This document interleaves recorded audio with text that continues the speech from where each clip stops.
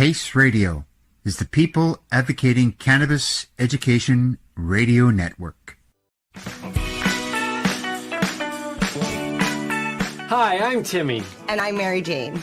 He's the newbie. She's the doobie, and this is the show where we tote cannabis. Talk. From both sides. Is that even possible?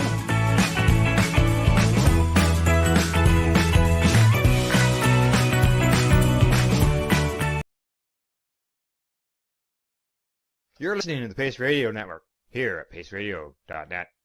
The views expressed by the individuals during this broadcast are their own opinions, and they may not be the same as those of their group or other organizations they may be involved with. All medical advice during our broadcast is not a medical opinion and should be checked with your medical physician.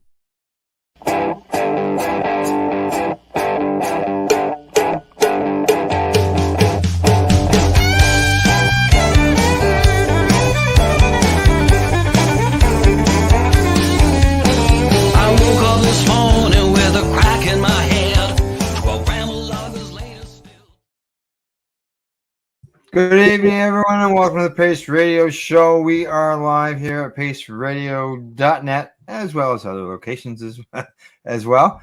Good evening, Tamara. How you doing? I'm all right. Tired, as usual, because it's Wednesday, and I'm always a bit tired. Right. Doing shift work like that and changing mid-stride and everything like you do every week. That can really mess your internal clock up, doesn't it? Well, I worked nights for years, really. I know the feeling. And I worked as a taxi cab dispatcher for years too, and I worked the night shift there. Mm-hmm. And the McCain's thing, I worked 2 days and 2 nights, and those were 12s. So you'd work 2 days, have 24 hours off, and then go back and do two more 12s at night. So I'm kind of used to working like nights. This is kind of midday to 10 o'clock at night, and then I got to be back at the store for 8 o'clock in the morning. So it's like you don't even get like a full. There's like barely time to sleep. You know, you get home, you have to eat, sleep, and then get back there, right? Right. So, yeah. It's a bit, but again, I'm not the only one that does it. The other, the owners of the store do it too. So that's just because there's only us. So it's okay. I'm probably never going to get used to it. I'm just always going to be. I catch up Thursday, like Friday, I feel better. And then Saturday, I'm exhausted and I lay around all day. And then I got to go back to work on Sunday. Work. Yeah, that's pretty much well, I see you posting pictures and stuff and about some of the products like Double and things like that. I don't know what that was. That shaving? Was it? No, it was whipped cream and coffee stuff. Like cold foam cream. Yeah, you just it's like whipped cream and you put it on top of your coffee and then it just kind of like melts into your coffee. So then your cream's like, but you get a little bit of whipped cream on you. Yeah, it's good. It's good. I think I've seen that stuff on commercials. Yeah. But of course, it came into the store. It's new. I got to try it. So. Oh, okay. Yeah. I guess you can buy coffees there. You got a coffee counter? No, we actually just have a Keurig, like a one serve, which we do. Like it's a coffee counter. And then we do have the machine that's got the, Right. Three, well, you should have a can there. It's a sample can. And say, hey, try this. If you like it, buy a can. Yeah. We don't get enough people coming in for coffee, though. That's the thing. We really don't. Oh, okay. Yeah. All right. Well, hey, you never know. Maybe this stuff will. You never know. We got. I have a great idea. I haven't told them yet, but I got a few ideas. But it's their store, right? So I just kind of have to keep my ideas. Oh yeah. Yeah. How was your week? I heard you were at an event. Yes. Before I get to that, though, I want to bring up the passing of Neil. Before that, as we saw, and we all read on Facebook that Neil Magson passed away, and a lot of people will miss Neil. He was there for a lot of people, and he helped a lot of people, especially when it came to his the cannabis substitution program, helping people that really needed it every day. And he was there. How it even started because he was pretty much homeless, living in his van on the streets of downtown Vancouver, and he saw the need. right? And because he was smoking in his van, people would smell it and they'd ask, like, hey, where can I get some of that, right? So it kind of like, that's how the birth of that kind of became, because Neil's had some pretty down on his luck times himself. Mhm. He really had. Like, I mean, I knew him pretty well because we had done the first Freedom Tours with him. That's when I met him, was during the first Freedom Tour. I gave him a ride to a friend's place and pick up some meds while we were in Toronto. Yeah. During that, yeah. Yep. Yeah. And we picked him up in Medicine Hat and he stayed with us in Tabor. And then he was doing another Freedom Tour and he came up to Coronation and stayed with us at the farm. And then he stopped in here a couple times. He was going back and forth to, like, you know, somewhere to do something with Jerry Martin at one point in Saskatchewan. And then there was another time that he was also in Saskatoon at the Medicinal Harvest Cup of Jeff's. And we weren't able to go to that cup that year. So he stopped in here on his way and then him and Roxanne stopped on their way back. So, you know, like, it's always, anytime he was in the area and he knew he was always welcome to come, he always stopped. So, like I said, it's pretty devastating, honestly. Like, it's been pretty, Try not to, you know what I mean? But yeah, this one, like I said, we've lost quite a few people, but I don't think I've known as well as I knew me, right? So yeah, you know, I don't know. Is it all because we've known of each other for so long that, you know, that we just got to that age? Yeah, that's true. Like, none of us right? are that, You know? right? Like, yeah, like if we don't meet each other until we're 40 or 45 years old, you know, within 20 years time, we're because I was 37 when I started this whole role. I was 2007. I was 37. Yeah. I was 41 when I got diagnosed.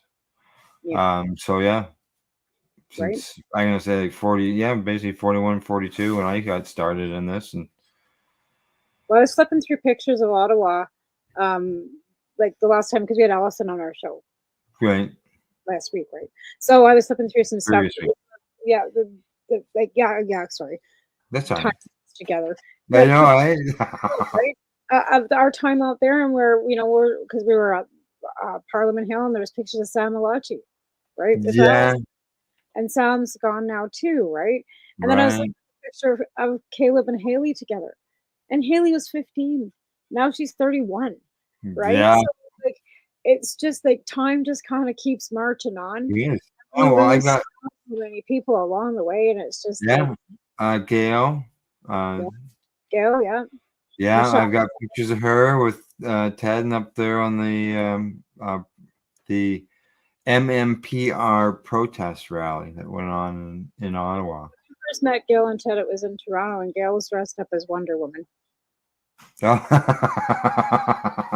their own booth, and Ted had just written, I believe it was Hempology 101, and I believe that they're talking, and promoting the book and everything else. Gail's Tea was just something that knew that they were starting, right? So, and that's the thing, like, you can go back over time of how many people, like Alan Robin Barassa, right? We met them first in Ottawa. Right? Like, I know. There is a lot of people who have passed, and it's sad. Saying their names and keep saying their names and keep their memories alive. Exactly. So here with Michelle, Exactly, right? Exactly. As long as we keep doing that, they're always with us, and that's the only way I can kind of handle it anymore, is because there's so much. Because I lost my best friend to cancer not that long ago either. Derek Kendall.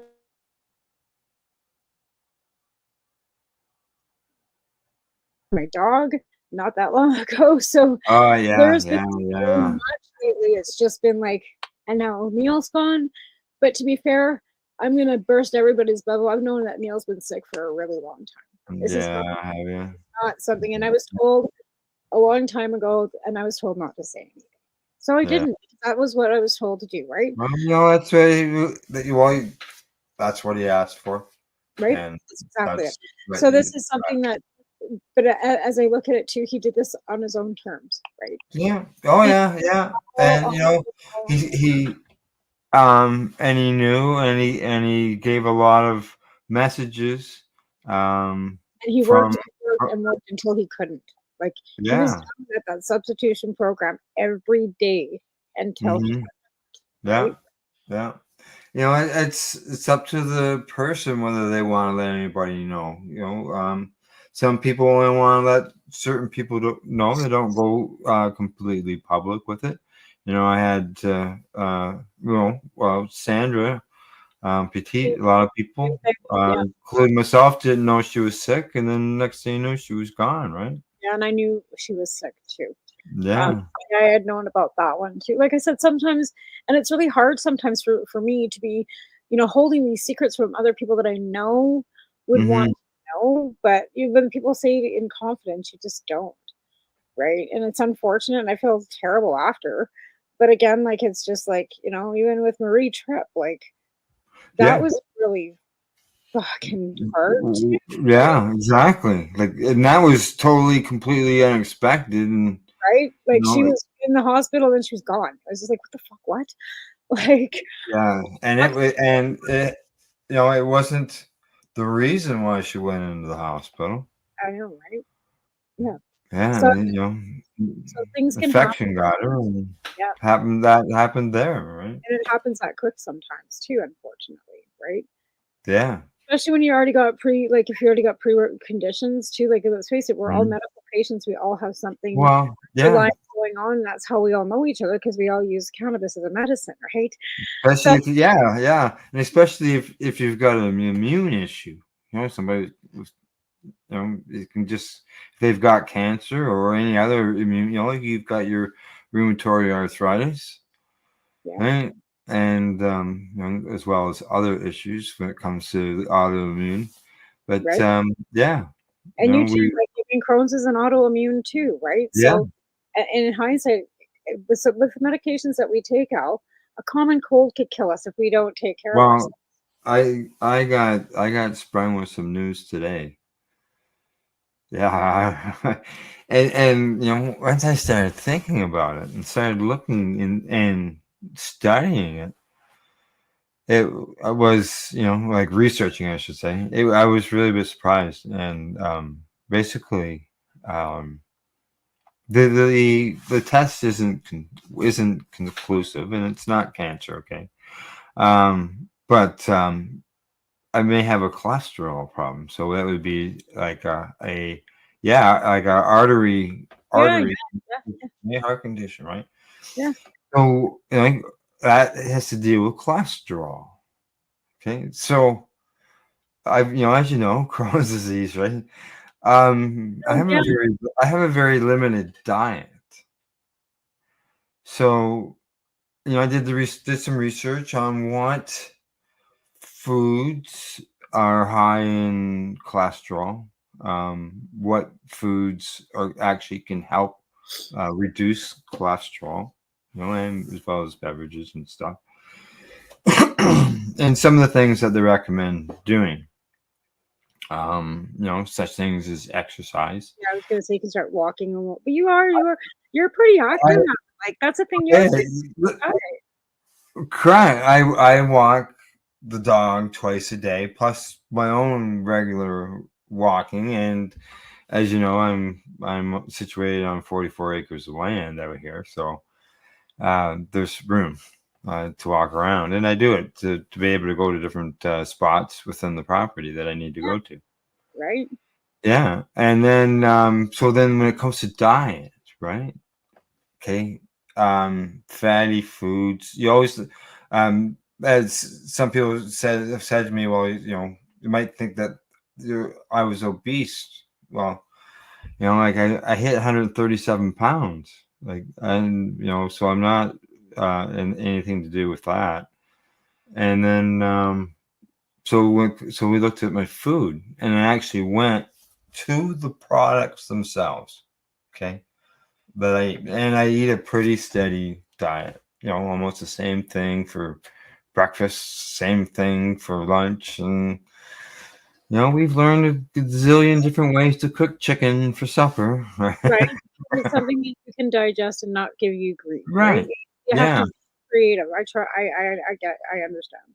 You know, and so like everything was listed had 0 milligrams of cholesterol other than frozen yogurt ice cream. It's not even ice cream, it's frozen yogurt. That had some in it. Wasn't a Is lot. it a genetic thing? Like, is it genetic? Do you have anybody in your family that had high cholesterol? No. No. So Now there's it's really just nothing out of your diet. like the test that they did, okay, it was a cat that they did a CAT scan, and the nurse and the specialist who I talked to today, you know, they told me that, you know, this test is nowhere near conclusive. We have to do further tests. This is just that something shows up. So there's something there. They don't know severity or whatever. Isn't that usually a blood test too? Cholesterol and is it like a hard? Well, yeah, they did. They did a blood test. Yeah, did a blood test, did a heart test, all that stuff. Yeah. And it's showing up on the MRI. My number, yeah. According to the nurse today, my numbers are good. So it's more like they're baffled because my numbers are so good. That they're baffled by the results of the CAT scan. Yeah. So maybe this the is CAT scan's wrong. Correct. Because that's a possibility. The CAT scan's wrong. Correct. Yeah. And that's what they said to me. They made sure that I was well aware of that. Usual. Like Al, like I said, the lab told us that Taven, was going to have spina bifida, and they sent us on a wild goose chase to Calgary for a 3D ultrasound to find out there was nothing wrong with him. And then the lab had the wrong week of the blood test. So it was, the blood test was at 15 weeks, and they had tested at a certain different week in the pregnancy, and it came out too high on something in the weeks, and that's what the lab had screwed up the blood test. Oh, okay. Well, mine was only done like 8 days before I went in today. So, and they wanted it done 2 weeks before, but due to scheduling situations, that became hard. But it was, so my results are new, and so you know what, even though it's not conclusive, I'm looking at it as something, maybe it's a first sign, it's a warning shot, something for me to look into, because I've never really looked into that, right? Really odd, like it just seems odd because, like well, I said, that's what I was just saying to me. Like Crohn's disease, you don't need anything that you shouldn't, and especially if your blood's good, nothing's got any cholesterol in it. So where would you even be consuming the cholesterol to build up? Well, that's why we went around and read all the labels. Cholesterol in, right? That's cannabis also got cholesterol from consuming cannabis. Yeah. That, they say for red meat, I don't eat any beef, and I stopped eating beef because of the Crohn's, not because of any other reason. And then pork, I've just sort of, occasionally I'll have some pork ribs or something, like once every few months or month or something like that. But no red meat other than that, really. Do you eat lots of eggs? See, that's the thing. I do. Now, they talked about 1 to 2 eggs a day is fine. So I took that as an average. Okay. Yeah, it should be fine. I have like 2 eggs a week. Then that's not it. Like, that's not even a lot. Like 2 eggs a week is nothing. Like, that's on average. Like I said, most people eat an egg a day. Like, I'm finding that out more and more that people are using eggs as protein because meat is they said very nutritious, very nutritious. People are eating eggs 250 milligrams because 120 grams of salami or lunch meat is $7 or $8, right? Or you can have egg salad for and you can buy a can of tuna for $5, which is fucking ridiculous too. But again, like, that's like, people are looking at standards of like what they can afford and what's people are eating a lot of eggs these days. I see people on a daily buying a dozen eggs a day and eating them. Oh, really? Sandwiches for lunches for their kids. You know what I mean? Because like I said, be a bit of a concern. A tub of bologna is $12 out. We used to be like 99 cents. Nobody ate bologna. Yeah, and or may contain. That's baloney, isn't it? Hot dogs. Hot dogs are lips and asshole, right? Like we all know yeah. these lips and assholes are like, $11 for not even for 5 of them. Yeah. Well, that's processed, ultra processed. Yeah, no sausages for me or hot dogs. You know what? Unfortunately, I have to push, off on the kid every once in a while because I'm at Yeah. work, and it's easy Yeah. for him to come home and boil a hot dog. Yeah. Oh yeah. Yeah. I enjoyed them too. Like, hey, I love the hot dog that was cooked so much that it split down the middle and you could cover it in onions. Oh yeah. Well, I don't like mine boiled, right? I'm not a boiled girl. Like mine are gonna be fried in a frying pan, right? I like mine barbecued. Yeah. Oh yeah. Well, that's what I mean. A bit of char. But this is in the wintertime when you don't have the barbecue. Well, that's a lie because we have the barbecue in the wintertime too. Yeah. Just a lot of people don't use them in the winter. That's all. We do. Yeah. But I enjoyed those things. They were good. Yeah. You know, it's funny because I can eat red meat. I don't have a problem with red meat at all. For me, it's the pasta and the rice and all the filler stuff. Mhm. That is what kills me. I can't do pasta. Rice just shoots right through me. Well, But I think I can do the beef because everything does shoot right through me. right. And beef's harder to digest. It seems to There absorb, was we do eat pasta. And there was something to do with pasta in one of the articles I read. And I'm just trying to think of, I don't know whether it was, no, this is the stress test article. Yeah, I don't have it. I've reused that tab. But yeah, there was a spot there. stress. What's that? Speaking of stress, my boss brought me a whole bucket of squishy mates today because Oh, that's those balls. I see some No. people. they're little animals. And they're Oh. squishy. And you squish them in your hand and they're soft and just they're supposed to relax you and Would that be like a fidget fidget spinner? It's fidget just spinner. something else. It just keeps. you just keep squishing it in your hand. Like a stress ball. You know the stress Yeah. balls that you know what I mean? So it's like a stress ball, right? You can sit there, but it's like, yeah, and they're all little animals. So my Harris comes in today with this bucket. He goes, me and Heather figured you were pretty stressed out, so we bought you this bucket of squishy animals. It's like packed full. It was brand new, never been opened, right? Yeah. Oh. What am I looking at? So apparently I'm stressed. That's how you know how many of these I need. I work in customer service with a bunch of jerks every day. So yeah, he bought a bucket for himself and a bucket for me. We'll be sitting at work going like this. We're not killing customers. Mm-hmm. But Well, yeah. I hear you're not getting tipped for doling out money. No one shares their winnings. You get zip at the counter, but the girls at the casino make good tips of hair. But yeah, no, especially when you're I opened the door at 8:00 this morning, and seriously, at 20 after 8, this guy come rolling in with his Keno tickets. Yeah. And it's okay, sure, whatever, right? He goes, yeah, this kind of cash this early in the morning, blah blah. And I'm like, I can arrange that. Yeah, not a problem. Well, the other, I don't want to hear anyway the story about how the other place didn't have it, and and yeah, I gave him his money, and he grumpily walked out the door. And I'm thinking, you just want a pile of cash? Do you think you would be happy? I don't know. Anyway. So on the cholesterol thing, we haven't got a clue. Well, we're all sort of that's going I mentioned, maybe I'd have to remove some things from my diet that I thought that would be a bit of a concern that I've been able to get to eat when I couldn't eat in the past. But when I checked the nutrition label, it said 0 grams on basically everything I ate. So, what about sugars though? Would sugars deal with cholesterol?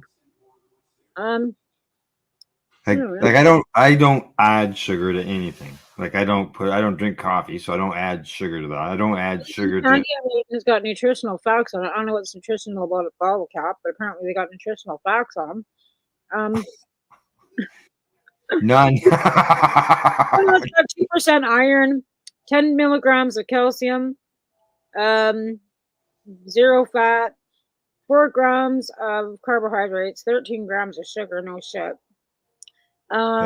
No protein, 15 or 60 calories per how many pieces. Yeah. But it doesn't say anything about cholesterol. It must It's not be. cholesterol What did you say they were? Bottle caps? Isn't that a candy? Yeah. Yeah. Well, one of the things was to avoid sweets. Well, I'm supposed to avoid sweets too, but I'm not Yeah. really right now. I need to add the sweet to me, or I'm just a kind thing. It's something to do with my attention deficit lately. I'm craving sweets like terribly. So Oh yeah. I was just thinking though, isn't cholesterol something your body makes because of the way it's processed in your body? Like, how does that work? How do you get cholesterol? Cholesterol is from foods you eat, such as eggs and let's see, fried foods, coconut oil. But your body has to manifest that, right? Now our body, we need cholesterol. Don't get me wrong. Right. Yeah, we need cholesterol. That is needed. Well, you don't smoke. You're not enough. Well, see, that's what I said. That's what I said to them today, and see, that's what I thought. and because they asked me if I smoked, and I said no, and then I said, but I said I am a licensed medical patient, and I've been smoking cannabis for medicine since like 2003. So do you think that would be a contributing factor? Well, there's no study or research to even say anything else. That's the thing. Like, how can you even go back to reference if that would be a possibility? Like, not trying to get I'm not saying it is, but there's no research done on any of this stuff to say, hey, this guy's got high cholesterol, doesn't smoke tobacco, but he's been smoking cannabis. Now we got high cholesterol. Well, I agree. There could be no research whatsoever on that end of things because there are obviously differences between the products. Now, as far as they say here, worst foods for high cholesterol. It says red meat like beef, pork, and lamb, as well as processed foods like sausage. Oh yeah, sure. Full fat dairy like cream, whole milk, and butter. Now, the odd time we might throw a little bit of butter in our beans or something like that, or you need I know you eat because you have to. Yeah. I mean, like because of your colitis or your Crohn's disease. Yeah, baked goods and sweets. I just Googled this. Yeah, did you? And cannabis use will lead to high cholesterol. The study suggests there's a study. Cannabis use could compromise RCT, leading to high cholesterol levels. A 2013 study looked at 30 cannabis smokers and 30 non-cannabis smokers. Researchers found that the cannabis smoker had a lower plasma good cholesterol, but similar bad cholesterol than the control group. Yeah, because there is good and bad cholesterol. Right. So, the nicotine. Similar? You said similar results as the control group? So that means it didn't affect it in. No, it did. They're saying that the 30 out of 30 cannabis ones that did and one that didn't, one that were non-users, right, and ones that were, right? Yeah.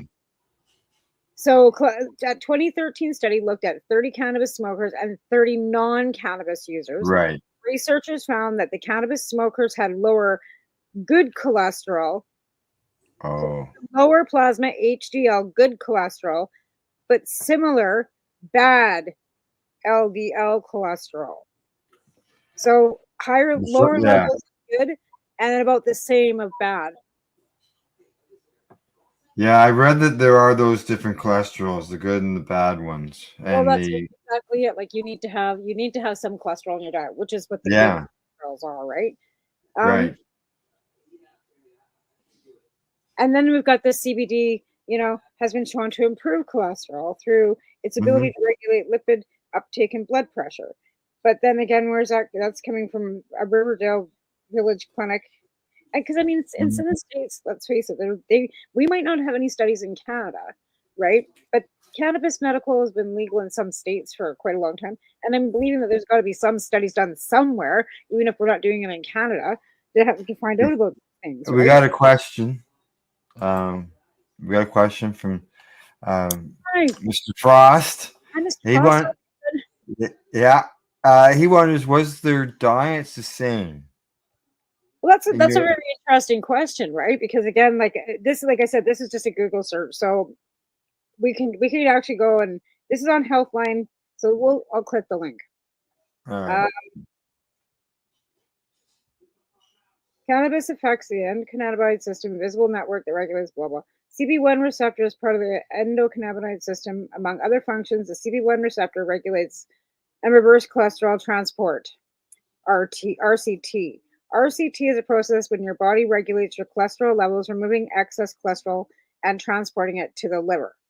A 2020 study examined RCT in 19 chronic cannabis users and 20 non-users. The study suggested that chronic cannabis users could compromise RCT, leading to high cholesterol levels.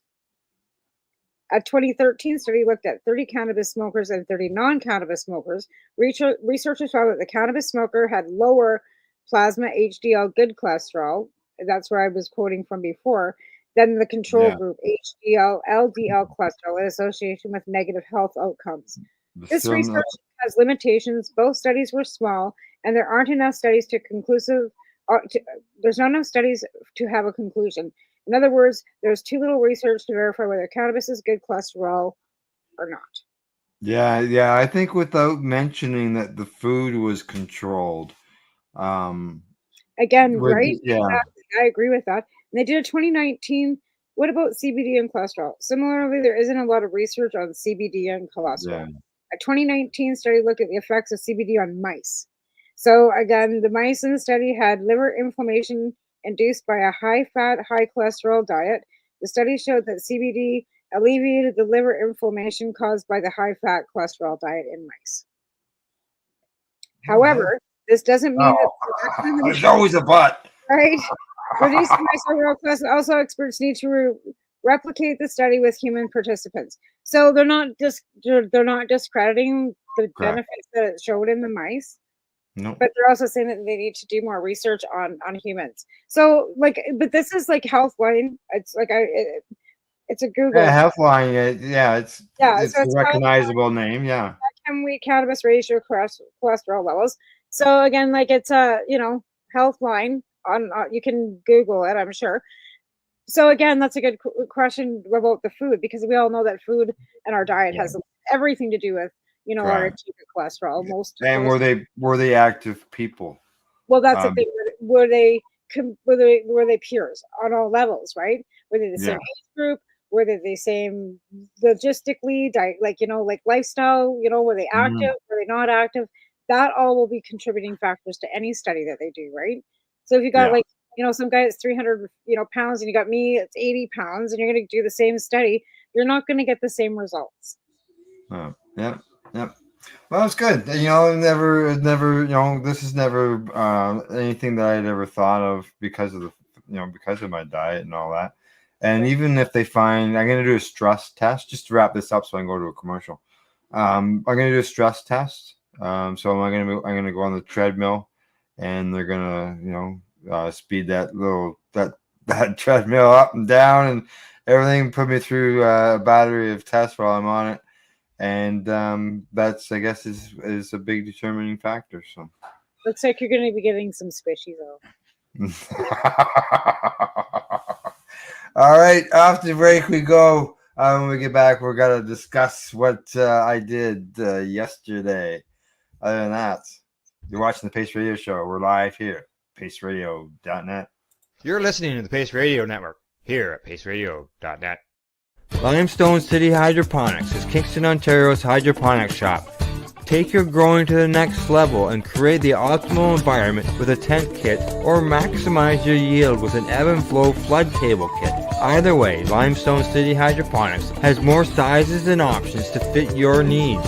Are you looking for the power of the sun that adapts to your budget? Then look no further, as they have professional grow lighting. They have indoor grow systems that are easy and cost effective, with many options to fit your living space and lifestyle. Cultivate your growing potential. We have everything you need to succeed. And if you can't make it to the store, they offer local delivery to the greater Kingston area. Remember, when you're looking for experts to help you grow, then look no further than the locally owned Limestone City Hydroponics, 105 Sunderland Drive in Kingston, Ontario. Call them at 613-548-0420. Are you looking to get your medical cannabis grow license? Limestone City Hydroponics can help patients through the process of obtaining their license to grow medical cannabis. What's that? You don't have a doctor. If you meet the medical criteria, Limestone City Hydroponics has a nurse practitioner who can assess and provide medical cannabis prescriptions. What are you waiting for? Contact Limestone City Hydroponics at limestonecityhydroponics.ca or call them at 613-548-0420. What do you find at paceradio.net? People advocating cannabis education. Enjoy the buzz of legalization with Campbellford Lifestyle Shop. From lights to plant nutrients, books, consumption accessories, and more, we've got all your basics to grow or consume cannabis. Visit our info center or take a look at our piercing services and body jewelry, now available in-store through Campbellford Lifestyle Shop, 17 Bridge Street West, Campbellford. Cannabis edibles are an effective way to manage pain and other ailments, especially when you deal with your trusted partner, Legacy 420, in Tyendinaga Mohawk territory. You see, we lab test every product on site to ensure proper dosage every time, which is critical when consuming cannabis edibles. All Legacy 420 edibles are made by our classically trained baker and chocolatier, and we also have super tasty vegan options. Our baker has been in the industry for 25 years. She's also a chocolatier. Everything from savory to sweet, your chocolate bars, brownies, butter tarts, you name it, we make it. Talk to our knowledgeable Cannatex about our incredible variety available. Give your trusted partners a call. Legacy 420 out on your road.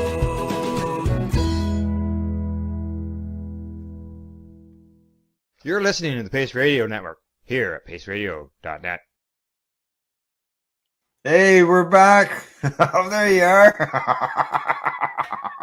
I thought, No, I couldn't see you in the little picture down there. My phone. I'm just looking to lean over, reading my phone. But yeah. Just one thing I want to comment on the cholesterol thing. It says here, the body uses cholesterol to form cell membranes, aid in digestion, convert vitamin D in the skin, and make hormones.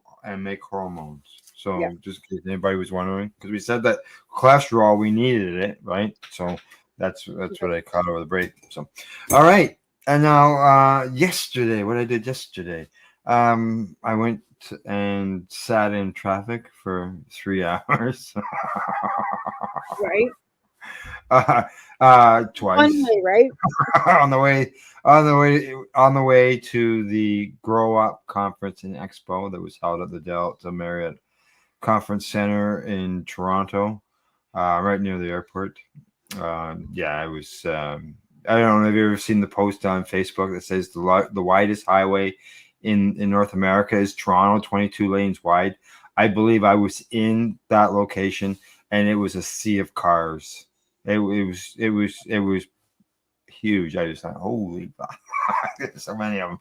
But besides the traffic, the location-wise, getting there was great. I didn't have to go down any other arteries or highways. It was basically right. Yeah, it was the quarter mile, 2 lights from the 401. Great.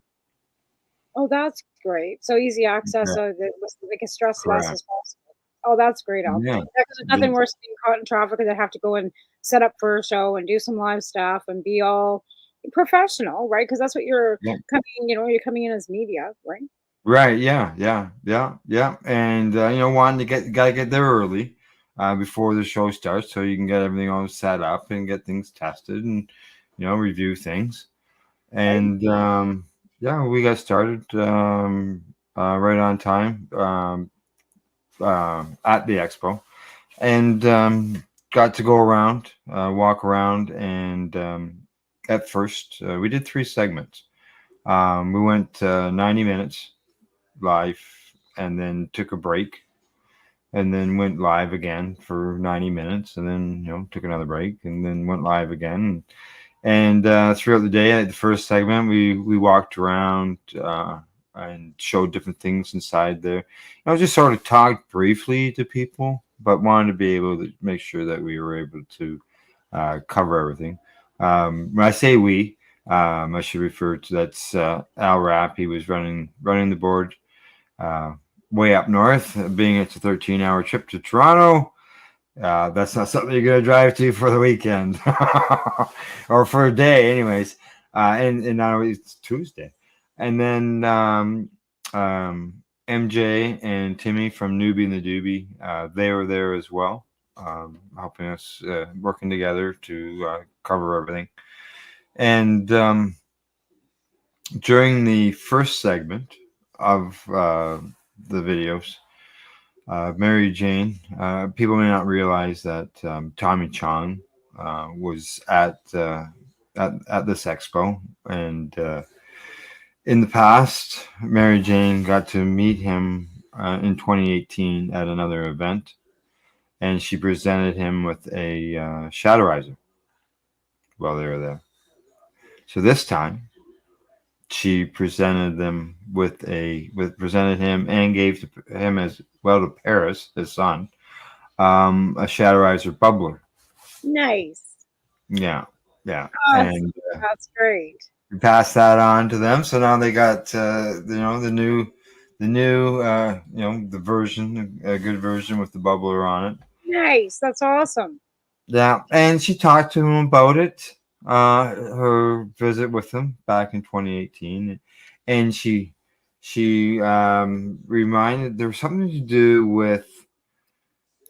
He asked her a question, and it had something to do with sucking and blowing. I don't know. You gotta, as far as inhaling smoke, right? You have to watch the video to see. I first met Tommy Chong back in Calgary, and what year was it? It was 2008, 2009. It was my first trip, my second trip to Calgary he had a tour up going on up there. And there was none of that going on. In fact, I was helping a little guy in a wheelchair try and get to the table because the place was packed. But again, it was a little meet and greet. It wasn't like I got to hang out. Mm-hmm. Yeah. But that's awesome. Anytime you get a chance to interview Tommy Chong or be around people like him, and who was the other celebrities there? Can I say it out loud, or you want to? Oh, go right ahead. I got some names here on the list. Go through them. That would be one of my dreams, but Jose and Ed Rosenthal. If I could meet Ed Rosenthal in person, I would be in heaven. Okay. Because he used to have a page before we were legal, and he wanted people to send their pictures to him growing their weed. And I didn't know. You can see my eyes coming through the leaves. Oh, I wish I had known that. Because if I had known that, I would have told him when I interviewed him. I got to interview him on Tuesday. Awesome. Yeah, that would be so awesome. But yeah, like I said, he had that website. So I was going, and yeah. I didn't interview this guy, but I did get to sit beside him for a while, and that's Jorge. Yeah. I got to sit behind his side, and I got some pictures of them up on the stage. It was called the Legacy. It wasn't all Legacy, so there's a name behind it. Oh, it's probably on my photos. That's a pretty high-end event, because those speakers would have cost the organizer a fair penny to bring them into Canada. There was. That would have not been a cheap couple days for the organizers. That's for sure. No, let me see. Here we go.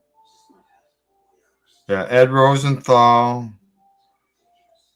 It's called the Super Panel. There we go. Okay.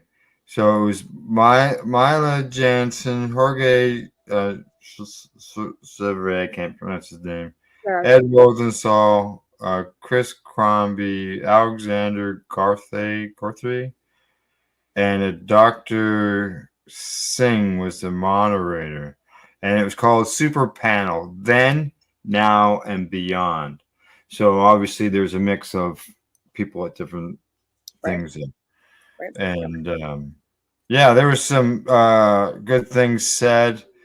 And there was a lot of applause when Ed had his but they were up there for a while. So I know during one of his times with the microphone that he got a loud round of applause.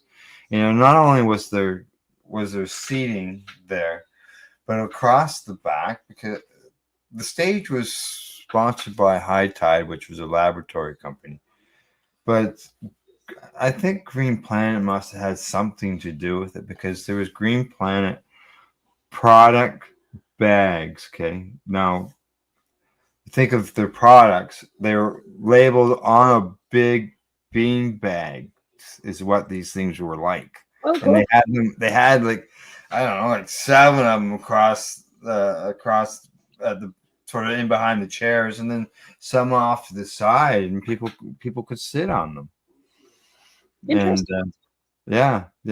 So there was, so they were all Green Planet things. But yeah, so Ed Rosenthal was there. I've actually talked to Ed in the past on one when I was with Time for Hemp, and talked to him back then. But this is the first time I had met him and actually in person.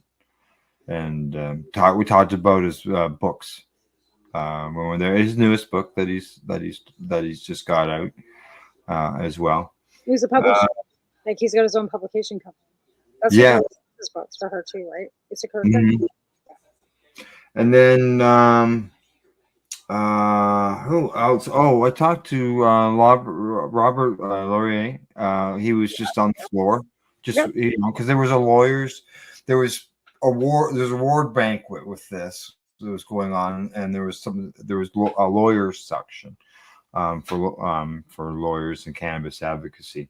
And so yeah, he was there. So I grabbed him on the floor as he was walking by, and what I found was there was sovereign cannabis there. There was a presentation on the stage on indigenous sovereign cannabis, as well as there were some indigenous companies that were there.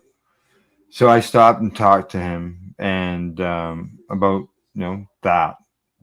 Basically, and because he's involved in the court cases out in British Columbia and the raids that were going on out there. So I had a big conversation with him. Because it's kind of disgusting because it's on unceded territory. Like, what's that? It's on unceded territory, right? The BC government should have no reign on anything having to do with that. But again, because it's written into the legislation as all of British Columbia. That's because there was some act, some treaty act or something they signed on this different one. Well, Wet'suwet'en and Osoyoos have treaties. They have their own reservations. Anywhere that there's a reservation, there's a treaty, there's an agreement, right? Unceded territory is when there's no agreement at all. It's considered, actually, they call it crown land, but in reality, Wet'suwet'en is unceded territory. They call Wet'suwet'en crown land, but Wet'suwet'en is First Nations land first and foremost. That's the difference between unceded territory and ceded territory. So we have the Ktunaxa and the Akim. There's the Tobacco Plains out here too, and they're all reservations, right? So they are now encompassed in that whole cannabis legislation through British because they do have agreements with the province. It's nowhere the same as what's going on here in Ontario. No, totally different. It's going on in Nova Scotia right now too. Hey, He was saying they're just popping up like candy shops all over the valley, and it's really kind of starting to upset some people out that way. Now, I also got the interview on the floor. Right on. Nikki Lowen. Got to speak with her out in the consumption lounge. Yeah. I ran into her on the floor. Tell you, like, it was a smaller venue than some of the places I've been to in the past. So maybe some of the aisles were a little bit tighter. And there was any open space. But it felt crowded in not every spot of the place, but especially when you're walking down the aisles, or sometimes I had to back up and go up the next aisle. That means there's a lot of excitement. A lot of people want to be there, I guess. Well, and the thing was, it's a friggin' Tuesday at 2:00 in the afternoon. Well, you gotta remember though, this is industry, right? This is right. This is legal people in the legal market, and they're corporate, so they work Monday to Friday, right? Weekends are for fun. I don't want to shit on them for the weekend. This is all for them, right? They're probably all getting paid to be there. I'm sure that, I'm sure that there was, because of the boost, people working, like the boost themselves are part of the work. Now, marketing and whatever departments, there was all getting that's work. Not, like, there's people there that support, just cannabis legalization in general, and there's people there that support the businesses, and and there was people there who I've seen outside as well as seeing inside that I know that didn't support them, and that was because they were wearing T-shirts. So it wasn't hard to miss, right? And I saw them inside, so obviously nobody stopped them from going in, and I didn't see any. They weren't doing anything disruptive. They just had the shirts on, right? So let's see what else. Oh, while I was in the consumption space, which was too small because there was people outside of it, we were there in the general area. Were you able to smoke joints or just vaporize? Like joints? Oh yeah, joints. Indoor or outdoor? Oh no, outdoor. The tent, under the circus tent, style tent. Yeah. A Boveda. Boveda. Boveda. Well, see, I said Boveda and they said Boveda. Yeah. They said we recognize both. So they had a booth inside the lounge, inside the consumption area, underneath the tent. I got 3 or 4 bags. Nice. No, he said take a bunch of them. So I grabbed some, and they came in all different sizes, and I got to see some tin cans, some big cans that they sell that for concentrates. And then what else? Oh, there was another. This is their stuff too. Is it? They the Kootenai Cannabis Cup one year, and this is one of their tins, right? And yeah. There was a tins. This is what I was just started talking about, the concentrates. Yeah. Right? And then you put the little thing in, like their little pot goes in this top piece. But yeah, they sponsored the Kootenai Cannabis Cup too, as well. Did they? Yeah, you bet. Yeah. I have all kinds of stuff sent to me. But yeah, so these are boosts. These are different pads that come in some of the legal market stuff too. But yeah, I use this all the time. Yeah. They had I get the hiccups. They had tables set up out there when it for people to sit at, and pre-rolled joints sitting on the table. Oh, nice. Yeah, and they were labeled as far as the strain. Nice. Like, I seen a post, something to do about how many joints that they had pre-rolled. So I didn't know what it was for, and then I'm sitting there at the table, we took an hour and a half break in between each hour and a half segment. So in between segment 1 and 2, I spent probably an hour. Legislations have really loosened up a lot. What's like that? I said, I'm starting to wonder if some of the legislations in the provinces are starting to loosen up. Maybe. Yeah, I don't know. So just at the Or windows, maybe there's that little nudge, push to test the legislation and see what they can get away with. Well, like I said, like it's because even I won that pack at 420, right? That beautiful bunch of cannabis from the legal store, which from the legal store, right? They're not supposed to be able to do any promotional stuff, right? Is what we were told. Right. Any advertising, any promotional. And like I said, today when I pulled in front of my store, all the blacked out windows are all open and you can see right into the stores now. Yeah. Like which exactly. Because I come rolling in, like, I go to the same store all the time. I come rolling up, and it's like I'm looking out the window and I park like. So I walk in the store and I say to the girl, I said, "Sorry, I'm parked like an asshole." I said, "It kind of threw me off with all your windows. Like, what the fuck happened?" Like when did this change? Because before That's the way it should be. In there, don't go looking in that cannabis shop. There might be something. Some seedy, like some like adult shop or something. Like somebody's gonna be doing something in a back corner or something. Like it just, you know what I mean? Like what other flower or plant do they prevent people from seeing? Kids from seeing? I guess the children from seeing. Oh, you don't want to get me to. I don't know of any other plant that they prevent children from seeing. Here's my rant about the lottery. You know how cannabis advertising, none, right? Ad packaging, not appealing to children, right? You go into any convenience store, and there's all these flashy lottery scratch and win tickets all laid out in front of the counter for you, where you come for your candy and all your stuff. And then you got little mommy bringing little Sally in at 5, saying, "What ticket should mommy pick?" And then damn well she's letting Sally scratch that thing at home, right? Meanwhile, would you take your kid into the liquor store and ask him what bottle of vodka you should drink? And would you take little Sally home and say, "Here, what do you give us a little snip and at 5? Like, give me a break." But it's to children, right? We're supposed to be protecting the children. Addiction's addiction. Gambling is right in the same control board, right? The same control board. Why are they allowed to have those scratchy wins with all the purple colors and shiny shit on them? Yeah, well, that's like high caffeinated drinks, such like Red Bull, that gives you wings. The description tells you you can get your buzz. They actually took those off. It's Did they? Yep, and actually all their packaging for Red Bull is straight. The color is yellow. They have Red Bull and the flavor, and that's it. They have nothing. They got the bowl on the side. There's no fancy packaging for any of that stuff. Even Monster and even Rockstar. Rockstar is just a star. They're not allowed to do any.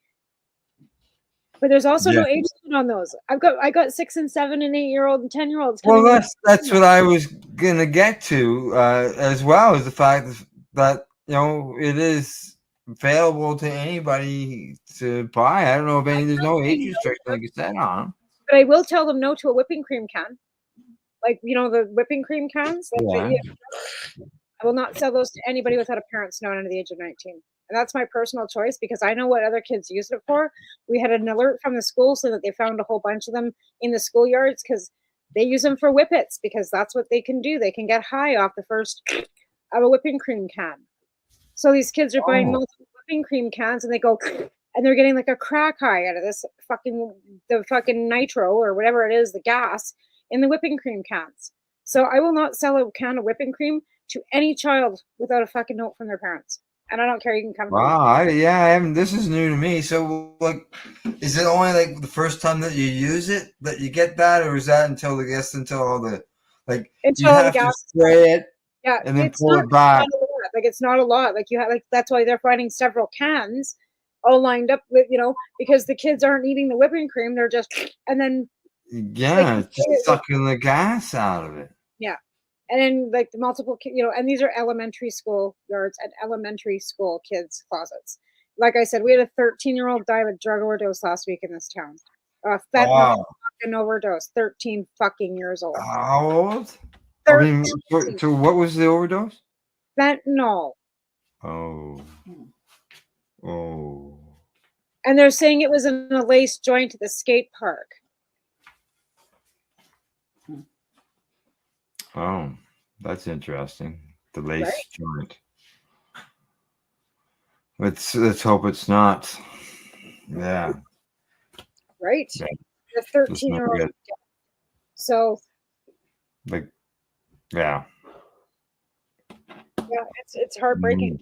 This shit that's going on, and they want to put restrictions on kids being able to get access to cannabis. They're getting access, and then they're fucking. If that's the case, Well, you know, they get access on the illegal black side of things, and they're getting it, and they always have. We've always had high numbers of kids accessing cannabis, right, and they'll continue to do so. yeah, So, right, yeah. yeah. It's Yeah. just it's heartbreaking, but yeah. So, all right.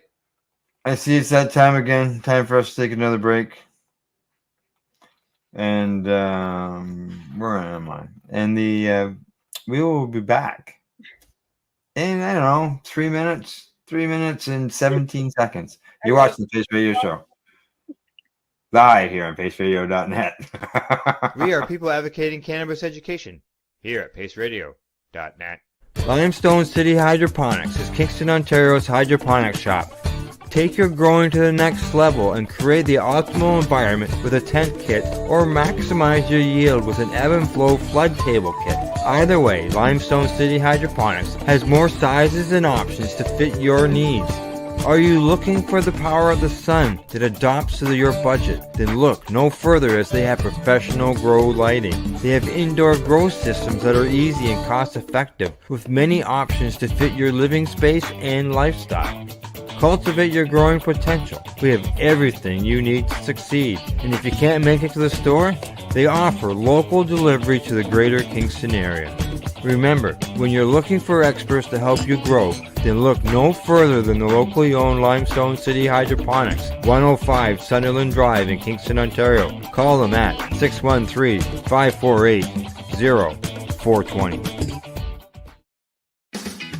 Enjoy the buzz of legalization with Campbellford Lifestyle Shop. From lights to plant nutrients, books, consumption accessories, and more, we've got all your basics to grow or consume cannabis. Visit our info center or take a look at our piercing services and body jewelry, now available in-store through Campbellford Lifestyle Shop, 17 Bridge Street West, Campbellford. Are you looking to get your medical cannabis grow license? Limestone City Hydroponics can help patients through the process of obtaining their license to grow medical cannabis. What's that? You don't have a doctor. If you meet the medical criteria, Limestone City Hydroponics has a nurse practitioner who can assess and provide medical cannabis prescriptions. What are you waiting for? Contact Limestone City Hydroponics at limestonecityhydroponics.ca or call them at 613-548-0420. Pace Radio is the people advocating cannabis education radio network. Legacy 420 have an awesome array of cannabis-infused beverages, from pop to Nature's Nectar's teas, all in amazing flavors. What a selection! We even have a delicious mango-infused juice, and let me tell you, it's delicious. Everything is infused in-house, so we buy our syrup from the same place where everybody else buys their syrup for their pop, and the infusion is done in the lab. It's all canned here, labeled here, produced 100% on Tyendinaga. We have two lines of drinks. One is called our Nature's Nectar. That was our original line that we came out with. And then we also have a line under the Red E brand. We have them in 10 milligrams, 30 milligram, and 60 milligram cans. What a great selection for a get-together with friends or after a long day. Remember, if you want to wet your whistle with on-site lab-tested products, come see your trusted partner. Legacy 420 out on your road.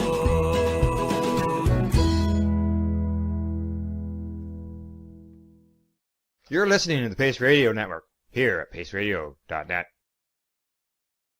And you're watching the Pace Radio Show, and we're live here at paceradio.net. And right now, we're in the process of continuing our talk about the grow up. I kept calling it grow up. I always thought it was grow up, but I think it was supposed to be grow up, but they probably can't use that because, so grow up was probably what they had to use instead of grow up. Yeah, because like if you cut the top off of an O, it looks like a U, right? Yeah, so grow up. Yeah, grow up and grow up can almost sound the same. Depending on cannabis venue that you might not be able to use because it's cannabis. If using grow up might not have been an option, so grow up might have been their way to get in there. So like corporate, Yeah. what the fuck was actually going on, because the guy that, you know, runs the hotel was probably cool with it, but corporate might not be. And there's still stigma around that. And that's the unfortunate thing. Like again, because of the non-advertising, that might not be so much, you know, the government saying me. The government's tiptoeing around the fact that there's still lots of people that aren't happy about legalization. Yeah. There are still lots of people with lots of money that, you know, that don't like legalization. yeah. Growers that don't like legalization. There are lots of people that don't like legalization. Sure right? are. Yeah, So that's right. you have. That's where I'm at. I just think that they kind of have to still pussyfoot around. Well, I look at it as, you know, it's all cannabis law reform before cannabis was legalized and afterwards. Right. There's still lots of things that need to be fixed. Talking about things to be fixed, a person who I ran into, but I didn't interview on the show, but I did get to talk to, and that was Genoa Cavan. She looks after Normal Canada. Oh, Genoa. Genoa, and she was past guest on our show, so we had a talk, got an update on the Normal petition that was going to the government. They were required 500 signatures in order to be able to submit it. Yeah. And they submitted it with somewhere around about 3,500 signatures when it went in. So it was 7 times larger than what was required. I know that's still really shitty numbers. 3,500. Right. I know that she was hoping. I know they after they reached the 500, she thought it'd be nice to be submitted with 5,000. But they were getting names added to it right up until, you know, not to the very end, but she said that the last few days it went pretty quiet. But No, it's super unfortunate because they said statistically said that there was 45,000 licensed cannabis patients in Canada. Yeah, but So those numbers have gone down. And we had to do that, you know, 5.1, 5.2 question. And when they come back and said that only 600 people responded to that survey, Oh, yeah. 45,000 patients, that's like a slap in the fucking face to every one of us that has fought so hard to get you that cocksucking license that you got. I know, I couldn't believe how low those numbers were. Like, seriously, like, what is it? 600 people that you and I talk to on a regular basis that are in our community are the only people who can be bothered to help everybody else? Like, where are the people when we need them? That's my question. Like, where is everybody?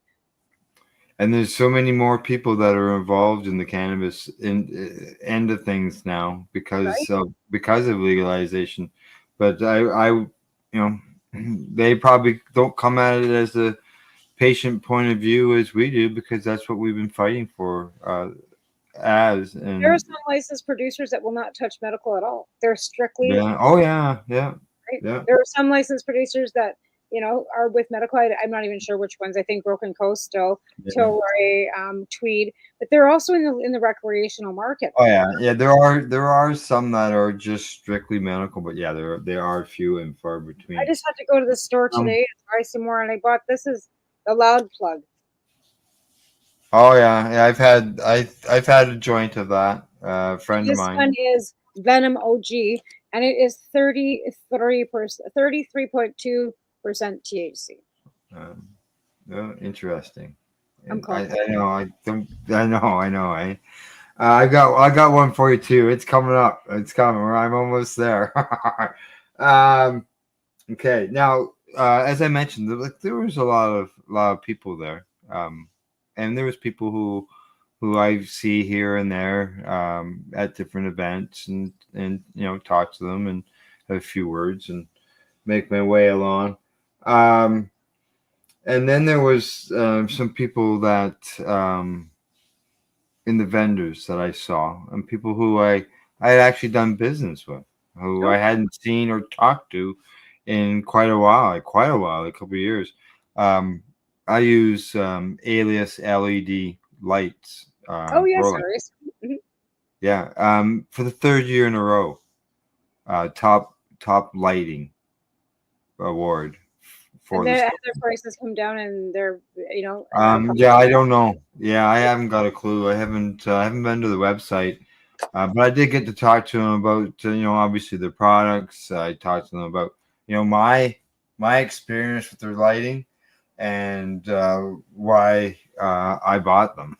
Are they selling to the big producers? Like, are they? Yeah. Oh, yeah. They are. They're selling to the big producers, and they're selling to you and me. So they're selling to everybody. Selling to But everybody. it's Correct. interesting that the big producers are using LEDs as well, which would save on electricity costs. Let's be fair. Yeah. And it does reduce heat. I'm not saying they're heat free, but there is a reduction in heat for sure. Huge. Well, I feel like I said, even with those stupid little LED boxes that I use, there's zero heat coming out of them things. Yeah. Out of those ones, anyway. Like you touch the ballast. It's not stone cold, but it's not. It's not something where you have to worry about getting burned either. No, like it's like Yeah. you just put your hand and leave it on. It's not even like touching a burner. Yeah. Like it's warm. Like like any other electronic. You're like that's Right. why. Yeah. So I got to talk to Ryan and Landon, the owners of Alias. They are located right here in Ontario. Right. The products are all assembled in Sudbury, and which was so it was good. I was glad to be able to see them and see some of the new products. Like like I'm so big lights. There's like 4 or 5 different rails on them. Whereas this new one was more, they were a grow light, and it was like a fluorescent light, but it was LED. It was enclosed, so it was protected from any humid conditions, and it was an LED light. So a very, very productive light, he said. And then who else did I get to talk to while I was doing that? This company right here. This is somebody I'd never dealt with before. And Odorless cannabis. Wow. Interesting. So that means there's no terpenes in it at all, or what? Well, you know what?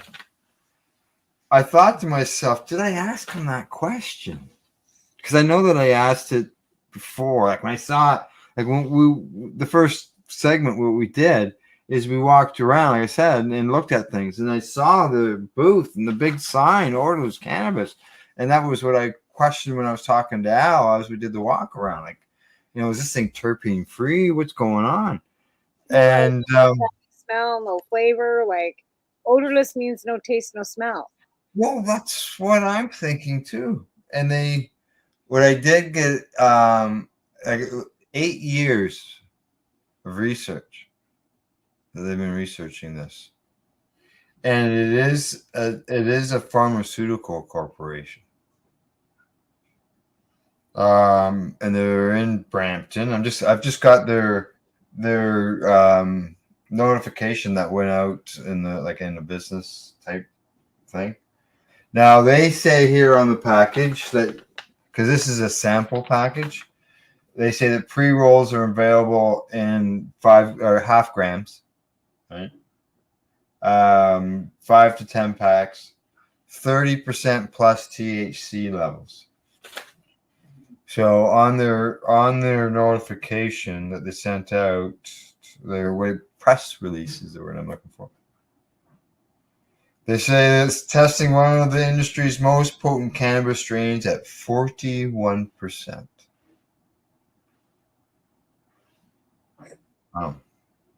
Lab tested cannabinoid count of 40.59%. Okay. Oh, cannabinoid count at 41. For that THC rating is 35. So it's, yeah. But what's the terpene? That's what I'm looking for.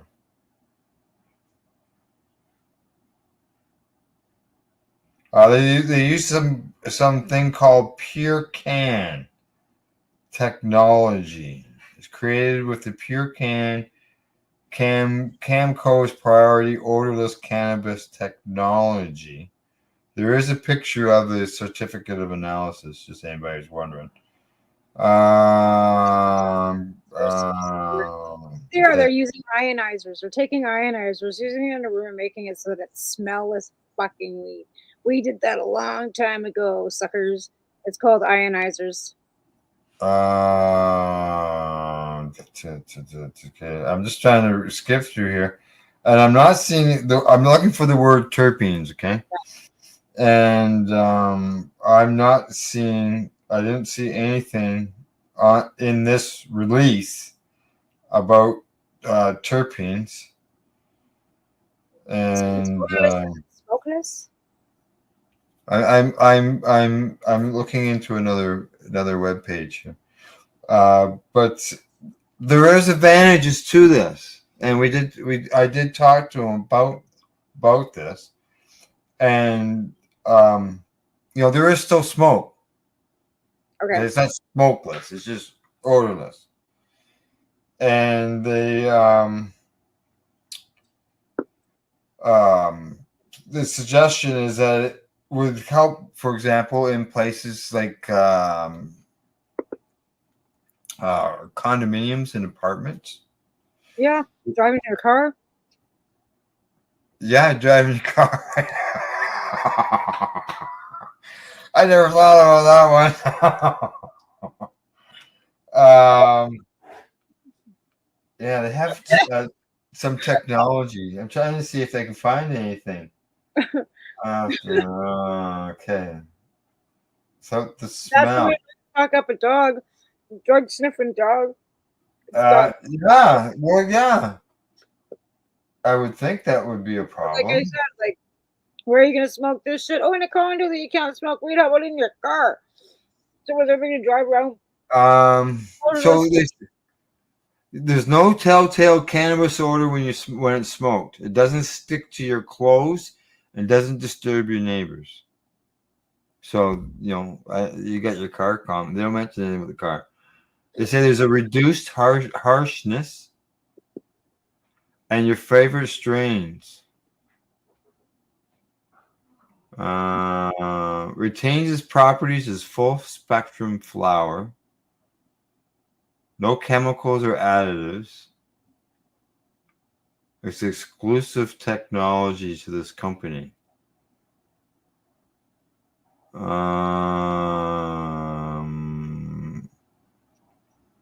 just still reading this, still glancing through this, looking for.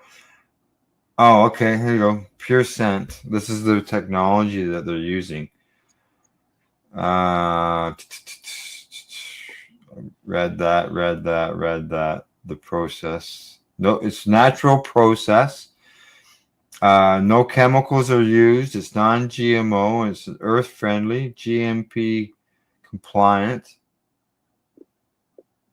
Yeah, they're not getting into explaining what it is. What the actual technology is. That's why I'm not seeing it yet. Maybe it's somewhere in here. I'm not gonna tell you. I'm just not. I'm not gonna tell you what to do. No, okay. It's their technology, but there are advantages to it. But is it GMO? I'm not understanding. Like, if it's all natural process, which is fun, I'm saying it's probably an air tiger, like the ionizers that we used to get the smell out of everywhere, right? You ever use one of them? No, but I know of them. Okay, well, you've heard about the ionizers, right? Yeah. Right. Yeah, so, I have in the past. Right. So again, that'll take the smell out of your whole house. You run a few of them. If you lay your cannabis out while you're drying and curing it, that will also take the smell right out of the cannabis. I can't remember what it smelled like. Would it not smell hay? I can't remember. To be fair, we're talking like in the 90s. I can't remember, Al, to be honest. I can't remember. That's what I'm trying to remember. I can't remember if the pot stunk when we smoked it. I think it still did. It still had a smell when we smoked it. So probably wouldn't be that. So are they offering different strains? Is it something that you stuff it? Yeah, from what I'm seeing there, they offer different strains. So I don't know. I did a search on something called Pure Scent, and I'm getting scented candles and things like that in my search. But yeah, I'll let you know how it is. I don't know how many are in here, but I'll find out and I can report back on that and let you know how. If it doesn't smell. Yeah, let you know how it smelled, how it was. What's It that? doesn't smell when you smoke it in your house. There's the smoke that you don't want in the house. You still smoke, correct? So I'm not going to be smoking it in the house. Right. That's what you know what I mean? Like, just because it doesn't smell, it still smokes. You still wouldn't want to be smoking it in a place that's non. Well, yeah, would you? Okay, I can see you get rid of your cannabis smell, but would you get rid of the smell of the smoke? Well, vape doesn't So smell. would there still be smell of like a smoky smell? That's what I'm wondering about. Yeah. Because with a vape, it doesn't. Could you consume it in a room and then leave and come back in 15 minutes and you wouldn't be able to smell it according to the name of it? Right? It doesn't stick to your clothes or. Yeah. So that means you could just put it out, walk away from wherever, and the stuff's not going to cling to you because usually it's a smoke Right. to you, right? They told me, and they say there in their promo that it doesn't stick to your clothes. There's no smell to stick to your clothes. Which was an issue when you didn't want anybody when you don't want anybody to know you're smoking. That's always an issue, right? But it usually stinks your fingers up and everything. Like, so I can tell who's been smoking. When they come into the store, as soon as they hit the door, it's like, oh, you got some good weed. I never say anything, but it's like, because I don't like. I mean, I used to take my vape pen with me, but right now I'm in the position where we can't afford free lunch, so I can't afford anything. I'm thankful that I got the cannabis that you gifted me, or I'd be like, that's like I can't afford a tip right now. I got one shot at that for this week, and that's it. I got an ounce, and that's gonna last me till who knows when. But yeah. Okay. Let's see. I've got two things, two quick things to bring up. Got a message is number one, and this one comes from Herman. Herman says, "Love you guys." Aw, thanks. Thank you, Herman. Thank you for the kind words.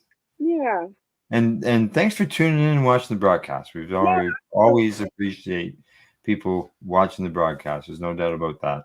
Yeah, and getting a little bit of chuckle, everyone's as well as a shout out to a fellow by the name of, I hope I get this right, Mike McNeely, I believe was his last name, McNeely. He came. I met him at the Can Expo. He stopped quickly by the booth where I was at. And then on Tuesday, I had an opportunity to spend some time with him. Nice. Yeah, I probably talked to him for like 20 minutes, 25 minutes.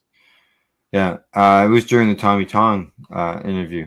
We were sitting right beside the stage. Yeah. And he thanked me for everything that we do here on the network. He loves our programming. Everything that the shows that we do throughout the week, and he tunes in all the time.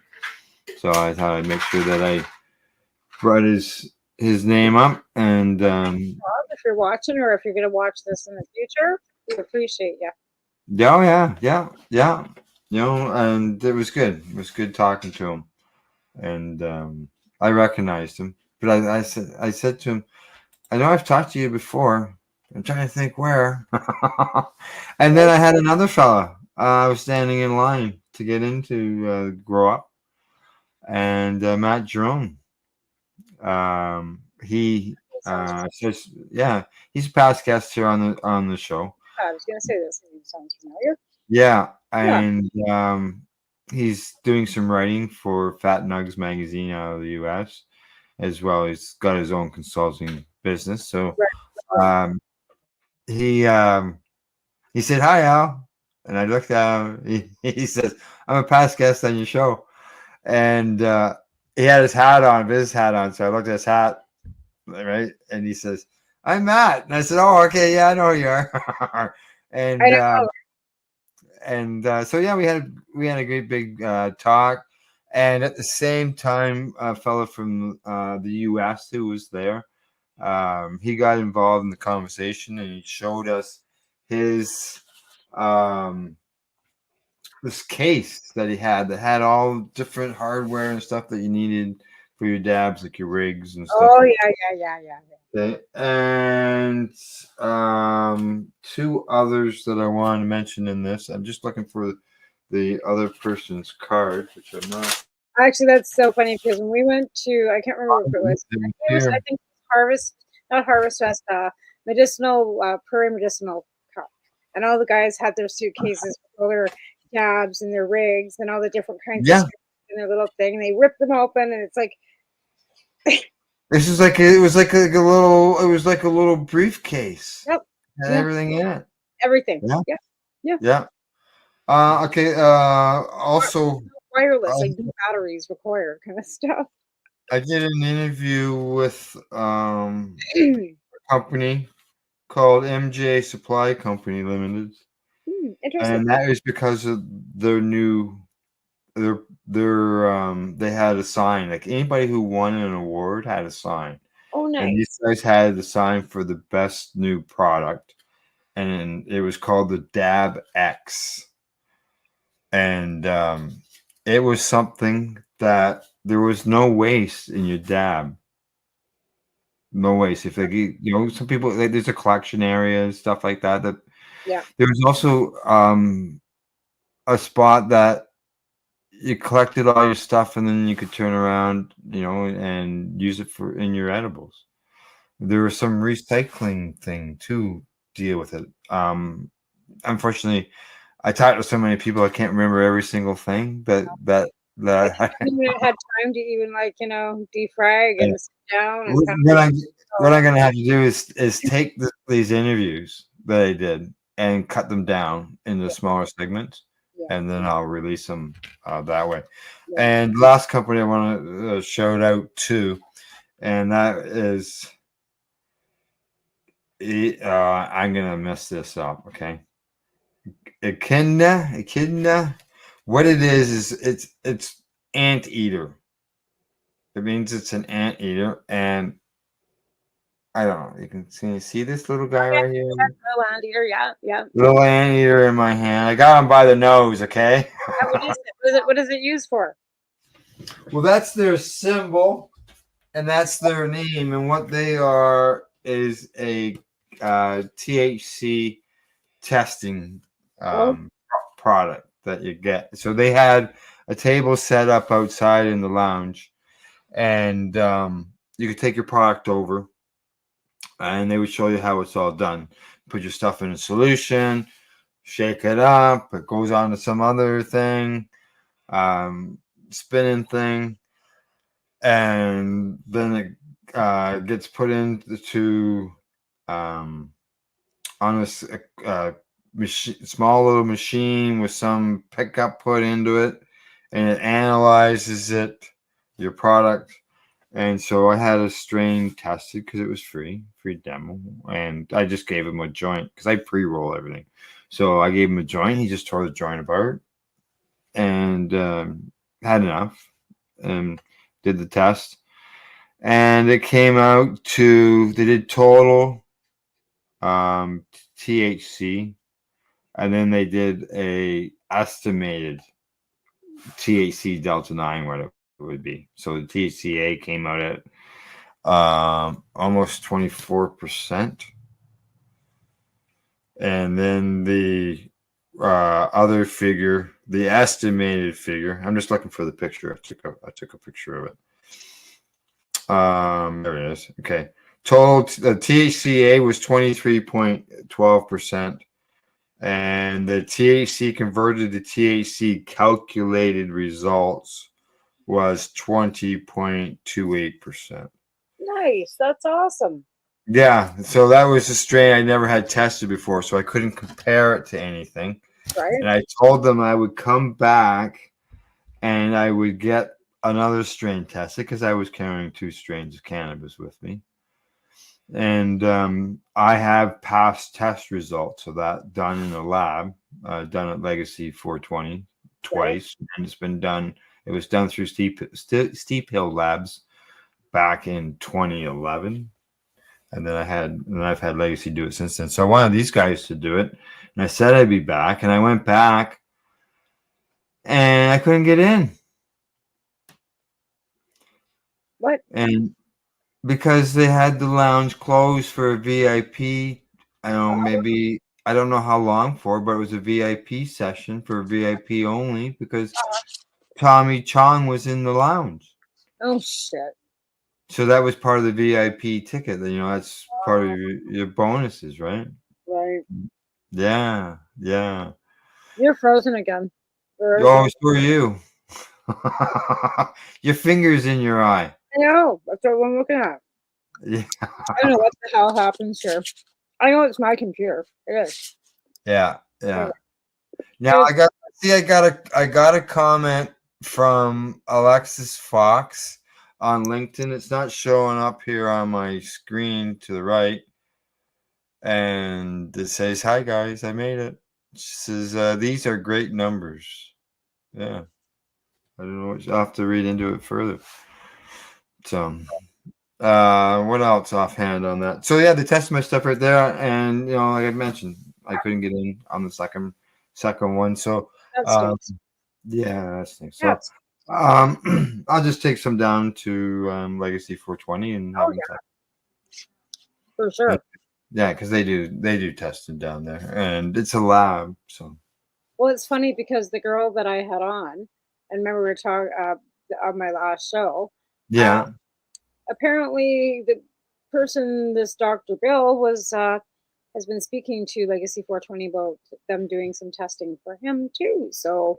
Oh well, they have a lab. Yeah, they have a full lab, like this is the same equipment type thing that Health Canada has. Well, I told her that they couldn't be getting into a collaboration with anybody better, honestly. Yeah. And you know, all the the terpenes, all that stuff. I took some product down for a friend of mine, and they tested the terpenes and THC and CBD and all that as well. And talking about said friend, we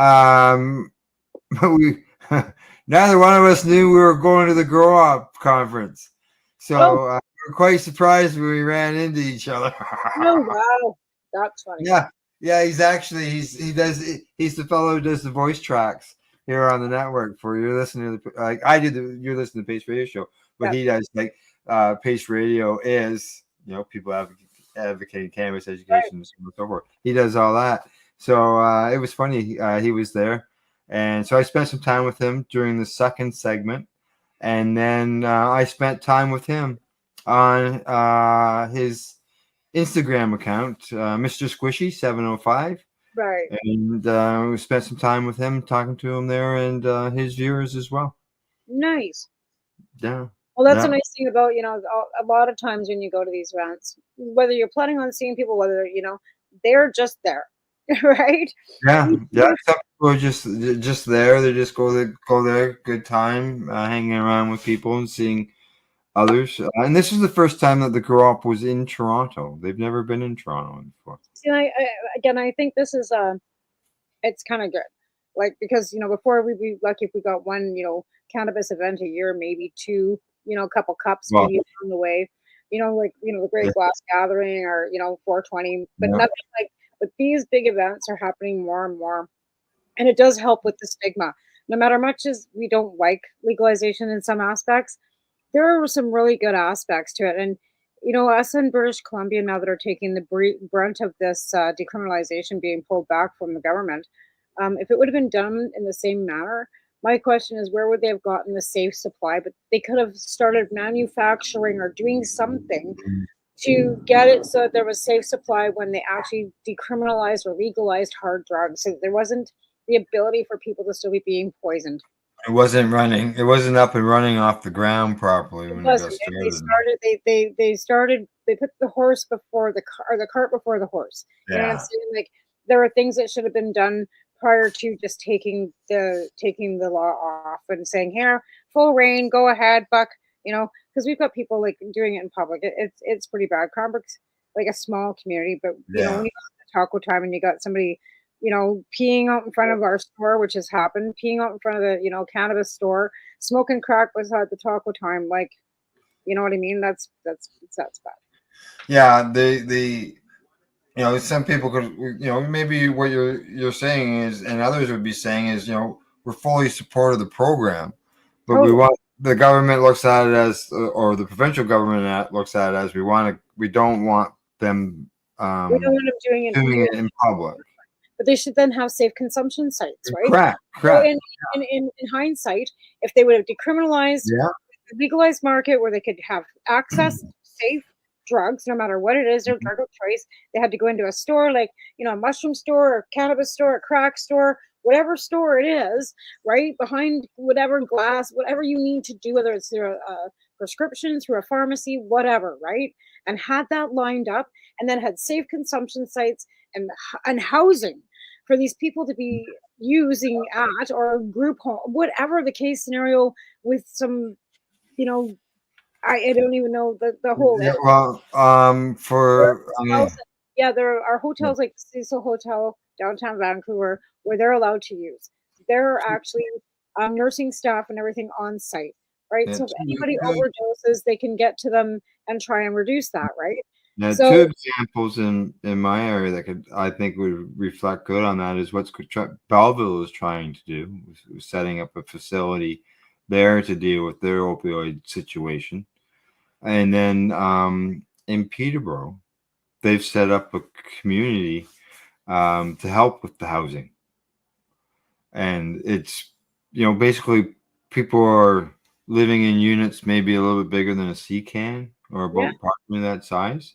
Yep. And they were in a safe community. Like they're, you know, they are enclosed, and there is paramedics or whatever, you know, accessible, and each person has their own living quarters.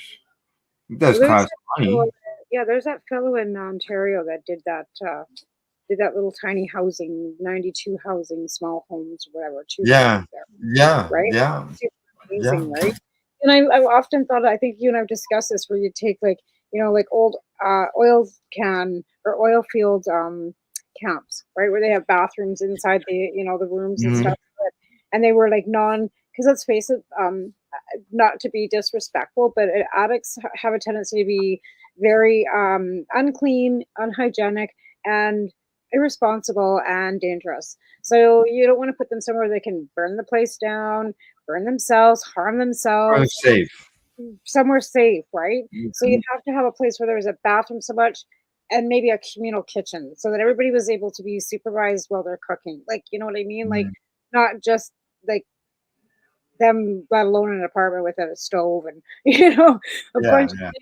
Depending on the level of addiction they're into, though, right? Like there's people that are quite functional. You can take care of a place. They, you know, they're you can't cookie cut the situation for anybody. Yeah, and you know, getting access to healthcare. And healthcare, healthcare, right? And the thing is you can't. We tried. The government's tried for years to arrest their way out of this, and it didn't work. Well, you know that Stephen Harper did the mandatory minimums, right? And now we're looking at private jails, because in Alberta, Danielle Smith wants to put addicts in jail, right? So they're going to start doing this mandatory minimum, whatever. Yeah, and build private prisons is our fear. Why we have to get rid of these people as quickly as we possibly can and vote them out, and never allow conservatives to be voted in again. We are so close to fascism in this country. It's unfortunate. Anyway.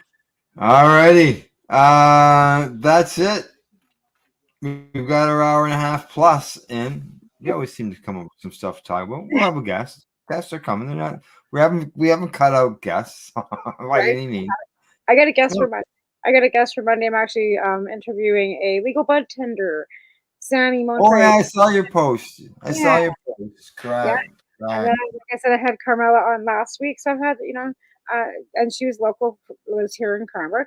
And then Sammy lives out in Ontario. She's a friend of mine's daughter, and she works in a legal cannabis store. So she's going to come on and give us a little information about what goes on in there. Good. All right. Other than that, thanks for watching. Thanks for tuning in, everybody. Thanks to our sponsors, Legacy420.com, Campbellford Lifestyle Shop, as well as Limestone City Hydroponics.ca. And big shout out to them before we go. They sent me a gift package. Nice. Yes, and it comes with some matting material, some hemp matting material for me to put the seeds on for microgreens, because I'm, cholesterol now. Microgreens are good. Greens are good. To Yeah. help with. So, Greens on your Crohn's though. pardon me, the microgreens so far, I haven't had any problems with them. Oh, that's good. Okay. Yeah. 'Cause I can't do a lot of green vegetables. Like it just kind of runs right through me. Yeah. Okay. And then they sent me a bunch of different seeds, assorted seeds, for me to grow, things that I haven't tried yet, as well as a book, a microgreen book on how to grow microgreens. And how many different types of microgreens are there? Oh, I haven't got a clue. Lots. I want to find some leeks. I gotta get some leeks. And get those microgrowns. I grow them outside in the garden. We planted our garden past weekend, so last weekend, Right. and got some leeks in there. So I like to find some microgrown leeks. I understand that they are available. So, Nice. yeah. So yeah, big shout out to Limestone City Hydroponics. Thanks again for the fantastic gift, and we look forward to many, many green harvests, I guess is what you could call them. And other than that, thanks to everybody for tuning into the program, and we will see you all next week. And good night. Bye-bye. Right.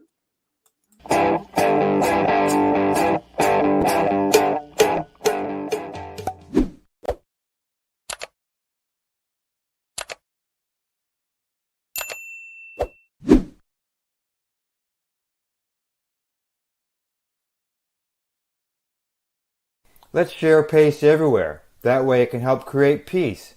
People everywhere advocating cannabis education. You're listening to the PACE Radio Network here at paceradio.net.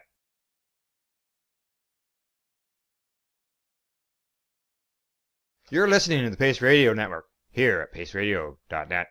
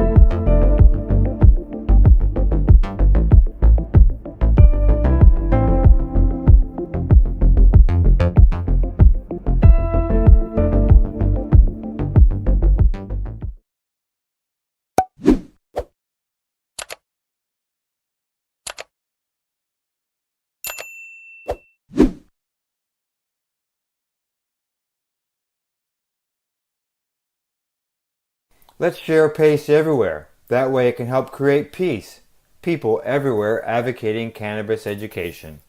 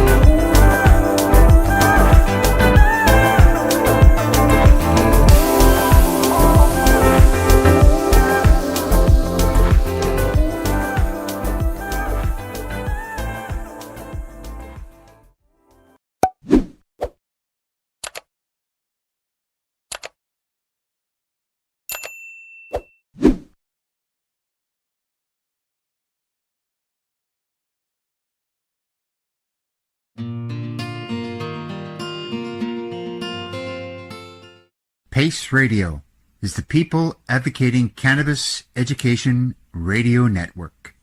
You're listening to the Pace Radio Network here at paceradio.net. Hi, I'm Timmy. And I'm Mary Jane. He's the newbie, She's the doobie, and this is the show where weed, we tote cannabis talk. from both sides. Is that even possible?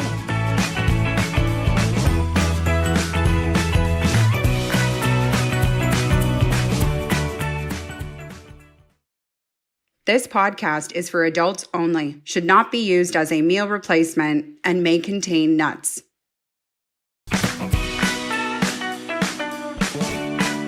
Hey everybody, and welcome back to another episode of The Newbie and the Doobie. My name's Timmy. I am the newbie. Mary Jane also goes by the name the doobie. You've been consuming already? I have. I might have doubled up before I came in.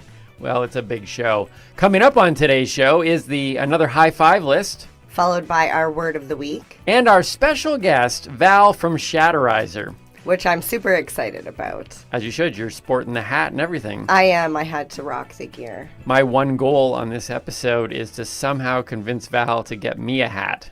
Because you've got like 8 of them, and you won't give any of them up. Well, you see, I have one of every color. Except for one very special hat, the gray and the red, which was like limited edition. And I did give that one to producer Eric. Oh, but I You don't have one. But I don't get one. No. I'm gonna have to actually ask Val when she comes on about maybe a special edition hat for the newbie. I would like to have orange and teal. Okay. I would like a teal hat with an orange brim. I've always loved that color. Or a black and pink. Do they have a pink and black? The pink and black attack? That was my beach volleyball. That's funny. No, They don't. They do have a teal and white, which is really beautiful. Yeah, it might be beautiful. Not what I'm looking for. So when you can put in that. Yeah, I'm going to put in those 2 orders. But black and pink would be really hot. Like just one made.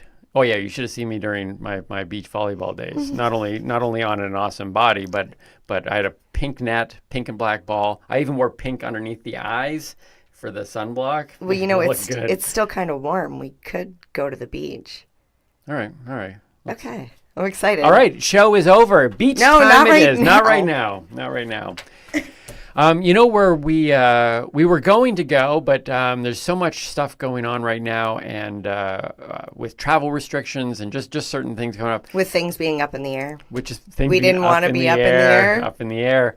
Hempfest, Calgary. Yes. Is coming up this upcoming weekend. Yes. You were super pumped. I didn't know much about it, but so I was excited because I had heard. I'm not sure. I probably should have done a little bit more research, but I heard they were going to have on-site consumption, which I mean makes sense because what is it? 70% outdoors. Yeah, they said they've got it's 70% outdoors, 30% indoors. So obviously that consumption rule is good. I've always thought you've often talked though about how many cannabis events you can't consume at the event per se, and that's always been very confusing to me. That would be like, going to a bar and they're saying, but you can't drink inside, but you can go outside and have a drink. Well, no, it would be like going to a cigar show, but there would be no cigars on site. Yeah. But there have been... Or going to a nudist conference and not being able, but having to wear clothes. Having to wear clothes. Okay, all right. Yeah. Well, there have been some events where I think 7 Acres used to put say for example, like Karma Cup. Right. 7 Acres would come and put a booth, and you would be able to consume there. Mm-hmm. However, Karma Cup was not a legally run event. However, 7 Acres is an LP. They're a legal company. So, the lines and, everybody's trying to work with each other, and we're all trying to create a space where we can coexist. Okay. And with the legal legislation, the rules, the regulations, it kind of makes certain things difficult to do. Right. So kudos to them if they're actually able to have an event where you can consume, because I've told you too many times, you go there and you see jars, but there's no cannabis. It's like moss. Yeah. I think that was Lyft, and I was like, why would you come on. Well, HempFest Calgary is coming up this weekend, September 10th and 11th, at Canada Olympic Park, Winsport, both on the Friday and the Saturday. It's 12 to 8 p.m. Yeah. They do say, though, that there's still refund policies, but the tickets are limited and they're scheduling because there's obviously still a lot of restriction problems going on. So go on to the website, hempfestcanada.com, and see if your tickets are still available. But it should be an amazing event. We kind of wish we were going. Yes, maybe next if year. you're in the area, get down there. Like, no excuse. Absolutely. They're following, it says right there, they're following all COVID protocols, which is why it's limited tickets. So get yours today. All right, HempFest Calgary. Today is Grateful Patient Day, which also connects to our guest that will be coming in shortly, Val from Shatterizer. You, as a medical consumer, are a grateful patient. I am a patient. Yeah, to not just the that kind of sounds doctors. bad. I'm a patient. I'm a patient. Sounds like you're Like saying you're issues. impatient. I'll never admit that. All right. I have patience for everything except waiting. Deep stoner thought for the day. Yeah. Think about that one, folks. Hey, but here, okay, if you were to say, I don't like doctors. I can't remember the last time I was at a doctor. Some people may be like, Timmy, go to the doctor. Yeah. I don't think I've been to the doctor in, well, I know I don't have a house doctor anymore, like my own doctor. Yep. I think my doctor retired a while ago. You mean like a family doctor? I've been to a walk-in clinic. Yep. But to actually go to a doctor for like to get a physical. To get a physical or something like that, it's been, I don't know, 10. I mean, I'm basically like a machine though. Like you're fairly healthy. Like you don't really need to go to a doctor. Killing it here, rocking it. You eat well, you sleep well, you exercise. Yeah, I'm one of those people that some people think it's the maintenance route, go in, just kind of maintain, and I think I do well maintaining. I might be wrong. This might be my last podcast. I might be, everything might collapse in a day or two. But as of right now, I don't pursue it. But however, that being said,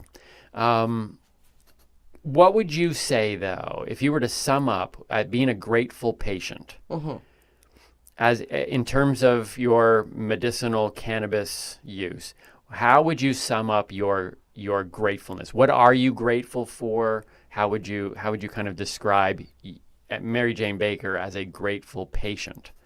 Okay, so I am grateful that I get relief from cannabis for a multitude of things, whether it's anxiety, my IBS, which is triggered by anxiety, right, or stress, or sometimes food, depending on how poorly I eat, which, I'm like... The question is, why do people eat things they know are going to upset their stomach if they know it's going to upset their stomach? But, I'm sorry. We are gluttons for punishment, pun intended. But ching, thank you. It's all dairy. Most of my problem is dairy. But what tastes good? Chocolate, cheese, yogurt, ice cream. Right. And 9 times out of 10, if you go to a restaurant and order anything... So all of this leads into causing these other problems, yes, which cannabis helps you with. Yes. Okay. So I'm just grateful that I have something that's available to me that I can consume, whether it be through edibles or tincture or flower. Yep. So that way I can... Sorry, I was waiting for you to stop me and go, I know the list. 5 forms. Concentrates and extracts, and as well as topicals. Thank you very much. Exactly. Timmy is learning. And this is why I am extremely grateful for the product that was created by this product here, Shatterizer. Yep. I'm so grateful for this because there have been times that... Because I mainly consume flower in a joint. Mm-hmm. I roll a joint. I find it's the quickest. I think it's a little bit social because I enjoy the act of smoking as well. And, most of the time I'll grab my phone and I'll chat with the girls. Yep. So it's a social thing. However... Yeah, no, usually when you're smoking, it's almost always attached to as soon as you do that. But it's not just it's not just social with that. It's like, that's when we'll sit down to even watch a show. But it's like stuff that you're doing with someone else, or you're talking to someone else. So I can see that. There is a social aspect as much as there is a medicinal aspect. But there have been times that I feel extremely ill, where the point, like, the only way I can get myself to stop feeling ill is to lay in bed and breathe very, very shallowly. And I go into this like hypnotic state, and my body shuts down and I sleep. I just sleep. But if I can't get myself to relax without the cannabis, I can't even roll a joint sometimes, and I cannot smoke a bong because it makes me hack way too much. Right. And that's why I'm extremely grateful for the Shatterizer. I leave it preloaded, charged, handy, so that way I know that I can push that button for 3 to 5 seconds, because I got baby lungs. I hack a lot, and like I couldn't even use a dab rig. That would be too intense. I feel like right now we should be like Shatterizer, brought to you by by the Newbie and the Doobie. No, it's not brought to the us Newbie by and the us. Doobie brought the to you by Newbie and Doobie brought to you by Shatterizer. Yes. All right, so I think we just officially asked Shatterizer to please sponsor this program. I thought you said to please us. They've already pleased me. Well, Val would please me with a hat, teal and orange Shatterizer a black hat, and pink, or a black and pink one. Okay. You're leaning black pink. I don't know, because red. They're red. We'll get her opinion on that one. All right, so let's get into our high five list and our word of the week quickly. Bring in Val from Shatterizer. Connecting this whole grateful patient thing, I was thinking, I'm like, you know what, Timmy, you hate the doctor, you don't like going, you're not very grateful for doctors in general. But then I thought about it. What I was going to do today was I was going to, on today's high five list, Timmy's top 5 medical moments. So times where I did need a doctor. Okay. So this doesn't include things. I've never been in there for anything really like I have never had surgery. No stitches. I've never had stitches. No broken limbs. No, nothing broken. And I'm a diver and a slider in baseball. I always told people one day, because it was a very real possibility, if I was going to die, which I probably won't, I feel immortal. If I was going to die, it would be running for a ball in center field, diving for that ball, crushing my head against the fence, catching the ball, lying there unmoving, people coming out going, he got the ball, it's a winner, but I'm dead. And it'd be like, that's how I wanted to go. Anyways, the point is that I played hard and often got damaged, but nothing to that extreme. Nothing serious. I feel like I need to like, because I also, as many times as I might have been in the hospital, the only, I've never, no cast. The only stitches I ever had was through self-induced surgery. And not like I did it myself, but like I insisted the doctor do that surgery. Oh, okay, because one day I amputated my leg and put it back on just for fun on a Saturday. Was that while you were human or afterwards? I don't think we can talk about that. Oh, sorry. That's okay. So my high five, so it doesn't include the time where I was training for a marathon and I almost blew my knee out. Okay. It doesn't include the time where I was rounding second going in for a triple, which should have only been a single, and my quad ripped. It has nothing to, because neither of those times did I go to the doctor. Okay. So this is Timmy's high five top medical experiences where a doctor was included. Okay. All right. Number 5 was the mole on my neck got removed. It was a mole. Could have been, might have had the possibility to be cancerous. And this was the very first time I had ever gotten a local anesthetic. And I could feel, not a spoiler alert, disclaimer, if you get squeamish about doctor stuff, this might be a time to maybe fast forward a little bit, because I get squeamish, which is actually going to come up in one of these things. Where's my fast forward button? You can't. You got to sit here and listen. No. Okay. So they were scraping at it, right? And I could hear the scraping. Can you hear that? No, stop. But I couldn't feel it. It was the most weird thing in the world. I was just like, and I'm just like, man, this is high tech stuff. Like maybe we did go to the moon. I'm not saying we did. I'm just saying with that sort of technology. So did anybody ever point at you and go, moly, moly, moly? No. No. I don't know why they would. Please don't tell me it's a movie reference that I missed. So actually, there's a little scar Or maybe it was over here. Anyways, so that was it. So that was number 5, is I got a mole removed and I didn't feel it. It was like an out-of-body experience. The second thing was my wrist. I slid into second base one time and I jammed my wrist. It went really bad. Nothing broken. And I was like, I don't want to go to the doctor though. It was all swelling up, because I knew that if it was broken, it was that bad. I'd felt sprains and bruises but it was that bad that I thought maybe it was broken. But at that time I had collected, and I have a picture, maybe I'll post this online. I had collected about 8 Great Wolf Lodge bracelets, all different colors, and I just kept leaving them on. So every time I went to Great Wolf Lodge, people would see how many times we had been. We've been to Great Wolf Lodge like 22 times over like a 4-week period. We were like, we were VIPs, anyways. They were like the ones like you're the supposed water park to tear off. Yeah, the water park ones. Yeah. So how long was the first one on there for? Okay, don't worry about that. That's not part of the story. The point is, it was like this whole list is gross. This was iconic, and I was like, I'd much rather keep these on than fix my broken wrist.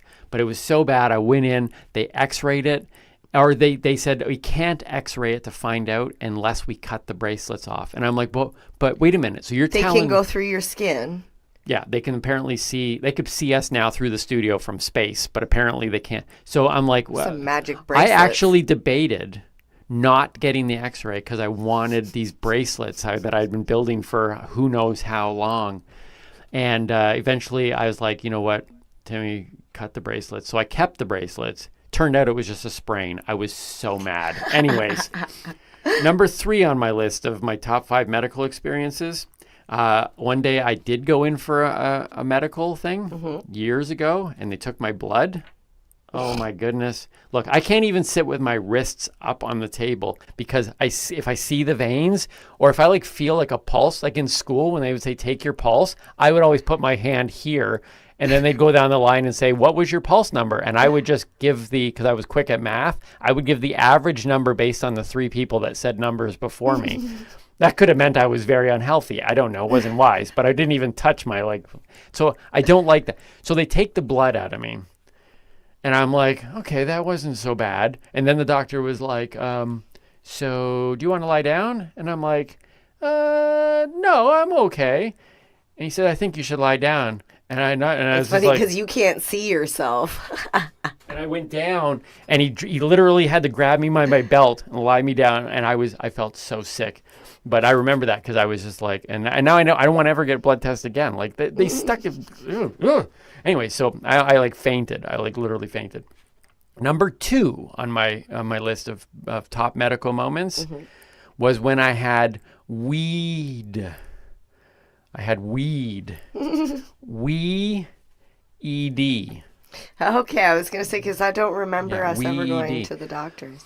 Now, we had a conversation. For those of you who don't know, ED. Erectile dysfunction. Now, we had this conversation. So I say, do you want to talk about that on the air? And say, yeah, I do want to talk about it on the air because this was about 3 years ago. I had never experienced anything like this before. And the reality is that most men, like really high percentage of men, have experienced or will experience due to age, health issues, stress.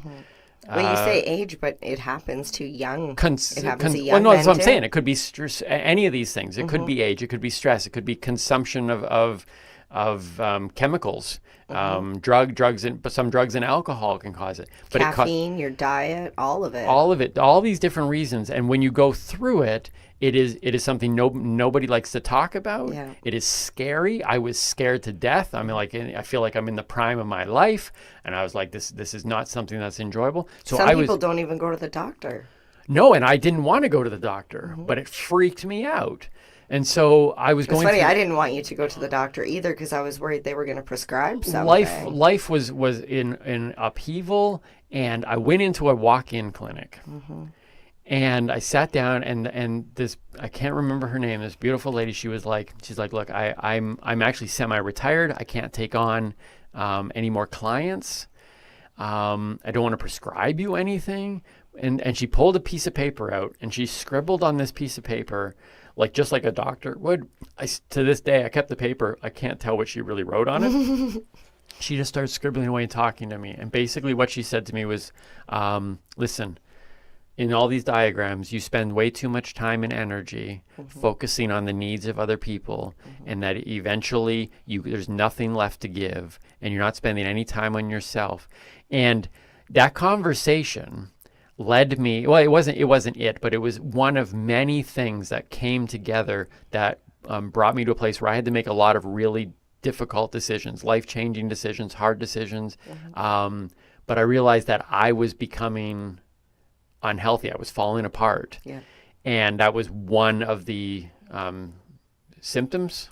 Is that what it's called? Well, it's funny because you can be tired, you can take naps, you can do whatever, but as soon as you're dealing with something that's like, oh, that's important, then it pushes you into I didn't the want doctor. to fix my broken wrist, but I wanted to figure out how to do You're that. like, well, something's not right. And it was so true. I mean, telling you. So if you're going through with it, let me just say, I hear you. It is scary. It scared me to death. But I didn't end up taking anything. No medications, no nothing. Tell them what you did. What'd you do? Sorry, this happens a lot. He was about to say what I ended up doing. Well, what I ended up doing was focusing on myself. I started to make some decisions in life that removed some stress, removed some. I started to re-energize myself. It was, anyways. What was broken was my soul. Let me just put it that way. And every once in a while, you need to do that. So that was really deep. I thought you were just going to be like, I slept better, I ate better, I exercised. I did do all those. Yeah, I changed my life. I changed my life. But you really narrowed it down. You worked on your soul. Yeah, I broke my soul, and I made some hard decisions that helped fix my soul. So, anyways, a little bit of personal story, but I just thought it was so cool that she wrote that down. And I was really happy when you brought that home, and I was like, what did she prescribe? And you're like, She drew some circles. Yeah, she says, I need to work on me. And finally, number one on my Timmy's top 5 medical experiences was a long time ago. I wanted to be in the circus, and so I was juggling coat hangers with my friend in my backyard. Oh. And one of the coat hangers, the curvy part of the coat hanger, clipped me right here. Anyways, needless to say, my time at the pursuing the circus ended, but I actually had to go to the doctor. And the reality is, true story, the doctor said that if it had been just slightly over, I could have lost my eye. So remember, folks, I am a professional, so do not try juggling coat hangers at home. I never realized how much more we have in common. Why, you almost lost your eye in a coat hanger I also accident? wanted to run away with the circus, and I know how to juggle. Right. And I was shot when I was younger with a BB gun, and it went right here, and I had to get it removed. And the doctor told me 1 millimeter, one way or the other, I could have died. And we are both here today. Cheers. Right? Timmy's high 5 list, my top 5 medical experiences. That's awesome. Let's go to Word of the Week. I know Val from Shatterizer is waiting patiently in the wings of the virtual world, and we are going to bring her in here in a minute. But let's hear your Word of the Week and continue this long line that you have been building, all these words. My mind is still spinning from some of the words you've taught me so far. All right. Well, we're still in extracts, concentrates. So I'm sure Val will love that too, right? Being Shatterizer, yeah. So our Word of the Week is butter or batter. Or batter. Batter. But it's not butter. Right. Butter. Don't confuse it with butter. It's butter. 2 different things. And I'll explain how they're different. Okay. So just like most other concentrates, it is extremely high in THC because it's a concentrated form of the flower, right? Right. A lot of flour, a little concentrate. So a little bit of butter. Butter. Got to make sure I do that. It's created by extracting the cannabinoids from the flower. The texture is very similar to butter, which is why they call it butter. Okay. Yeah, I hear it. Yeah, okay. The consistency is somewhere between wax and crumble. Okay. Just like wax in the production of it, it's through agitation. It's like a whipping process that's done. Once again, I just want to reiterate, do not confuse butter with butter. Do not try and bake with it in the same way you would bake with butter. It's disgusting. Somebody didn't do their job while naming it, if you have to explain this over and over again. And just like all extracts, you do need a solvent, and that could potentially be dangerous. Mm-hmm. So I just like to add my little leave it to the professionals. All right. Butter. Everything's butter with butter. Yeah. All right. Thank you for that word of the week. Shall we bring in Val from Shatterizer? Yeah, let's do it. That. I want my hat. Hello, Val. And there she is, the legendary Val from Shatterizer. Good morning. Cheers. And happy Saturday. Happy Saturday to you, too. And happy Saturday to you. Yes, and also happy Tuesday. Wait, what am I missing? Predicted. Well, today is Saturday, but everybody else is going to be watching this. Oh, that's right. On release. Well, hopefully they watch it on release day, and that means Tuesday. Oh, this is so confusing. Well, technically, it's September 7th? September 7th. Yeah. And yet it's not.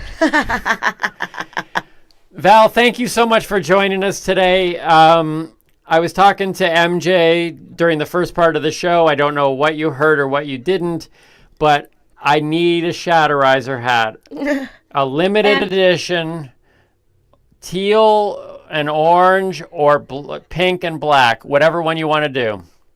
Listen, I was taking notes at the beginning. I've written it down. I know you're looking for something lifestyle-ish. Mm-hmm. Heard you were into baseball. Just wanted to say, hit hard, run fast, turn left. And this hat right here that I'm wearing today, haha, you like that, eh? I do. This hat that I'm wearing today is actually Blue Jays inspired.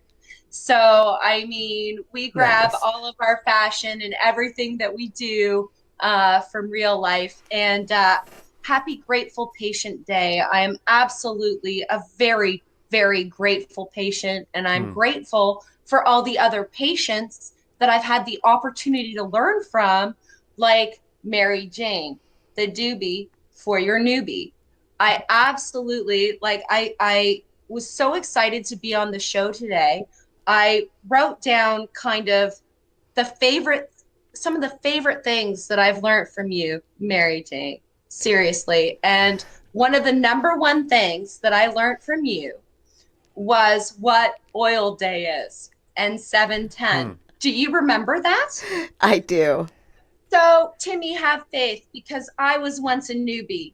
Seriously. And I started my medical journey in cannabis. And I gravitated over to extracts. I met an incredible man named Matt Zeisman, who had invented this device called the Shatterizer, which was invented Gotta show off mine. Which was invented, to be discreet, to be able to consume, to be able to enjoy extracts on the go for whenever you may need to enjoy extracts on the go. And to this day, I would say that perhaps 60% of our Shatterizer hardware clientele is medicinal. And I am a grateful patient, and I am just so grateful that now in Canada, we also have legal access to butter. Ding, ding, ding, ding, ding. Batter. Ding, ding, ding, ding, ding. Word of the day. Shatter, wax, rosin, resin, crystal, all of these things can go into your Shatterizer, and you can enjoy them. Nice, smooth, flavorful, impactful hits. And you can do little hits, you can do big hits. And it's funny because Mary Jane also taught me how to do little hits. She's like, Val, all you got to do is push the button, take a little inhale. Because for the whole time, I'm saying it's just, people were looking for big hits from such a little pen, and I was always proving it. And, watch this, I can do 15 steamboats, as I'm working out at the gym, making sure, huge hits all the time. And then I'm like, oh, you can take a little hit, and it's beautiful. It's also a perfect cloud. Yep. So, perfect clouds are always in the forecast, and they're always defined by you. So black and pink for the next Shatterizer hat. Couldn't agree with you more. The teal, I love. Teal aqua is actually a very healing color and happens to be part of our new bubbler line. Sweet. Yeah. Yes. And then when you speak to that lovely orange, were you thinking more fluorescent or were you thinking more like a shatter colored? I'm thinking like I'm thinking Miami Dolphins. Do you know the Miami Dolphins uniform? That's what I'm. Laces out? Isn't that it from? That's the look I'm looking for. So look up the Miami Dolphins uniform. That's the color pattern I'm looking for. Great. And just so that you know, I mean, as far as fashion and next editions, because we are very lifestyleish. I've been wearing the same shirt since we launched at Karma Cup in 2017. It is good luck. And now I have these beautiful cupcake earrings that Mary Jane made me for my birthday. And my birthday is actually 4/19. Mm-hmm. And yeah, I know I came, my first day on this earth was 4/20. And awesome. When I said to my parents, I'm becoming a medical patient and everything else, they said, that is just fantastic. Good for you. My family was so on board with that.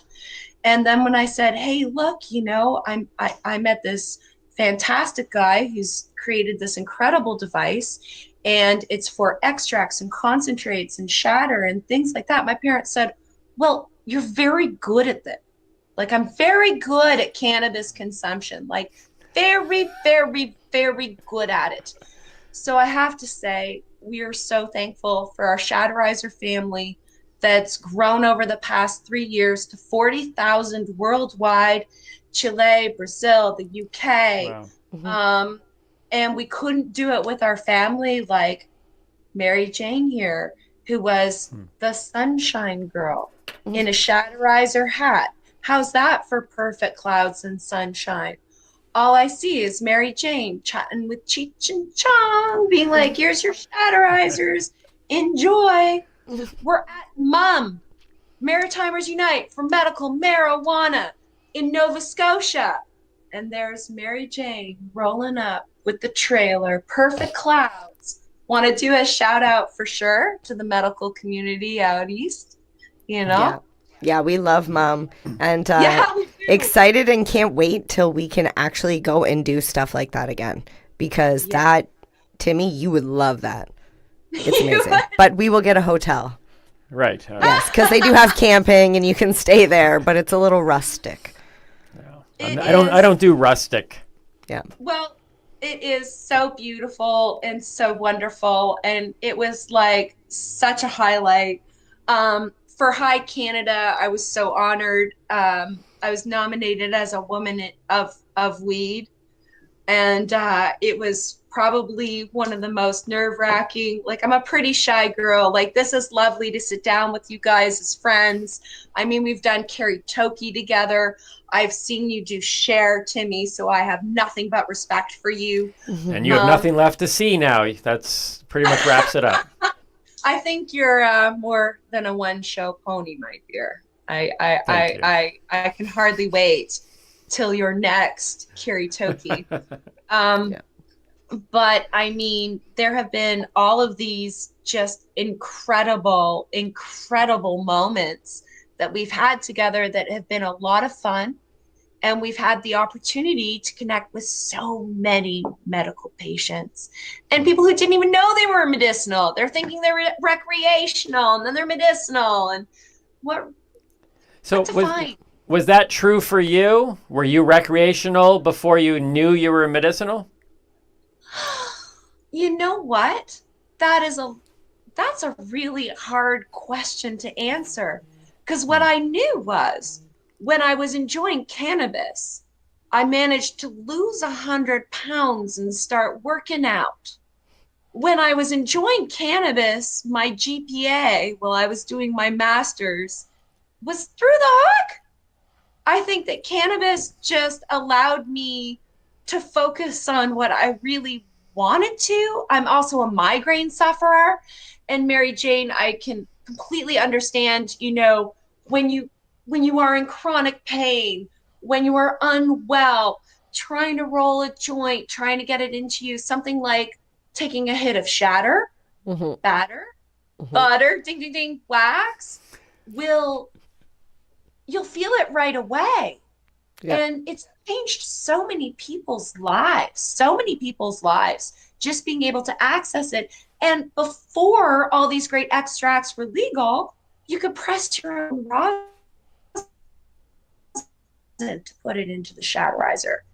And over the past 3 years, not only has our Shatterizer family grown, but me and Matt have also learned and grown. And now we have our own extracts, Shatterizer extracts. So when I was asking about the oranges, if you check out shatterizerextracts.ca, Matt actually created a Shattermation, which is what I call it, which kind of explains how lucky and how grateful we are that our brand has transitioned from hardware to the software, and what's so delicious to put inside your Shatterizer and enjoy, that comes at a very high THC level and is very impactful and right away.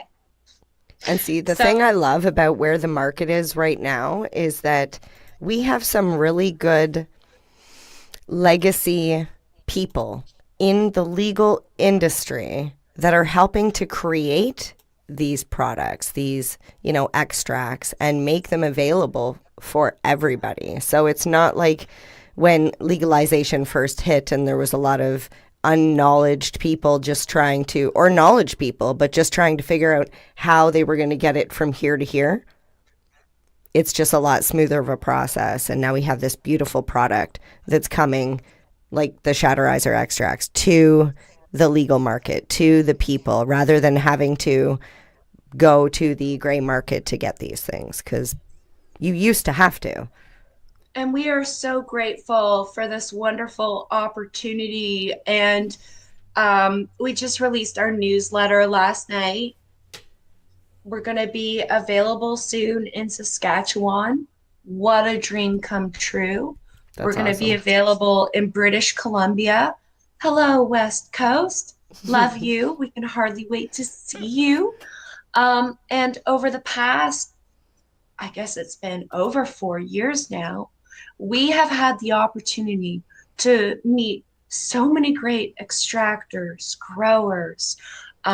We've had the opportunity to try so many lovely, lovely, lovely products that it is just a dream come true to be sitting on the shelf with our friends, next to our friends, and having our friends in store saying, well, I've been using my Shatterizer for the past 2 years, and their 8-Ball Kush is off the hook. Yep. And it's a dream come true. Now, it's also been kind of an emotional journey. As we were talking about earlier, my birthday's 4/19, 4/20 comes up, and I'll be darned if our 8-Ball Kush had sold out, our Gorilla Blueberry OG Live Wax had sold out, and I couldn't find my Shatterizer extracts for my birthday. Like, I literally smoked. I know, Timmy, you're laughing, but it's just like, we're so grateful, patient, what a perfectly timed opportunity for me to be here, because me and the Matterizer are just so grateful for all of the opportunities that we've had to be concentrated on extracts. Because, I like how you said concentrated. I like how she said Matterizer. Well, that's what he goes by. He's the Matterizer. It's a great name. We're partners in business, and then we evolved to become partners in life. And I mean, the Matterizer invented the Shatterizer. And all of the aspects to the design and creating it. I mean, we're a family business. He's a family man.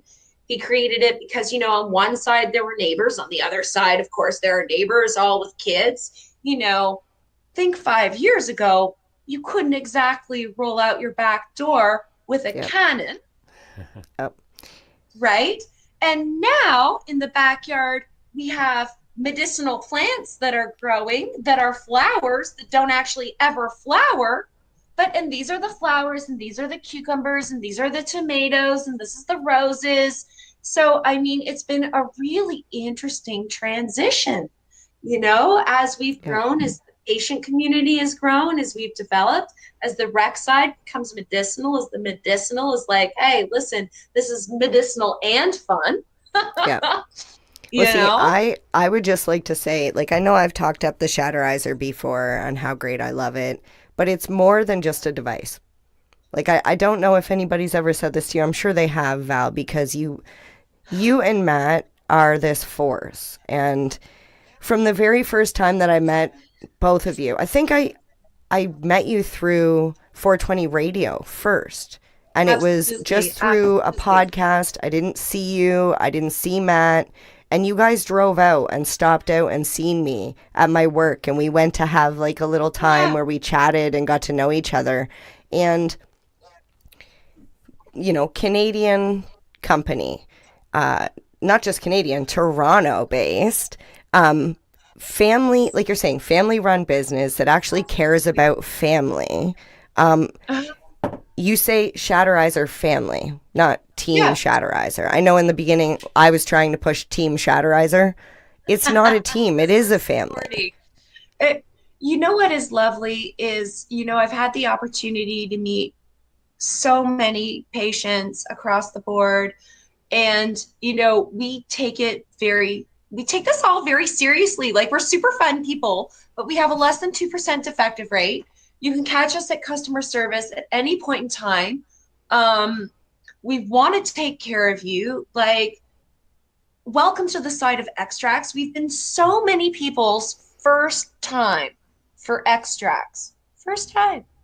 We take the fear out.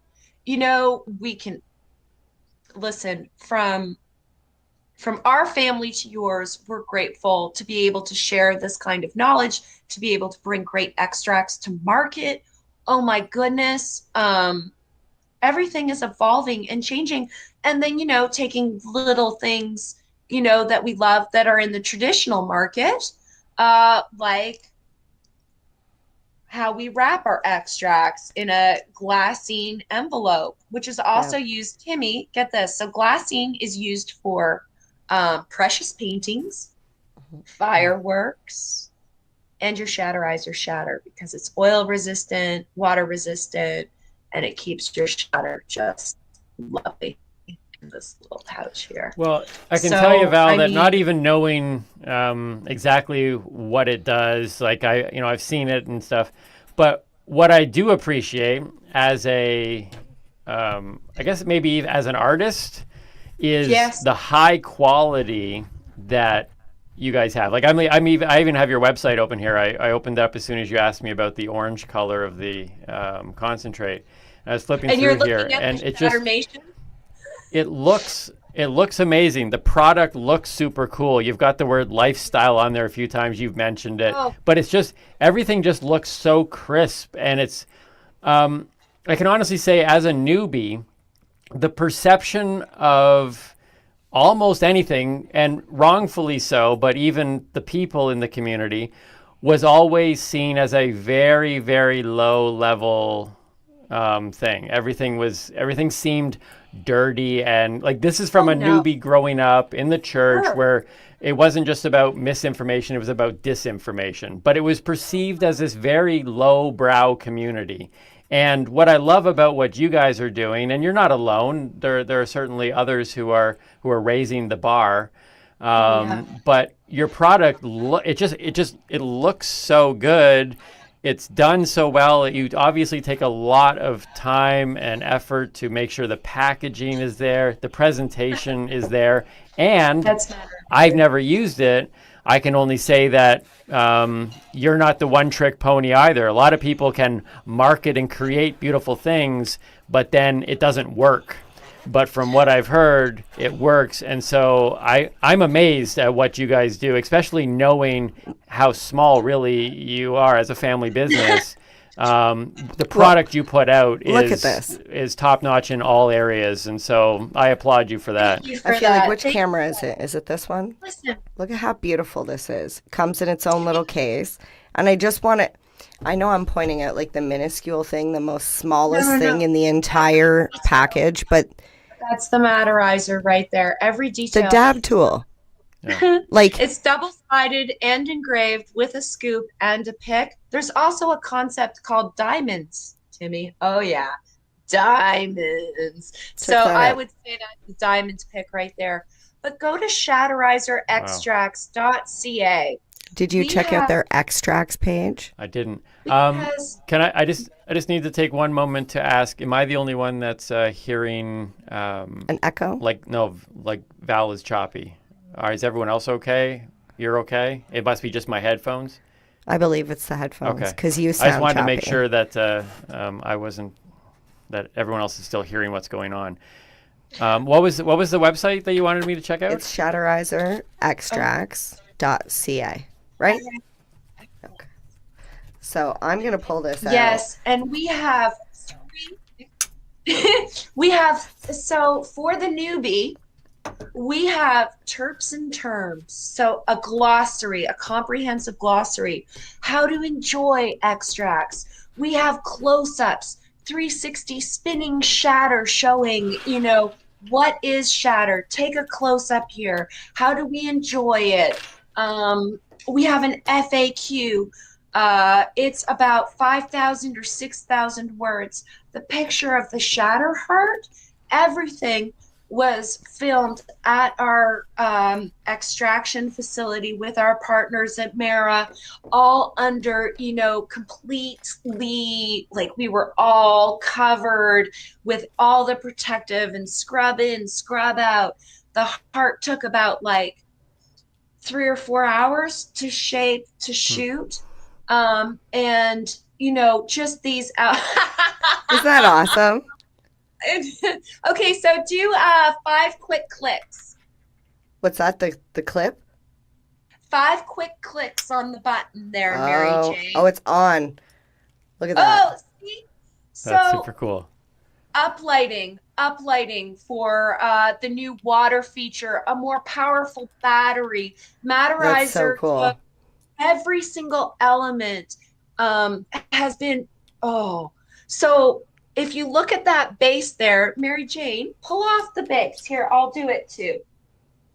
This base right here, inspiration comes from life, eh? So this was actually part of a toy game that was for marbles that you could build. Okay. So this is actually a part of a marble game. And Matt was just playing around with it, put his Shatterizer in, and this is what makes our new bubbler desktop. So this is for the base, the stand, for when you're using the bubbler at your desk, for when you're at home. Yep. And then we have our travel globe here for when you're away. And thank you for all your compliments about the design. Our travel case, check out that zipper. We went through 7 iterations on just the zipper. It's beautiful. Matt has put his whole heart and soul into this. Yep. Well, and I love the case. I love that it's magnetic on both sides. I just love that because you can stick it to hopefully your desk is magnetic, but it's super sturdy. You're not going to knock that over. And you know what? Another favorite aspect of the device is because the bubbler is based upon convenience and bubbles. Okay, yeah. A home and away. But check this out. And it's always exciting when I open a storage container because I'm always like, oh, I hope there's something delicious in there. Perhaps I haven't filled it yet.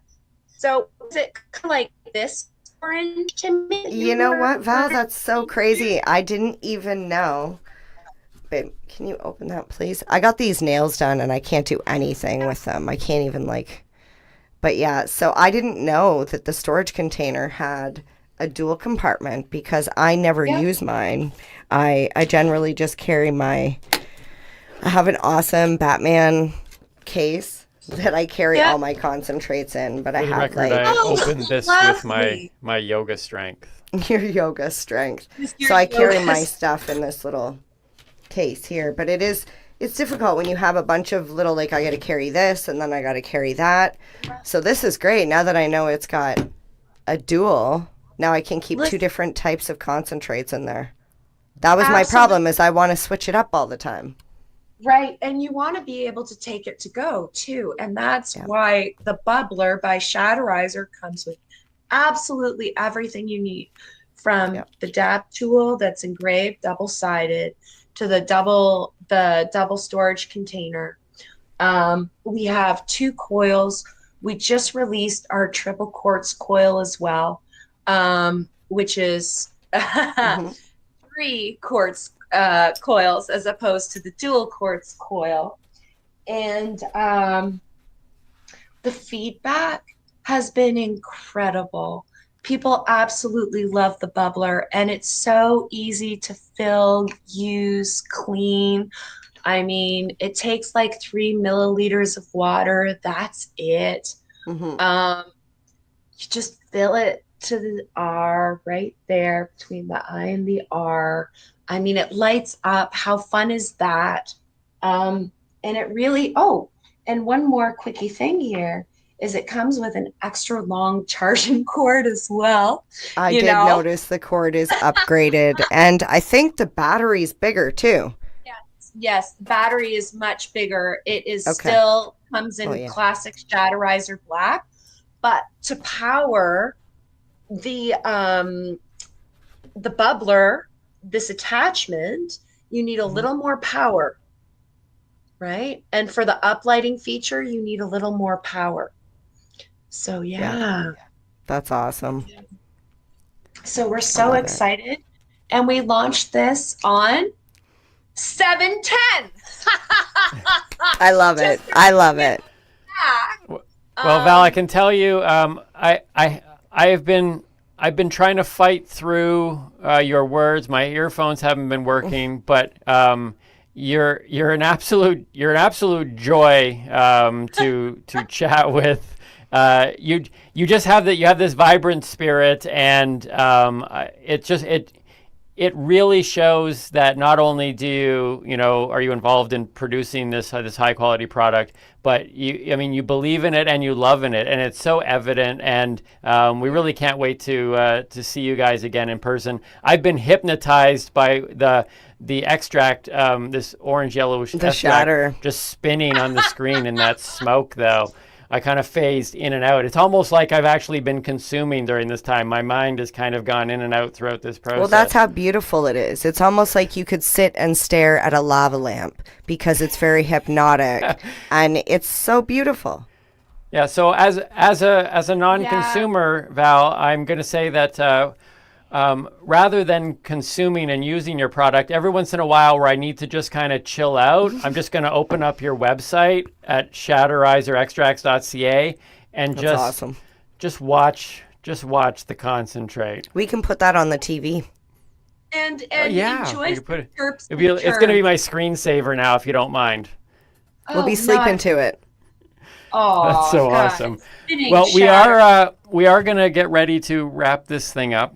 Yeah, and I could talk to Val all day. I'll call you later. We absolutely could. Val, thank you so much for spending time with us today, and it really is an amazing product. And what I also love, and I don't know, forgive me if I repeat something here as we end off that maybe you did touch on, but as a newbie too, I could say I was so in other relationships where there's a consumer and a non-consumer, and maybe the non-consumer is acceptant, but maybe say if people come into the house, maybe they're a little this is something you could put on your shelf and your counter. Nobody would even know that. It's beautiful. It's very, very it's discreet. It's discreet, and that's another thing that I love about it. Yeah, it's a fantastic product from a newbie standpoint as well as a doobie standpoint. And so again, I just want to say from a doobie standpoint, I always did enjoy the glass dome for when I would go out somewhere special, because so funny. My kids, they seen me using a Shatterizer, and my son, the first time he seen it, he said, why would anybody ever use the metal bowl? It looks so cool. And I said to him, okay, so it's for like durability, right? But as a consumer, as a doobie, my God, the bubbler, we love the sound of the bubble. That's why, a lot of bong smokers, we all know that sound that's made, right? Like, and the bubbles. Oh, I love bubbles. And the bubbles. Oh, yeah. Yeah. Oh. So good all around. All around. Oh, Fantastic. And, Val, and say hi to Matterizer for us. Yeah, say hi to Matterizer for us. And look forward to the sketch designs and the color patterns that you're going to send my way so I can approve the final special edition newbie hat. Thank you so much. Absolutely. Well, thank you very much for having me. And from one grateful patient to another, thank you very much, guys. Thank you. Aw, thanks, Val. Thanks, Val. We'll talk to you soon. Shatterizer.ca. Thank you. Well, that was Val from Shatterizer. Val of Shatterizer, Val from Shatterizer, Val and Shatterizer. We just say Matt and Val. Sometimes I say Vat and Mal by accident. It should be the Valorizer. I'd like to call her the Valorizer, the Matterizer and the Valorizer. Right. Can we do that? Can we call her the Valorizer? You can call her whatever you want. I'm going to call her the Valorizer.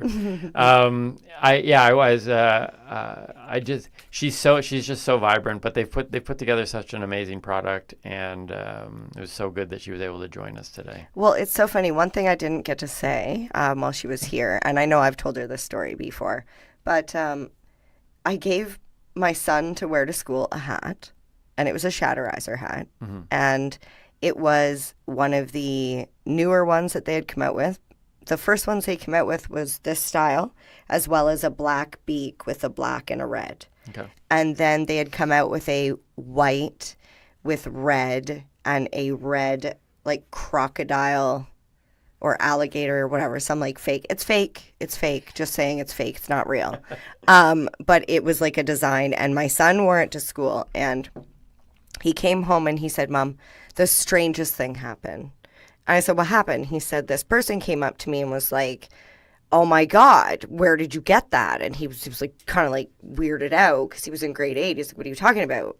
And they were like all excited about his hat and da-da-da. And he was like, look. And the guy was pointing. He's like, I got the same hat. And where'd you get it? And my son was like, oh, my mom is like friends with Shatterizer or whatever. And he's like, oh, that's so cool. And then my son was like, it's like, you guys are like, are you, like, he was so friendly. And I'm like, yeah, because it's a family. When you know, you know. Mm-hmm. And when you see the S, you know. You know. And it's funny because I'd drive around and I'd see somebody and I'd be like, and then they'd pull theirs up and you do like a little head nod. Symbol. You see the S? Yeah, it is. It is. Nice.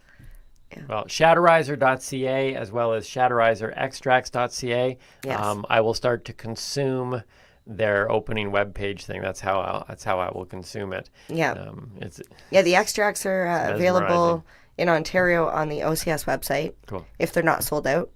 Yeah. However, you can find them at your local store sometimes. I found one at my local cannabis location. So.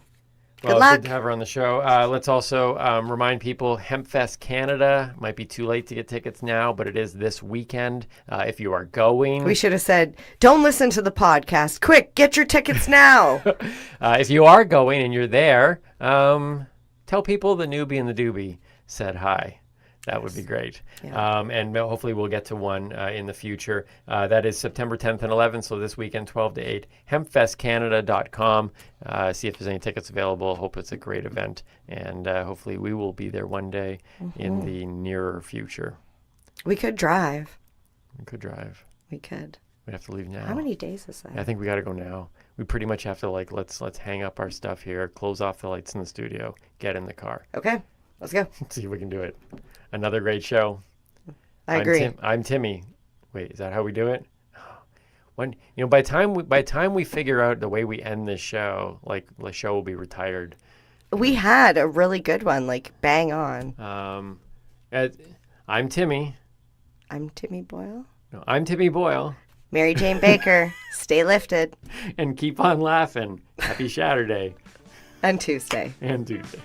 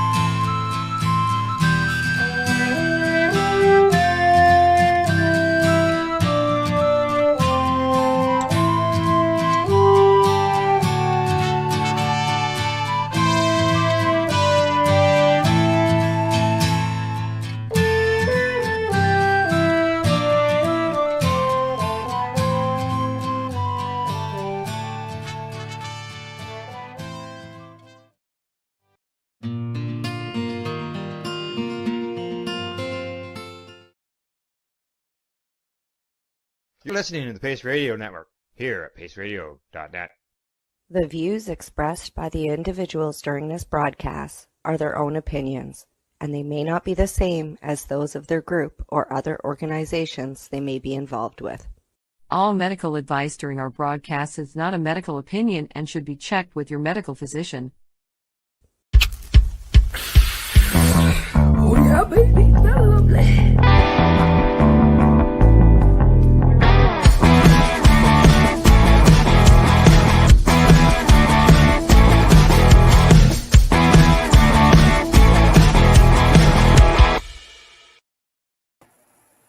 Morning, it's May the 30th, and welcome to Psychedelics and Cannabis Educational News, found here at paceradio.net. Good morning, Rev Cindy. Good morning, Al. How are you? Not too bad. Just for everybody's wondering where Glenn is. Glenn's got no power. New house, no electricity. So Glenn is waiting for some power to come on, and hopefully that happens to him sometime today. In the meantime, Rev Cindy is here, and she's going to fill in for him, and we've got all the stories that he'd like us to cover, as well as ones that we like to cover as well. Absolutely. Absolutely. Yeah, and, we've got some interesting stuff today, and I think people will find it very educational and informative, and, share it with their friends. That's right. Yep. That's all right. So anything before we get right into the news?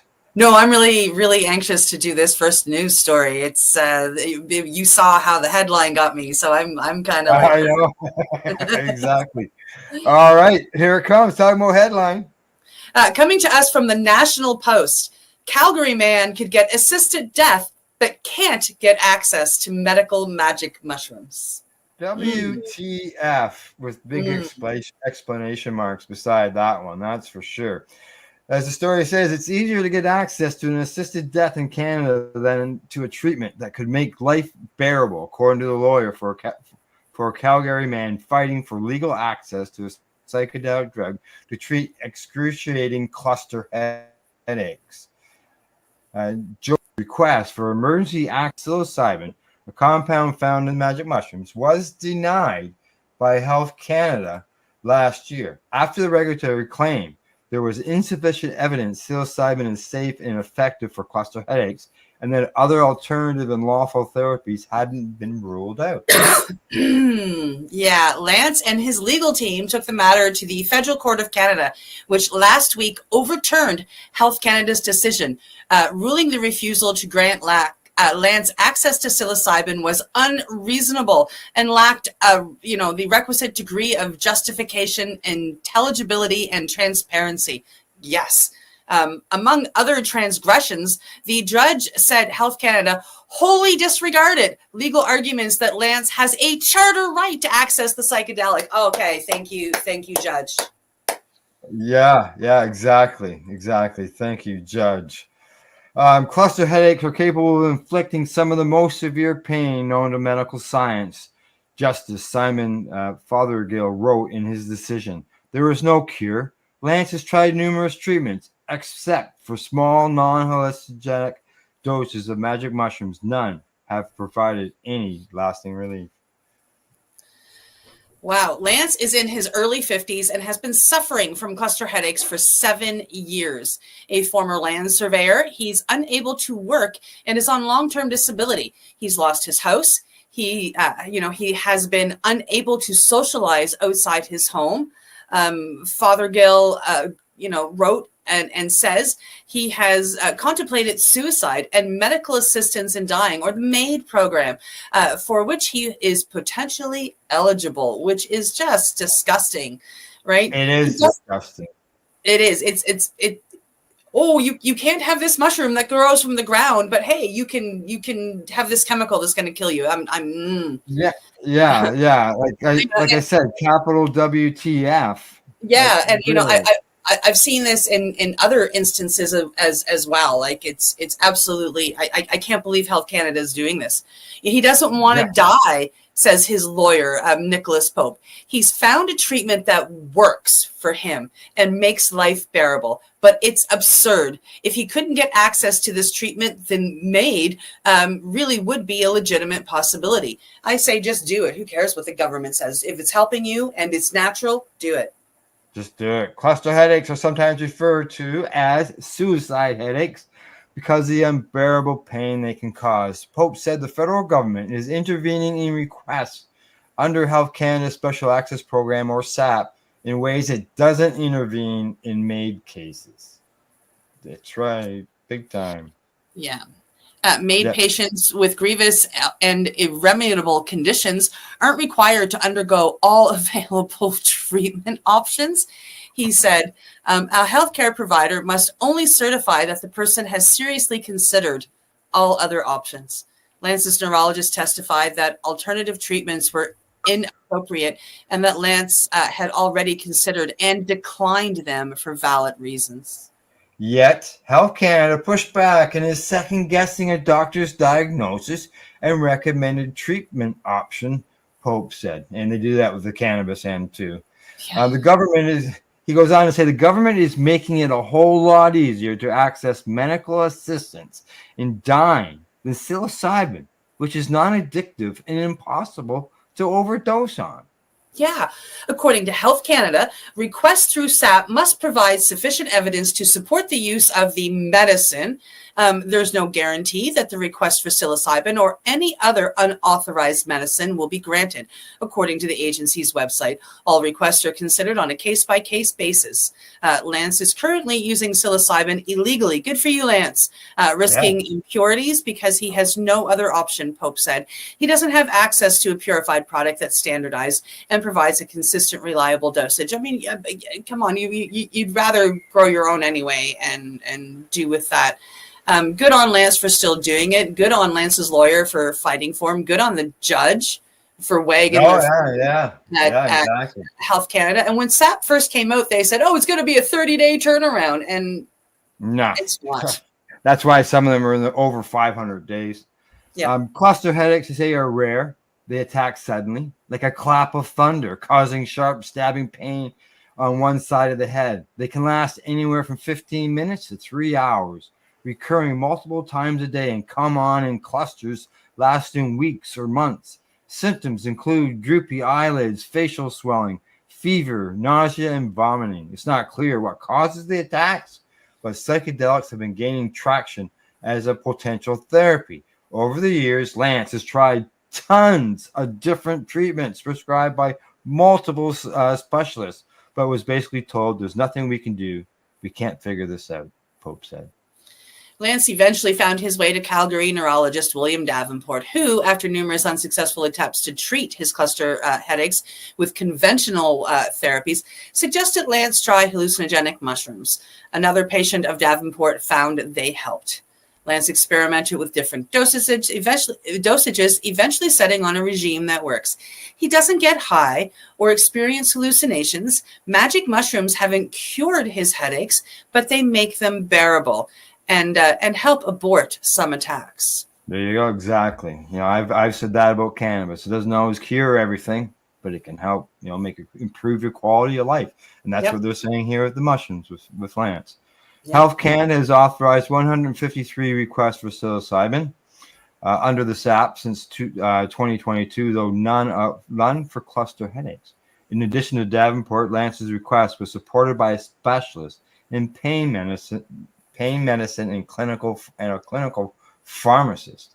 In 22 pages of charter arguments, Pope, an Ottawa-based human rights lawyer and legal advisor for TheraPsil, a BC-based nonprofit that helps people secure legal access to psilocybin for medical needs, argued that his client had a right to access the medicine under Section 7, which guarantees the right to life, liberty, and security of the person. Pope argued Lance's liberty was engaged based upon, his right to make reasonable medical choices. His security of person was threatened by any delay in gaining access to an effective treatment, and his life was at risk due to his suicidal ideation and potential eligibility for MAID, Father Gill wrote. In a similar argument in the landmark case that led to Canada's first medical similar argument in the landmark case that led to Canada's first medical cannabis laws. Exactly. Father Gill found Health Canada failed entirely to consider the charter arguments. Health Canada's assessors also argued that other modalities hadn't been ruled out, specifically a monoclonal antibody that is administered via injection that Pope said is ridiculously expensive and ineffective. In one study, 70% of the people saw no benefit. That's a large percent. Sure is. Yeah, Davenport testified that he couldn't ethically require Lance to impoverish himself by trying a treatment that isn't likely to work and that carries a considerable risk of side effects when he has already found a treatment that is affordable, effective, so it works and has no side effects. A Health Canada senior manager commented that the special access program doesn't factor in cost when ruling out marketed alternatives. Oh, obviously. Yeah. At one point, government lawyers argued that psilocybin safety remains an open question, citing a case involving a man high on magic mushrooms who stabbed his father to death with a knife, charged with manslaughter. He argued his actions were involuntary because of his state of intoxication. But Father said that the uncontested evidence in Lance's case is that the dose of psilocybin he's seeking wouldn't cause him to experience hallucinations of any kind, let alone render him intoxicated to the point where his actions would no longer be voluntary. I'm sure you want to speak about that. I want to speak about this whole article. But we only have an hour. So I've held a lot back because this is something that has been, another co-host of mine on Mushy Moment and we've chatted about this a lot. We know people that because the government doesn't promote, say, cannabis oil to fight cancer, we know people that we adore and have a lot of respect for that have chosen MAIDs because the government isn't helping with the cannabis oil. And it's just, I personally know somebody who has gone through this, like almost identical. And it's heartbreaking. It's infuriating. And I'm so glad that Lance has decided that he is going to illegally heal himself and do what he needs to do to be better. Like, I'm very happy for that. I'm very thankful. And I'm very thankful to Lance and his lawyer for fighting and doing what they're doing. In addition to ignoring the charter arguments, the judge said Health Canada's senior assessor didn't meaningfully grapple with other key issues raised by Lance and his neurologist, calling into question whether he was fully alert and sensitive to the matter before him. The court ordered a redetermination by a different decision maker, and Health Canada only has 14 days to render its decision. So they're 30. Exactly. So when this article came out, which was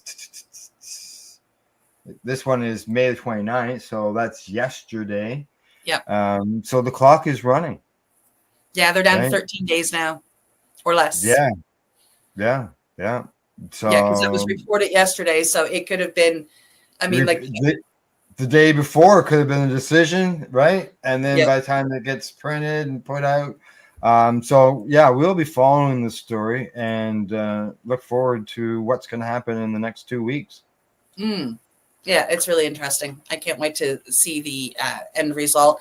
And, maybe this will help push the legalization of psilocybin and other helpful hallucinogenics and psychedelics medicine forward, because we need it. Yeah, and they make a lot of good points in that article that they use for quotes from everybody that's involved, and the the ones from the government were just you haven't tried something that had a huge failure rate. Yeah, but yet, it has bad side effects. I found something that's helping. Yeah, and it has no bad side effects. Right. But they approved him for MAID. Yeah, which is ridiculous. It's easier to get made. I don't. All right, let's just move on to the next story, and we'll keep an eye on that one for sure. We will. All right, next story's up. Coming to us from the International Cannabis Business Conference, osteoarthritis patients report sustained benefits from cannabis in a UK study. Good. Osteoarthritis is the most common form of arthritis found in adults around the world. Osteoarthritis is a degenerative joint disease in which the joint tissues degenerate as the patient ages. The health condition is characterized by chronic pain and loss of mobility. Global researchers estimate that 595 million people worldwide suffered from osteoarthritis in 2020. Which is roughly 7.6% of the world's population. The 2020 rate is an increase of 132% in total cases compared to 1990. Wow. Investigators recently conducted a study in the United Kingdom in which they examined the cannabis plant's ability to treat osteoarthritis. Below is more information about the study and its results via a news release from NORML. Patients diagnosed with osteoarthritis report pain-specific improvements following their use of medical cannabis preparations, according to observed data published in the Journal of Pain and Palliative Care Pharmacotherapy? Yeah. All right. British researchers assessed the use of cannabis-based medical products consisting of either flower or oil extracts in a cohort of osteoarthritis patients enrolled in the UK Medical Cannabis Registry. Researchers assessed changes in patients' reported outcomes measures over a 1-year period.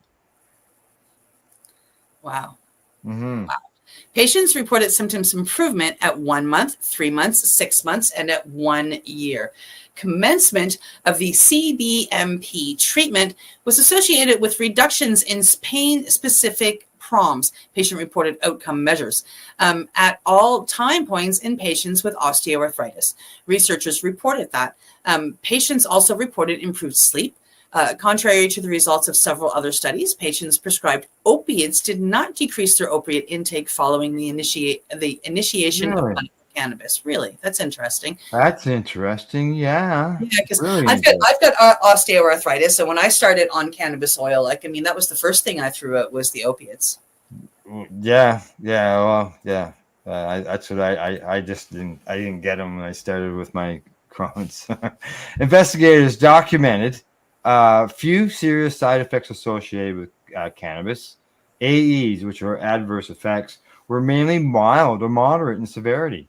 Fatigue was the most common AE in this study.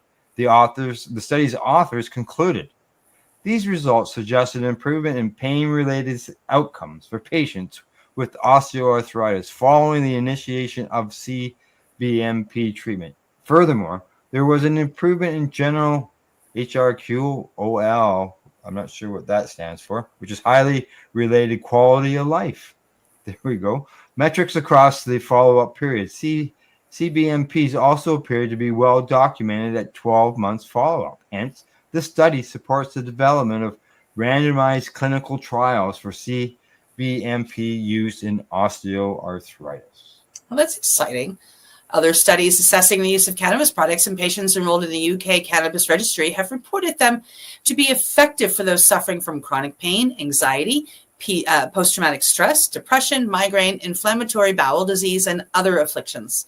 And you can see the full text of the study there. Yeah. There are, things that you can click to go take a look. Yeah, and these stories, like that one, if you go to our Facebook page, you'll find them there. Yep. That's the Psychedelics and Cannabis Educational News Facebook page, and people can read more about it, or share it with other people. Yep. Right. That's how we all learn. Okay. Here we go. You ready? Next story is up. Coming to us from Marijuana Moment, South African president signs marijuana legalization bill into law. All right, get ready for this to be jumpy. South Africa's president has signed a bill to legalize marijuana possession and cultivation by adults. President Cyril Ramaphosa gave his approval to the Cannabis for Private Purposes Act on Tuesday, just one day ahead of the national elections. The National Assembly had passed the legislation last November, and the National Council of Provinces signed off in February. So, yeah, politics are politics everywhere in the world. Well, right? The thing is, how many people are going to know if you only do this 24 hours before? Like, wouldn't you want to do it like a week ahead so the news could get out? You would hope, right? Yeah. Yeah, the reform has been years in the making, with lawmakers well past a deadline following a constitutional court ruling in 2018 that deemed the prohibition on simple possession and cultivation of cannabis to be unlawful, mandating legislative change within 2 years. Okay. The bill to codify legislation was finally introduced in 2020, but action had been delayed, even as South Africa's government had included cannabis in a list of sectors to prioritize in the interest of economic expansion. Oh, the president's office said in a press release on Tuesday, the consequent regulatory reform enabled by the CFPPA will, amongst others, entirely remove cannabis from the Drugs and Drug Trafficking Act.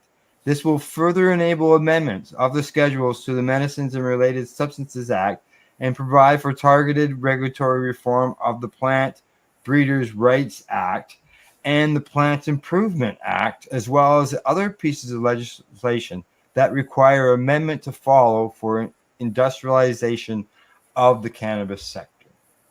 Wow. There you go. The bill further guides the medically prescribed administration of cannabis to a child while also protecting children from undue exposure to cannabis, the president's office said. It provides for an alternative manner by which to address the issue of the prohibited use, possession of, or dealing in cannabis by children with due regard to the best interest of the child. It also prohibits the dealing in cannabis. Lawmakers have emphasized that the measure does not permit for the lawful sale of cannabis. Adults will need to grow their own plants, and they could only consume in their private residence. Adults will need to grow their own plants. Imagine that, being forced to grow their own plants. Here in Canada, we had to jump through hoops. But what about those patients who can't grow their own plants? Will they be allowed a person to do that? I hope so. A support person, right? The legislation further provides for expungements of prior cannabis possession and cultivation convictions.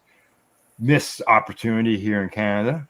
Parliament spokesperson Moloto Mathpo has said that it's the government's hope that the non-commercial legalization bill will serve as a jumping-off point for lawmakers to enact more robust regulations to support the establishment of a cannabis market in the country. The president said in his State of the Nation address in 2022 that he wants the country and to wants the country to enter the global medical hemp and cannabis industry, arguing that it could generate more than 100,000 jobs. For now, however, the new law is focused on removing criminal penalties in accordance with the Constitutional Court unanimous 2018 ruling, which followed a lower court decision in the Western Cape province covering Cape Town to end prohibition. Unanimous 2018 ruling. Unanimous. Only took them 4 extra years, right? 6 years they've been doing this. Yeah, they're only allowed 2, right? Yeah. Similar to South Africa, Mexico Supreme Court ruled in 2018 that cannabis criminalization is unconstitutional, giving lawmakers a mandate to revise the laws. Reform has advanced in recent sessions, but is not yet to be enacted. I was going to say is the same thing that's happened down in Mexico, and there you go. They mentioned that right there in the article because that's what it was. It's ridiculous.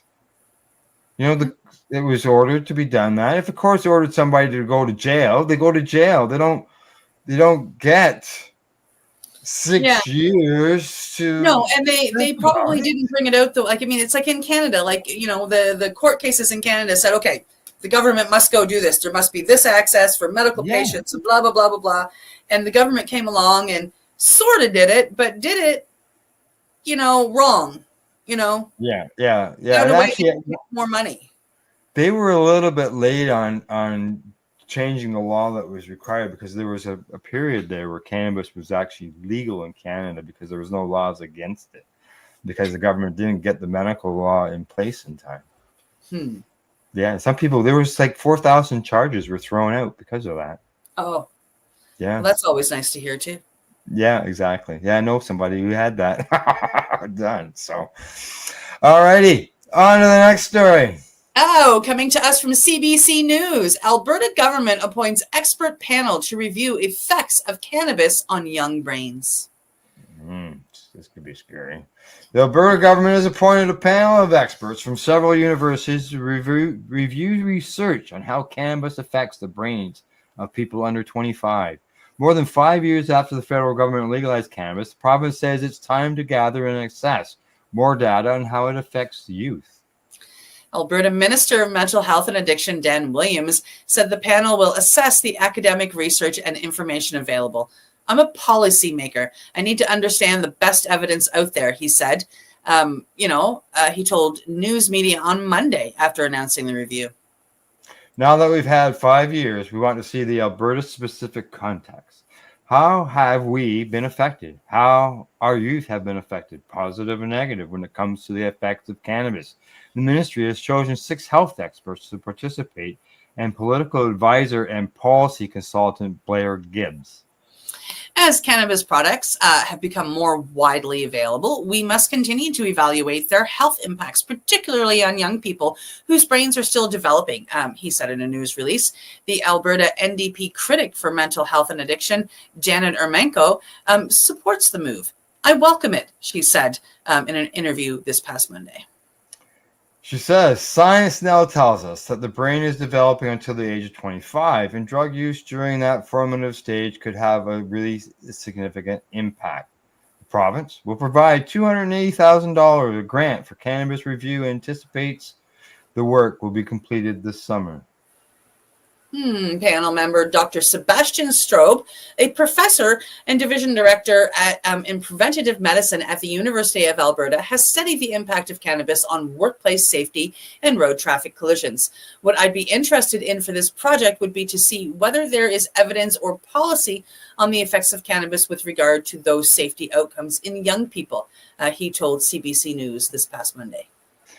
He said the panel will compile existing research on the topic and look at how cannabis is treated by other jurisdictions. The part that my team at the University of Alberta is overseeing primarily is a jurisdictional scan, which will look at how the problem of young people and cannabis use is handled in other jurisdictions. Other parts of the overall project would involve a survey of Albertans, he noted. The decision to conduct a review is also getting support from industry consultants. Ivan Ross Verana, a managing partner with a government relations from Diplomat Consulting, said he thinks provincial and federal governments should invest in more research. While we work in the cannabis space and we support the industry and are glad the product is legalized, we're always a fan of generating more research and understanding about the product because for so many years, none of that work was done. Brandon noted that while many people use cannabis for recreation, it's also a medical product. He says, I think with the legalized regime, it's a responsible path to take. We need to understand the risks along with the benefits. Verana also worked on developing the cannabis policy with Health Canada before legalization in 2018. Other members on the panel are Dr. Philip Thibault. He's a professor of psychiatry at Dalhousie University here in Nova Scotia. Dr. Charles Els from the Department of Psychiatry and Medicine at the University of Alberta. Assistant Professor Emily Hennessy from Harvard Medical School. Associate Professor Victoria Burns, who is at the University of Calgary, recovery community and recovery on campus. Dr. Ed Day, who's a clinical reader in addiction psychiatry at the Institute for Mental Health at the University of Birmingham. And before changing any policies such as the legal age to purchase and consume cannabis, Ermenko said the government needs to consult organizations and the public about potential changes. Oh, such as legal age to purchase. And if they're pushing the 25 end of things, could they look at jumping that up? They could. It sounds to me like that's what they're looking to do in Alberta. It could be. And then there's the we've been hearing this for quite a while about the youth and brain development and all that. I don't know if people are aware that alcohol also affects the developing brain. Alcohol. But I said so. Even the developed brain. Yeah, exactly. Even you got that one right. All right, Cindy. I see it's the bottom of the hour. We're actually on the way back up, so we better take a break. Okay. And we may not get all the stories covered today, but because we just got to cover. We got so much we have to say. But yes. Off we go to the commercial. It's time to hear from those who support us and help us inform our viewers. We're watching Psychedelics and Cannabis Educational News, found here at paceradio.net. You're listening to the Pace Radio Network, here at paceradio.net. Cannabis edibles are an effective way to manage pain and other ailments, especially when you deal with your trusted partner, Legacy 420, in Tyendinaga Mohawk territory. You see, we lab test every product on site to ensure proper dosage every time, which is critical when consuming cannabis edibles. All Legacy 420 edibles are made by our classically trained baker and chocolatier, and we also have super tasty vegan options. Our baker has been in the industry for 25 years. She's also a chocolatier. Everything from savory to sweet, your chocolate bars, brownies, butter tarts, you name it, we make it. Talk to our knowledgeable Cannatex about our incredible variety available. Give your trusted partners a call. Legacy 420 out on your road.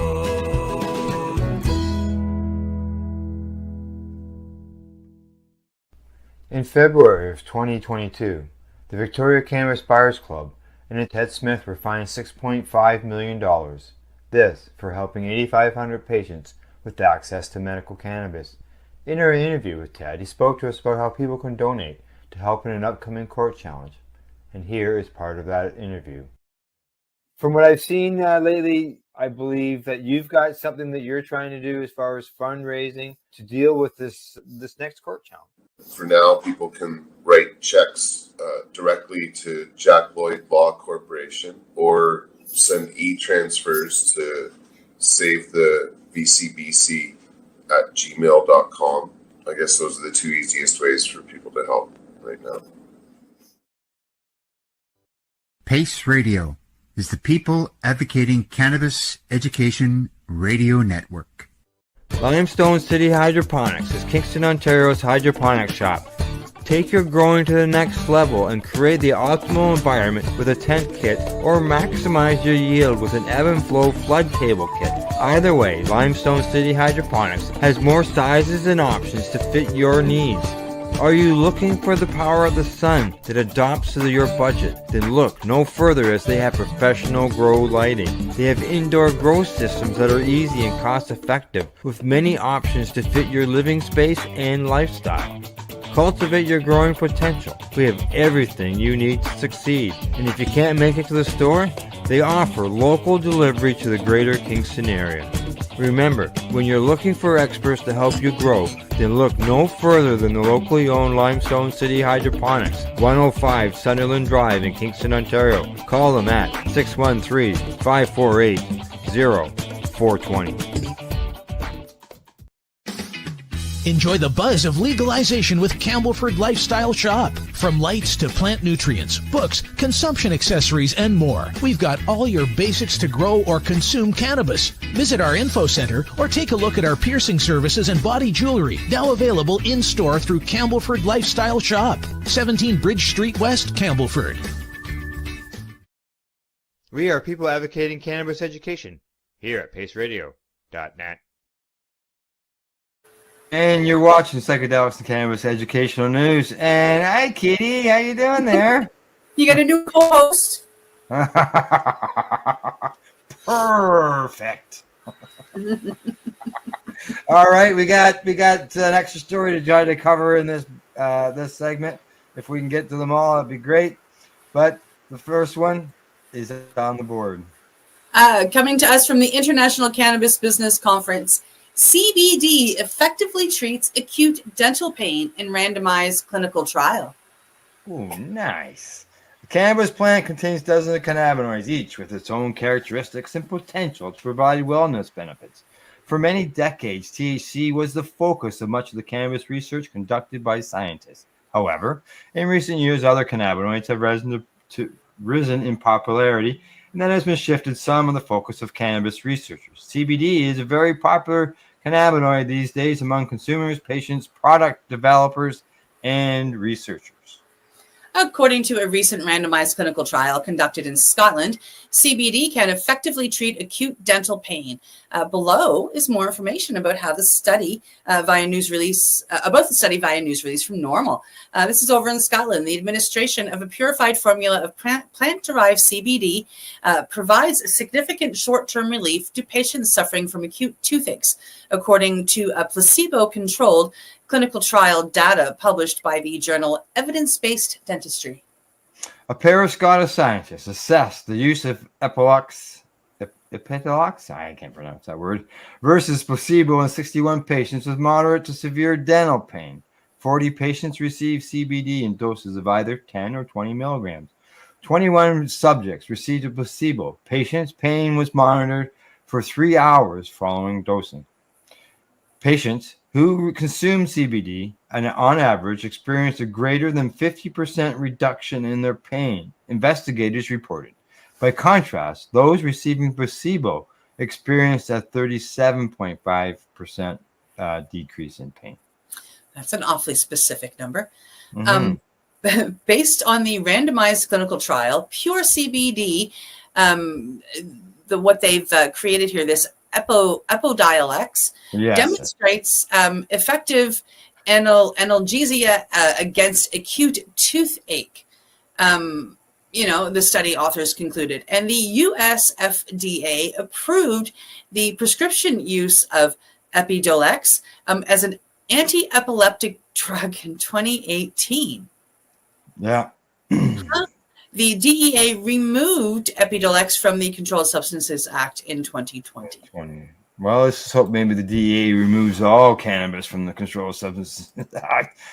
But and so that's working on something that is basically off-label, because it was approved, to help with the epilepsy and the seizures, and they're finding that it's a benefit for dentists to do or people to deal with tooth pain. Just imagine that, a cannabinoid doing more than one job and helping with all of those things. Doesn't that just blow your mind? Oh, must be snake oil or something. All right, we'll get the next one lined up here, and I'll let you know when I've got it set. Okay. And here we go. Okay, coming to us from Green Market Report. Federal health agencies acknowledges potential medical benefits of psilocybin in a new PSA web page. PSAs are public service announcements. Although the new information page warns readers that psilocybin is still federally illegal, it notes that research in its applications is increasing. The new webpage, apparently posted within the past week by a federal U.S. health agency, acknowledges that psilocybin may have medical value, particularly for treating depression despite its current status as a federally banned Schedule I drug. Gee, it sounds a lot. That's like something we know, too. The page, Psilocybin for Mental Health and Addiction, What You Need to Know, is hosted by the National Center for Complementary and Integrative Health, the NCCIH, which is a subdivision of the National Institute of Health, itself a wing of the U.S. Department of Health and Human Services. The existence of the new webpage was first reported by Marijuana Moment. Although the new informational page warns readers that psilocybin is still federally illegal, it notes that research interest in the potential of psychedelic drugs to treat mental health conditions, including depression, anxiety, existential distress, and serious medical illnesses, post-traumatic stress disorder, and addiction has been growing. The U.S. Food and Drug Administration already bestowed breakthrough therapy status to psilocybin-assisted therapy in 2019 for major depressive disorder or for treatment-resistant depression a year before that. The NCCIH noted in its analysis, it also pointed that local decriminalization statutes approved by voters in Washington, D.C., Oregon, and Colorado. Overall, however, the NCCIH hedged its recommendations and emphasized repeatedly that more study is necessary to properly harness the medical applications of psilocybin. It helps with a lot of stuff. Some people take psilocybin in microdoses or very small amounts.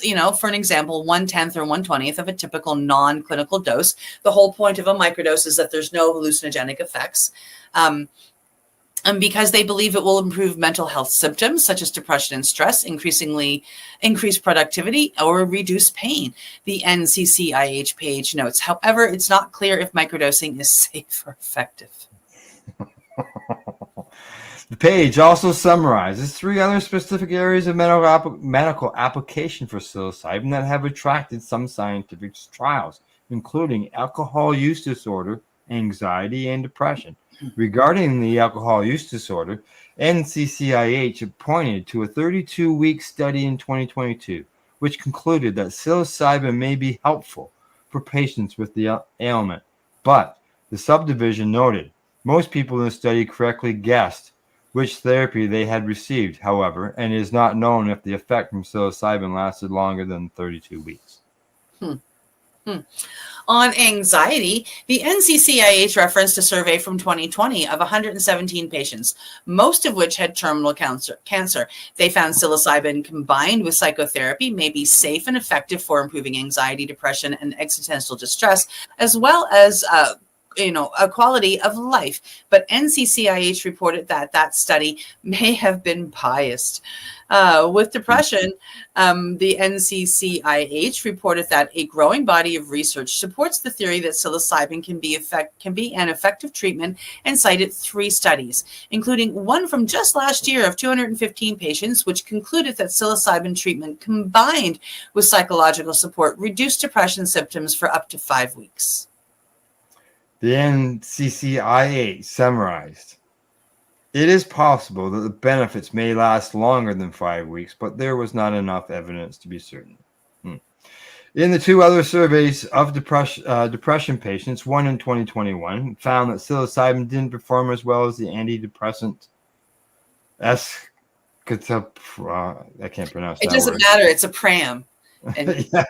While another 2023 study found that single-dose psilocybin-assisted psychotherapy rapidly reduced symptoms of depression within 8 days, with benefits lasting for 6 weeks. I'm sorry, I'm still stuck back on it didn't perform as well as a pram antidepressant. I have to call BS on that one. Just have to. I'm sorry. And for 6 weeks, I think we should change weeks to months, and we'd probably be closer. My personal opinion only. Here I am fixing this poor guy's thing for him. The NCCIH is supportive of further research into medical benefits of various psychedelics, the agency asserted, including psilocybin, and suggested towards the end of the page that it could be used to treat migraine headaches. We reported on that, and other neuropathic pain and chronic pain. And it does, psilocybin, especially combined with cannabinoids like THC and CBD and CBN and CBG, can greatly help pain. It's pretty amazing how well they can help, actually.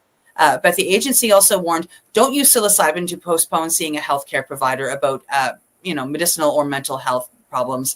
And, I agree. Talk therapy is still a wonderful thing to do. And,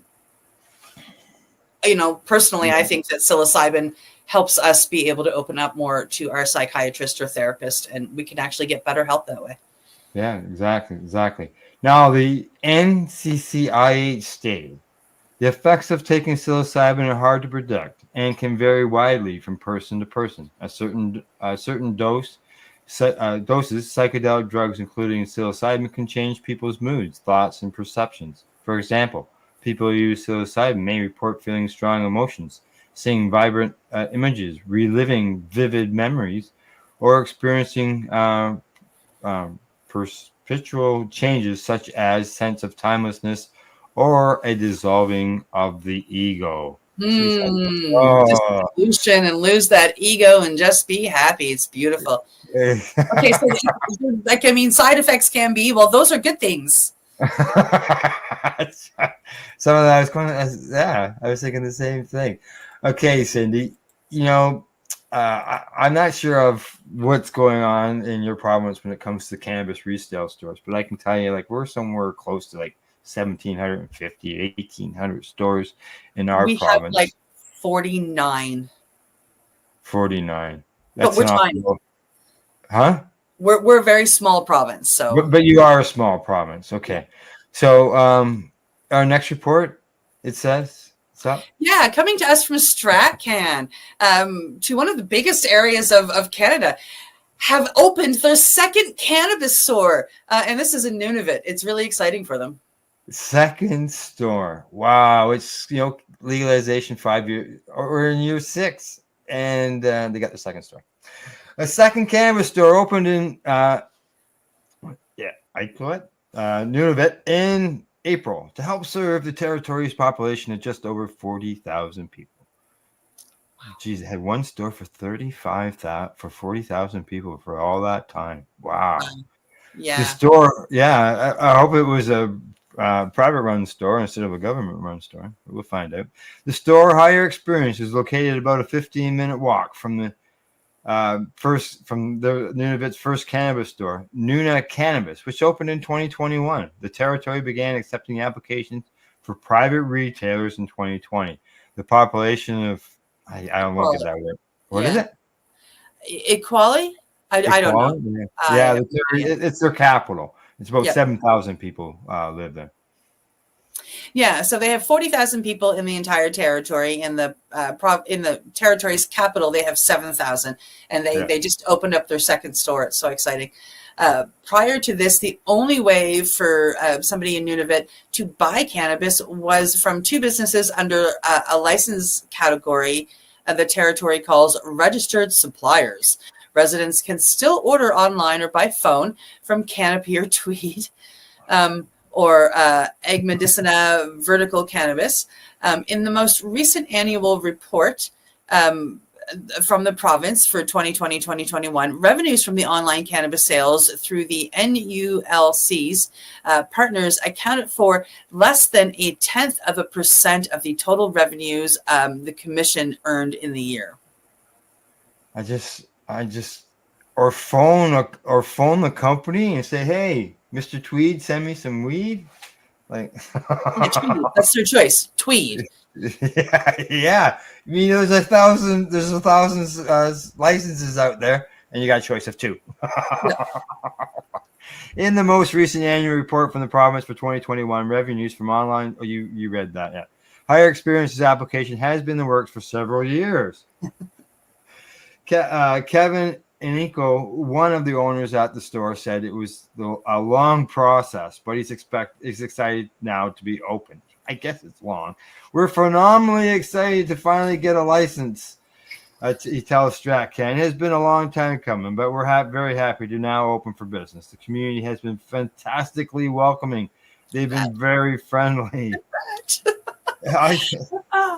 Unlike most provinces, Nunavut has no central delivery, so the territory's two stores must arrange for orders from each of the approximately 40 registered wholesale suppliers for Nunavut. The territory allows two other license types in addition to its registered suppliers, physical cannabis stores and what it's calling remote sales.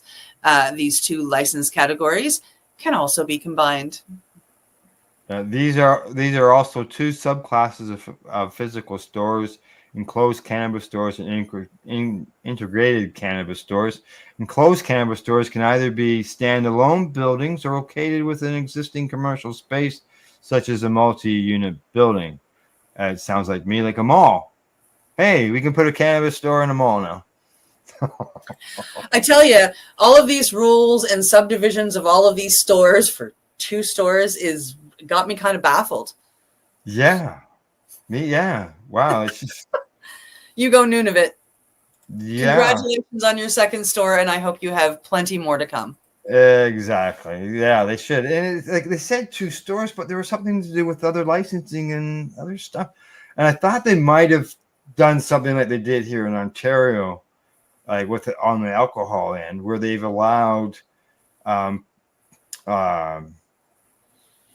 up until now, things are changing next year, but up until now, in places where there's low availability of stores, like the LCBO, they'll allow it to be sold in a convenience store that's gone through the proper process. But now they've announced that it's going to be available. Yeah, they're opening it wide up here now. So it's good. Yep. Yeah. All righty. On to the next story. On to the next story. Oh, look, oops. I think I might have closed the wrong story. Which one are we on? Got it. Yep. Coming to us from CNN, move over alcohol. It's weed's turn. But is cannabis a healthier option? Yes. Yes. It's a true blessing to have great friends who frequently get together. At times, however, those blessings may overflow, according to B, a 43-year-old Atlantean who CNN is not identifying for privacy reasons. I love champagne bubbles and having champagne on a patio on Sunday with friends. It's an idea, B said, but my friends hang out all the time, and even on a weeknight, it would end up being bottles of wine. I felt like I should have invested in boxed wine, especially during the pandemic. Yeah. Today, B has given up alcohol, turning instead to cannabis gummies when she wants a buzz. The use of cannabis to replace alcohol is a growing trend in the United States. In fact, a recent study found for the first time ever, the daily use of cannabis of any kind among Americans surpassed the daily use of alcohol. In sheer numbers, of course, many more people still drink alcohol on occasion than use cannabis, which is now legal for recreational use in 24 states and Washington, D.C., and for medical use in 38 states and D.C. Come on, federal government, get caught up there, will you? Still, nearly 18 million people aged 12 and older reported using cannabis daily or nearly daily in 2022, compared with about 15 million who said they used alcohol with the same frequency, according to the study's analysis of the most recent data from the National Survey of Drug Use and Health. Yeah. For B, giving up alcohol was a necessity. Her periodic binge drinking with friends was taking a toll. Hangovers and an increasing sense of anxiety on the mornings after affected her work performance and her ability to exercise, an enjoyable part of her life. I'm really healthy. I eat clean and work out all the time, and I was just not feeling good anymore, B said. The alcohol will do that to you. Then one day, I was laying on my couch, and my heart was racing like it was coming out of my chest. Both alcoholism and heart disease ran in B's family. I've had relatives that have dropped dead of a heart attack in their driveway.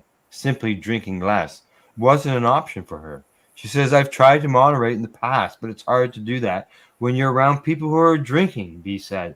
So I decided to quit alcohol completely. My friends were really supportive, and it was easier than I thought it would be. Good. After a few months of total sobriety, however, B began to experiment with cannabis gummies and found them easy to incorporate with a non-alcoholic drink or two.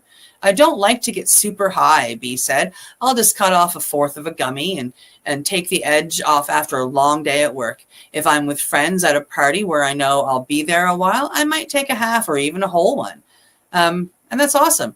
Yeah. Is replacing alcohol with weed a healthier option? Experts say it depends. I say absolutely. Yeah, exactly. Questioning one's relationship with alcohol is very healthy trend, according to Carol Boy, who's founding director of the Center of Study of Drugs and Alcohol. She was not involved in this analysis, by the way. She says that we know that moderate alcohol consumption has health risks, and risk increases as alcohol consumption decreases. Mm-hmm. Just one drink a day can raise blood pressure, trigger a dangerous irregular heartbeat, or even shrink your brain, studies have found. Those are just a few of the many pitfalls of alcohol use, including the risk of cancer.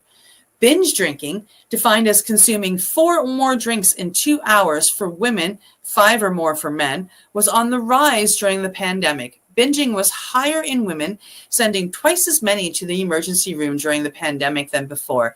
In fact, the alcohol-induced death rate for both sexes jumped 26% between 2019 and 2020, the first year of the pandemic. At first glance, the harms of cannabis appear equally worrisome. By using cannabis before the age of 25, young people can permanently damage their brains, wreaking havoc with their ability to learn. Solve problems and pay attention, according to the U.S. Centers for Disease Control and Prevention. All level of cannabis use raises the risk of stroke by 42% and heart attack by 25%, even if there's no prior history of heart disease and the person has never smoked or vaped tobacco, according to a February report. Isn't it illegal to report false stuff? That's terrible. I watched a documentary with my mom. This was years and years and years ago. Yeah. It was saying the same stuff. And she forced me to watch this documentary when she started it. And I was all I could do was sit there with my jaw on the floor or laugh hysterically because it's foolish. It's just foolish. It doesn't raise the risk of stroke. A February 2024 study, I'd be interested to read that.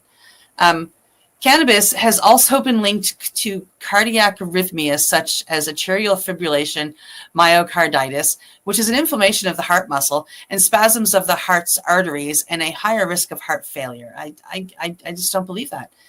However, many participants in those cardiovascular studies are smoking or vaping cannabis instead of ingesting it, said Dr. Peter Grinspoon, a primary care physician and cannabis specialist at Massachusetts General Hospital in Boston, who authored Seeing Through the Smoke, a cannabis specialist untangles the truth about cannabis. No doctor recommends smoking cannabis unless someone is in acute pain or has cancer and is on chemotherapy that they might want the faster pain relief that comes from inhaling, Grimspoon says. Now, burning anything, whether it's tobacco or cannabis, creates toxic compounds that are harmful to health when inhaled, said marijuana researcher Beth Cohen, professor of medicine at the University of California in San Francisco. Cannabis smoke contains toxins, carcinogens, and particulate matter that have been linked to cancer, lung damage, and cardiovascular disease, Cohen said in an email. With potential harms for any substance, we would expect to see a dose response. So I'm particularly concerned about the increase in daily and near daily use of cannabis. There have been studies, though, also in 2023 and early parts of 24, done by one of the big universities, and they were checking out people that have been smoking daily or close to daily for 20 to 25 years plus, and they don't have these issues. Yeah. Right. Yeah. I got a story to tell you, but I'm going to wait till the story is over. Okay. In fact, they say cannabis smoke may even be more harmful than tobacco because users hold that smoke in their lungs longer to maximize their high. I don't know. I don't. I just smoke like I used to smoke cigarettes, and I haven't smoked cigarettes in 50 years. For March 21st study of Boyd found teens twice as likely to report wheezing or whistling in the chest after vaping cannabis than after smoking cigarettes or using e-cigarettes. New data is beginning to show that secondhand cannabis smoke may be just as dangerous as primary smoke. Robert Page II, a professor of clinical pharmacy and physician medicine at the University of Colorado Skaggs School of Pharmacy and Pharmaceutical Sciences. Wow.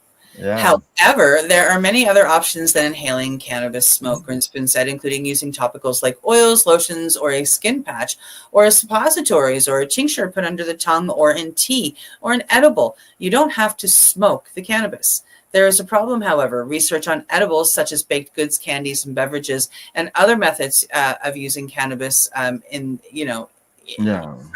the infancy, whether there are longer-term impacts on human health than ingesting too much at one setting and getting an uncomfortable high are unknown. Yeah. We do not yet know risk of daily use of edibles. Thus, I cannot say whether the trend will end up as a healthy one, Boyd says in an email. Regulation is uneven. Products vary, and use is still illegal under federal law. We need better data. Yeah. Okay, this story goes on for a bit more. We'll cover a bit more, and then we'll close things up. B lives in Georgia, a state where only medical cannabis is allowed. Therefore, B began using hemp-based gummies laced with Delta-9, the most abundant form of THC in the plant. Let's see. They talk about a synthetic form used in edibles. O-acetate. That doesn't sound like something that comes naturally out of a plant. Especially when they say synthetic form. They say with the passage of the 2018 Farm Bill, which removed the hemp plant from the DEA's schedule of controlled substances, B can buy numerous brands of hemp gummies nearly everywhere, including our local gas stations. And there are states that are trying to eliminate those now. Yeah. Crazy. I'm just going down through there. Okay. There's a little bit more there to go. Yeah, first I want to commend her for giving up alcohol, says Grinspoon, who was on the board of the advocacy group for doctors and drug policy, blah, blah, blah. But the hemp products she buys at the gas station or liquor store or the like are completely unregulated, sprayed with synthetic cannabinoids like Delta 8, Delta 9, or Delta 10. There's a Delta 10 that are pretty cheap to make. Yeah, that's really dangerous for millions of reasons, he says. We don't know what's in these synthetic cannabinoids. We can get all kinds of industrial byproducts, a mixture of all kinds of synthetics, or an extremely high or low doses of the synthetic. It's like the Wild West out there. Potentially harmful chemicals are needed to convert cannabinoids in hemp into synthetic products like Delta 8, according to the U.S. Food and Drug Administration, while manufacturing may occur in uncontrolled or unsanitary settings. Wow. Of the nearly 2,400 calls about Delta 8 to the National Poison Center in 1 year from 21 to 22, 70% required a doctor's care and 8% were admitted, the FDA said. One child died. I remember we reported on that. A June 2018 review of existing literature on synthetic versions of cannabis found that they may cause more severe adverse effects, which could include breathing problems, a spike in blood pressure, chest pain, and rapidly beating heart, cognitive impairment, anxiety, agitation, suicidal ideation, and even death. Yeah, and they're like the chemical stuff is grossly addictive, like everything else, right? When they chemicalize it. If a person chooses to buy cannabis or hemp online at a smoke shop, be sure to choose a product with a label that shows they have paid an independent outside company to assure the purity of the products. And he finishes up with, my other advice for people who want to use cannabis is to get educated. Don't smoke it. Start a very low dose and go slow. Don't use it before driving, and get it from a medical cannabis dispensary or well-regulated legal shop, as that is much safer than hemp-derived products that are unregulated. And that comes from Dr. Lester, not Lester, but his son, Peter Grinspoon. Yeah. Now, we're not going to get to the last story. I'm going to touch on what I mentioned I was going to touch on. Okay. And they talked there about the heart. I got a comment here. Ames High Cannabis. Brain, yeah. With that shrinking brain. Shrinking brain. Okay. Now, they talked about the heart in that story and arteries and stuff like that. Yesterday, I was at a heart specialist, and they have discovered that I have, according to the CAT scan, which is non-conclusive, okay, that it shows that there's something going on with buildup within my arteries around my heart, and they looked at that as cholesterol possibility, cholesterol buildup. Now, when I come home and we started looking at everything that I consume, because of my Crohn's disease, I have a specific diet that I eat. The stuff that I eat, a lot of stuff I eat, said 0 cholesterol. Wow. So what are they seeing inside on that CAT scan? They're not sure. So because of that, I'm going to be sent to a stress test. So I'm going to have to run on a treadmill, so on and so forth, so they can determine what's going on inside there. Because my diet doesn't reflect any of that. I don't eat fatty foods. Yeah. Right? And so we're all surprised that showed up on the CAT scan. So who knows? Maybe this test will show something, and who knows, maybe some of this information, which we find is really out of whack, my experience might actually lean towards that possibility. Yeah. Yeah, who knows? I hope it goes well. Yeah, same here, you're telling me. Because, I'm 135 pounds. Like, it's not as if I'm not overweight. My diet is so strict. I don't eat red meat, unless that piece of bacon that I had was over too much red meat. I don't know, but yeah, no beef, no steak, no nothing. So yeah. You know, I would thought that, okay, maybe I get it from my snack, which is usually some chips or something, but I went and read the label on the chips. 0 cholesterol. Yeah. So who knows? Even peanut butter, 0 cholesterol. Wow. Yeah. So I don't know. We don't know where it's coming from. So it could be. Who knows? Maybe this report's got something there. And if they come back with a conclusion after my test, they don't know what's going on. And like they were talking about, you know, if it got bad enough, putting stents in there and the whole bit. So this is something that I may bring up if they can't find an answer to this. Oh, for sure. Yeah. So, all right. Anything you want to say, Cindy? No, I think I'm good. All righty. Other than that, from the Legacy420.com news desk, that's the news for today. We hope you found it educational and informative. Thanks to our sponsors at Legacy420.com, the Campbellford Lifestyle Shop, and Limestone City Hydroponics.ca, and to you, our viewers. And don't forget to educate, medicate, and do not incarcerate. See you next week. Bye-bye. You're listening to the Pace Radio Network here at paceradio.net. The opinions of the individuals during this broadcast are their own, and may not be the opinions of their group or other organizations they may be involved with. All medical advice during our broadcast is not a medical opinion and should be checked with your medical physician. When you have a pain that's reached its peak, Legacy for 20 is so unique. If organic cannabis is what you seek, here's your trusted partner 7 days a week. Suppository salves, vapes and drops, topicals, edibles, infused pop. Just when life seems like it ain't easy, at Legacy 420 enjoy a pop freezy. Lab tested products make them the GOAT.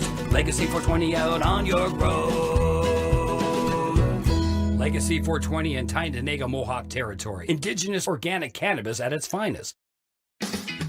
Enjoy the buzz of legalization with Campbellford Lifestyle Shop. From lights to plant nutrients, books, consumption accessories, and more, we've got all your basics to grow or consume cannabis. Visit our info center or take a look at our piercing services and body jewelry, now available in-store through Campbellford Lifestyle Shop, 17 Bridge Street West, Campbellford. Limestone City Hydroponics is Kingston, Ontario's hydroponics shop. Take your growing to the next level and create the optimal environment with a tent kit, or maximize your yield with an ebb and flow flood table kit. Either way, Limestone City Hydroponics has more sizes and options to fit your needs. Are you looking for the power of the sun that adapts to your budget? Then look no further, as they have professional grow lighting. They have indoor grow systems that are easy and cost effective, with many options to fit your living space and lifestyle. Cultivate your growing potential. We have everything you need to succeed. And if you can't make it to the store, they offer local delivery to the greater Kingston area. Remember, when you're looking for experts to help you grow, then look no further than the locally owned Limestone City Hydroponics, 105 Sunderland Drive in Kingston, Ontario. Call them at 613-548-0420. We are people advocating cannabis education here at paceradio.net. You're listening to the Pace Radio Network here at paceradio.net.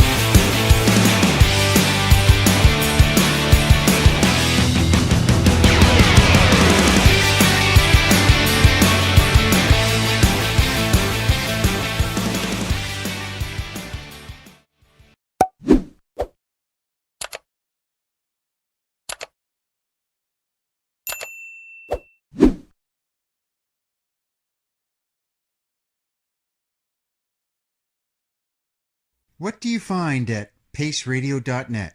People advocating cannabis education.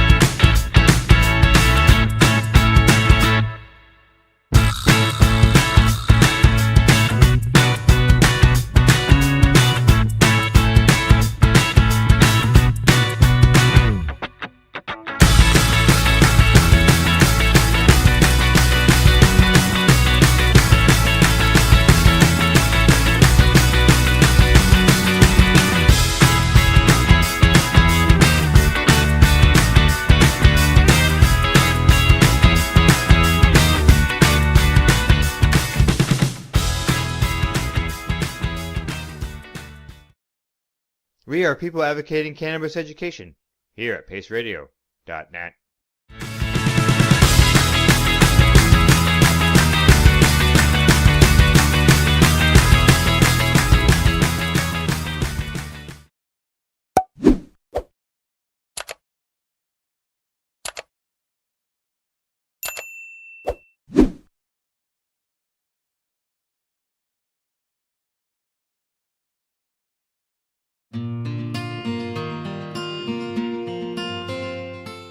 You're listening to the Pace Radio Network here at paceradio.net.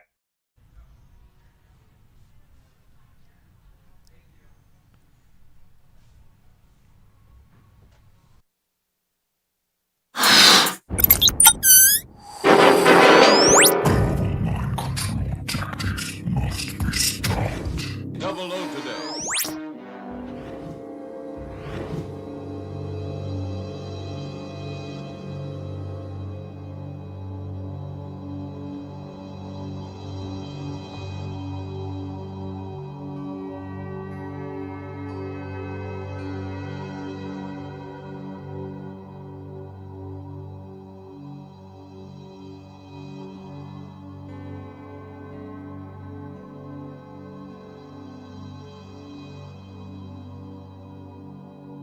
That's like believing that you understand Los Angeles if you have the telephone directory.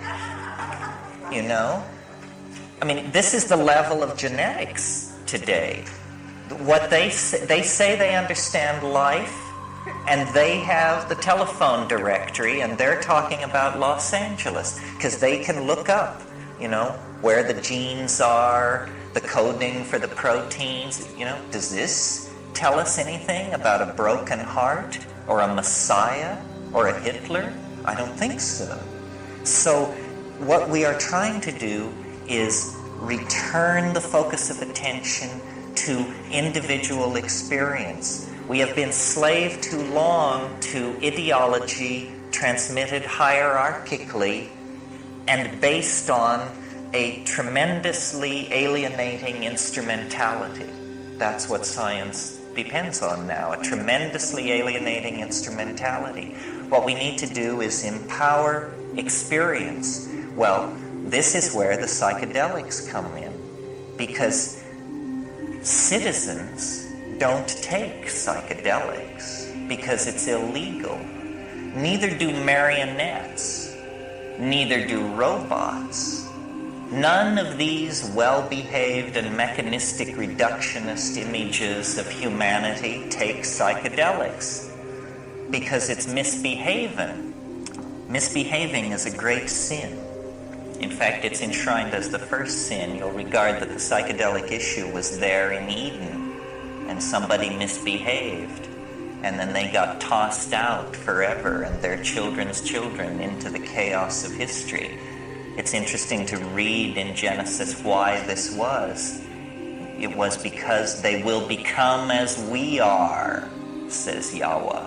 They will become as we are if they eat of the fruit of the tree of knowledge.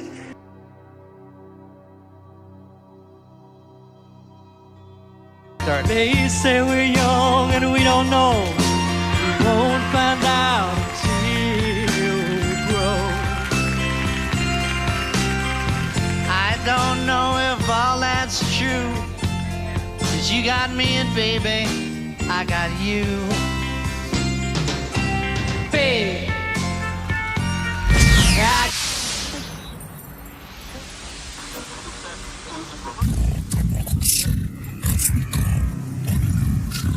And that spells it the best in fine stereo.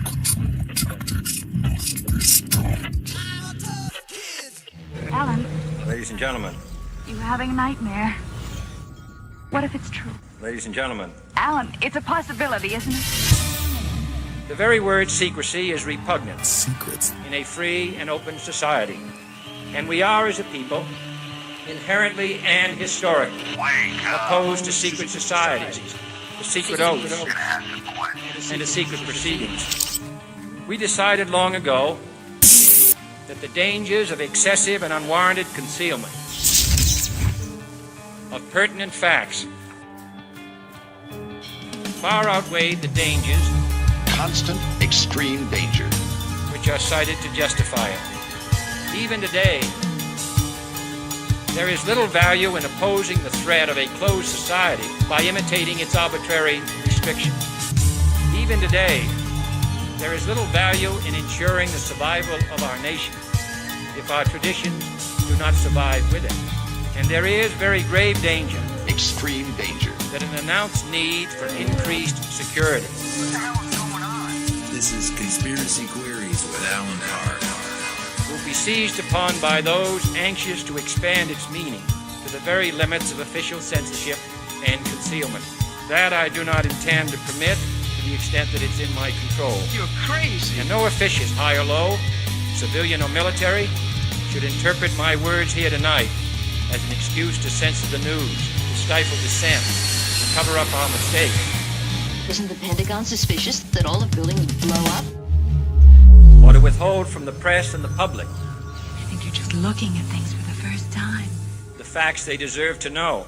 You've had your whole f***ing life to think things over. What good's a few minutes more gonna do you now? The facts they deserve to know.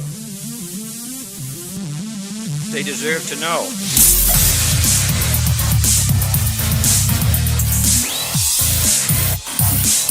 Deserve to know.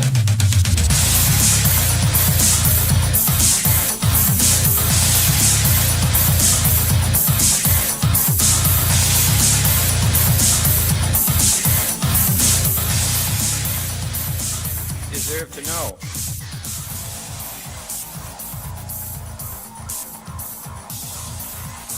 Welcome to episode 119 and 47 of Green Crush Conspiracy Queries with Alan Park. Facts they deserve to know.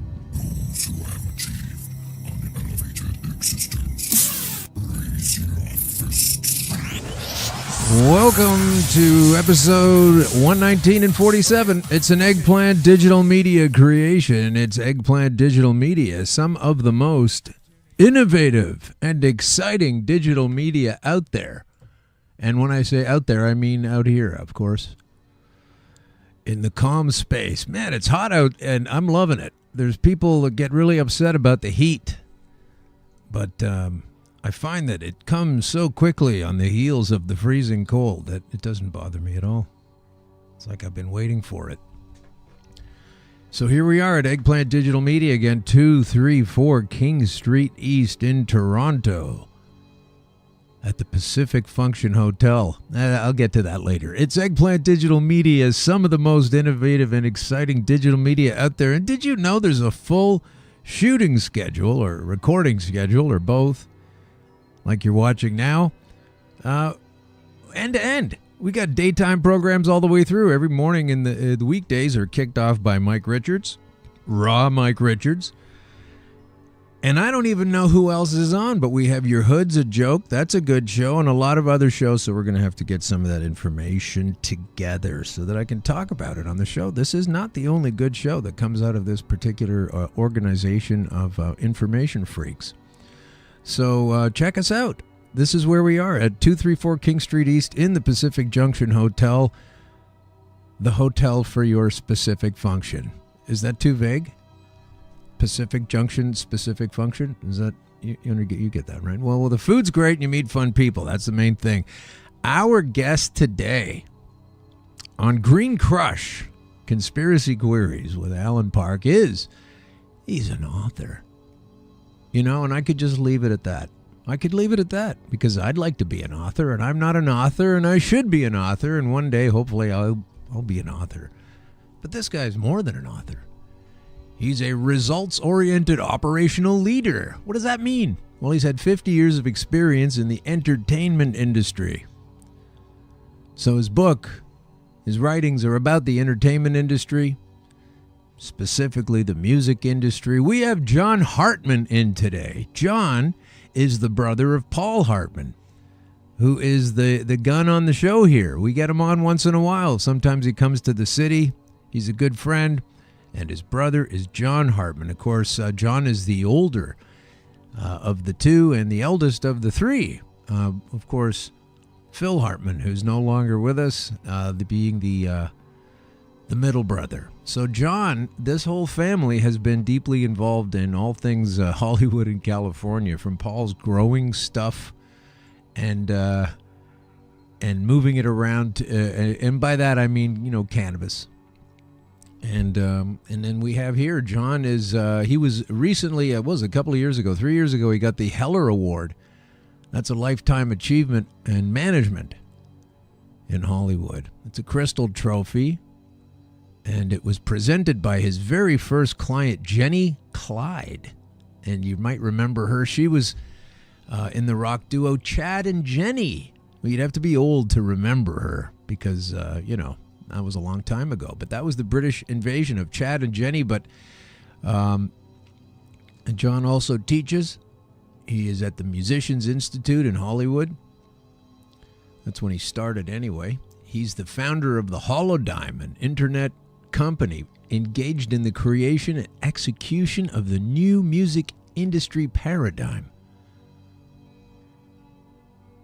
The Holodyme is to ensure that the next generation of music belongs to those who make it. And it will raise a series of questions I've wanted to have answered for a long, long time about music and concerts and Holo something else. So John will be on shortly. And of course, he will be speaking to some measure about cannabis, because why else would he be on the show? You can't just be a family member. You know, I don't have Devin is in here right now as our operator while Russell's away. I don't have Devin's mom come down here and have a chat, right? She's not involved in this. Sure, she's a wonderful woman. Maybe she is involved. Who knows? What am I saying? She could be the mother on Weeds. Who knows? But yeah, so that's who's on today. John Hartman, he'll be on shortly. Now remember, as for government-sponsored personal minister profit models, boycott all government weed. That's the message here at the show. Consume it where you choose to. You know, whichever weed you want to have. Choose that and have it where you're going to have it, within reason. Don't blow smoke in people's faces. That's why these other folks had to draw up those laws. But vape and oil yourself to contentment. I had a phone call with a friend the other day, or a text back and forth. He showed me a letter from his condominium board. Apparently the place that he owns is telling him that he won't be able to smoke cannabis inside of his apartment that he's dropped well north of $300,000 to live inside of. And to this I say, don't get too hung up about that. Learn how to vape and edibles. You don't really need to smoke. It's probably not the best way. Considering it burns off somewhere in the neighborhood of 85% of all the goodness that is a cannabis experience, just vape. Which is another fantastic way to say to hell with your condominium board telling you can't partake of a medicine and or a recreational item. Everybody's so precious about this. Remember, we have this government that tells us on the one hand it's dangerous, and on the other hand we don't have enough information to know anything about it. You can't have those two brains in the same body. It doesn't work that way. So vape, vape, vape. Understand what vaping is. Boy, there's some good vaporizers out there. I know one that I use is called the Shatterizer. It's so good that I have two of them. I do. I have two of them. One of them is for shatter, and the other one is for the oil that I sometimes medicate myself with. The black, tarry Rick Simpson goop that pulled my scraggly ass from the edge of a grave, only to deposit me this far on the other side of it. And it's such a different world now than when I was going down in flames. I can't believe it. So it's kind of every day is a bit of a surprise to me, and bonus time of craziness. But anyway, do that. Don't listen to Julian Fantino and Bill Blair and all of these other people that are granting you permission to use something that they've already put dozens, perhaps hundreds, perhaps thousands of people in jail for. And now they're going to profit from it. So to hell with them. Obtain your own quality seeds, not yet infected by the metastases going on with the Bayer-Monsanto merger. Come on, that's an antitrust.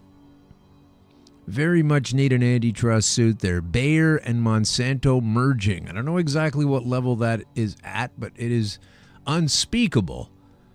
So it shouldn't be at any other level other than, boy, thank goodness that's not happening. So make sure it doesn't. Fight it the best way you can. Find out about it. Don't let them influence your shopping needs and abilities, and certainly don't let them lobby their way into being the only available kind of weed some 8, 6, 10, 15 years down the road.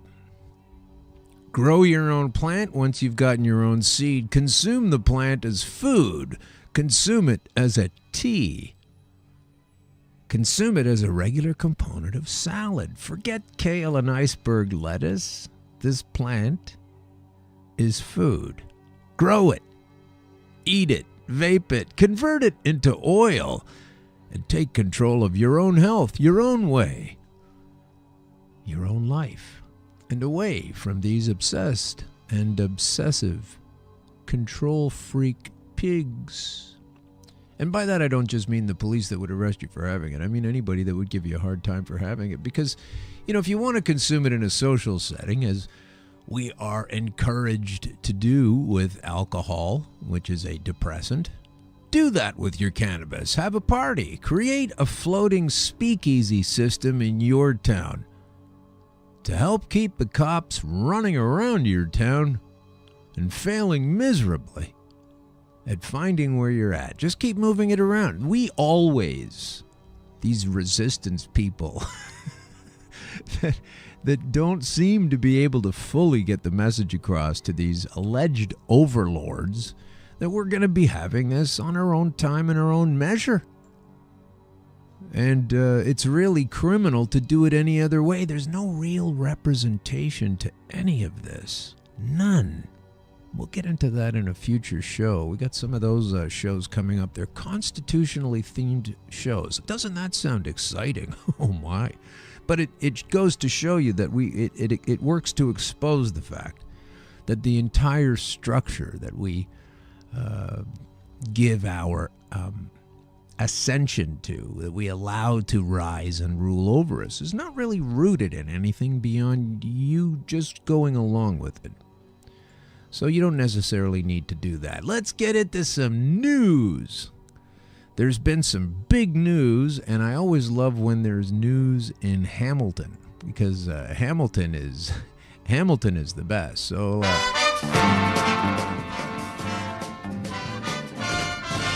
we're moving on to Hamilton. Okay, so what's going on in Hamilton? And this comes to us from the CBC. right, from July 9th, the Hamilton police shut down dozens of pot dispensaries. And all but 2 reopened again. That's right, folks. That's the way it's always going to go. It's always going to go that way. You're going to try to repress us, and we're going to go, yeah, boom, take it on the chin and open it up somewhere else. You're never going to win. The reason we're at this juncture now is because that maxim was always true, and now you're just dilly-dallying and being dicks about it. It says that it's a clear sign the city of Hamilton is losing its battle against the illegal.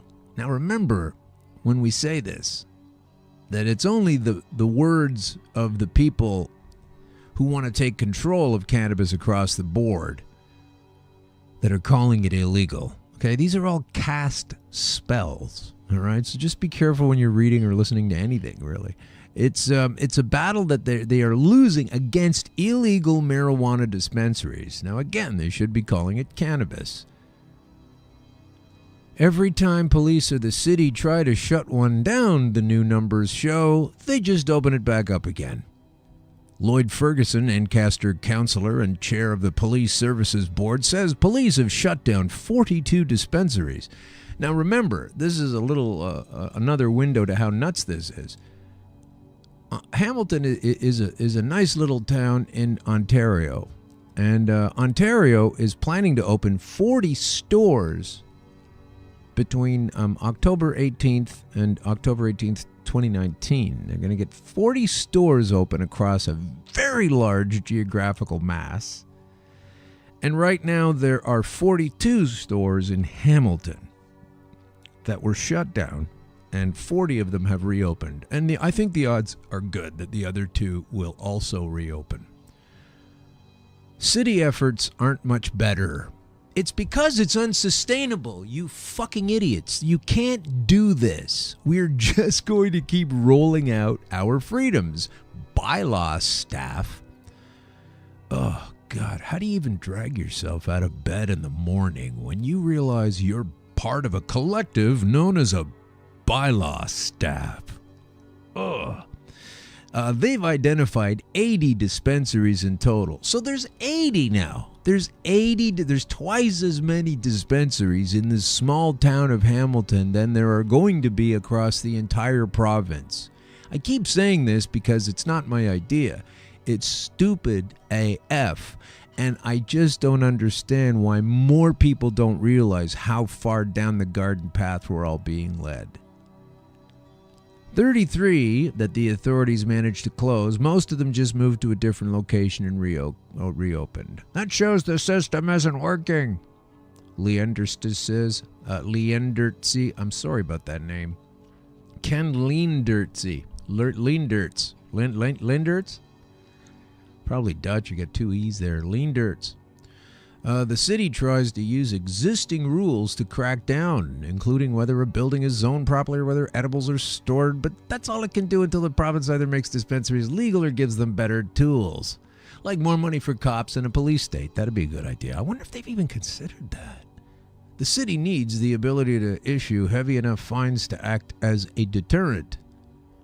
Until then, the process of trying to close a dispensary is long and labor-intensive and morally reprehensible. They left that part out. I added that part in there. Okay, so what else is in the news? This has to be covered. We have to get to this. Thank you very much, Forbes magazine. This is the magazine for people with far more monetary means than I have. I can tell you that for sure. Here it is. Here's a great article. It's in Forbes. It's called "Why Synthetic Marijuana is More Dangerous Than Ever." Okay, so you read this. It says, last week, New York City television footage showed young men slumped over chairs while others were dazed and wandering the sidewalks and streets. One was inexplicably prancing around with a bowling ball. Another was hunched over and holding onto his bicycle. A man who broadcast the street view on Facebook Live said it looked like a scene out of a zombie movie. In the Bronx and Brooklyn's Bedford-Stuyvesant neighborhood, more than 130 people were hospitalized with what's being described as overdoses of K2 or spice, an intoxicant widely described as synthetic marijuana. We talked about this spice before. It makes your eyes bleed and stuff, right? So it's a really dangerous thing. And the other reason is not just spice, but synthesizing cannabis. It cannot, it will not, it doesn't provide any of the positive benefits and the relief of actually taking in the plant.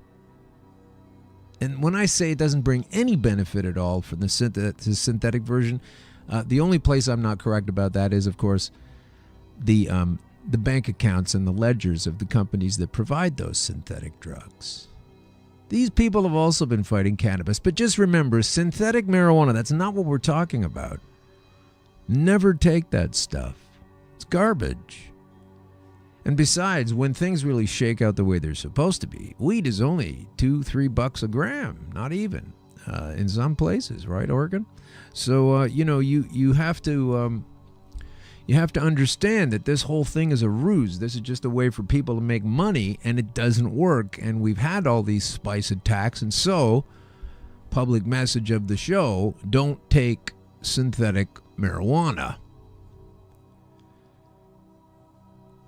Okay, so why is synthetic marijuana so addictive and dangerous? Well, in herb.co, yes, Herb, it contains none of the natural cannabinoids found in the real thing. The dirty little secret is that one reason synth marijuana probably shouldn't be referred to as marijuana at all. Make no mistake about it, the high is different from actual cannabis, as are the potential dangers. Synthetic cannabinoid analogs, often known as full agonists for the CB1 and CB2 receptors in the brain and other places in your body. THC and the rest of the natural cannabinoids found in marijuana, on the other hand, are only partial agonists. This means that when it comes to effects, that synthetic cannabinoids have greatly exaggerated effects compared to cannabis.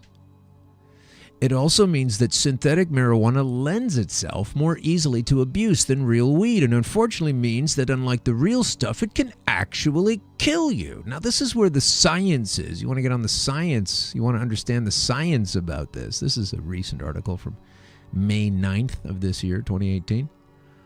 Well, what has the government got to say about all this? What are we going to find out about them?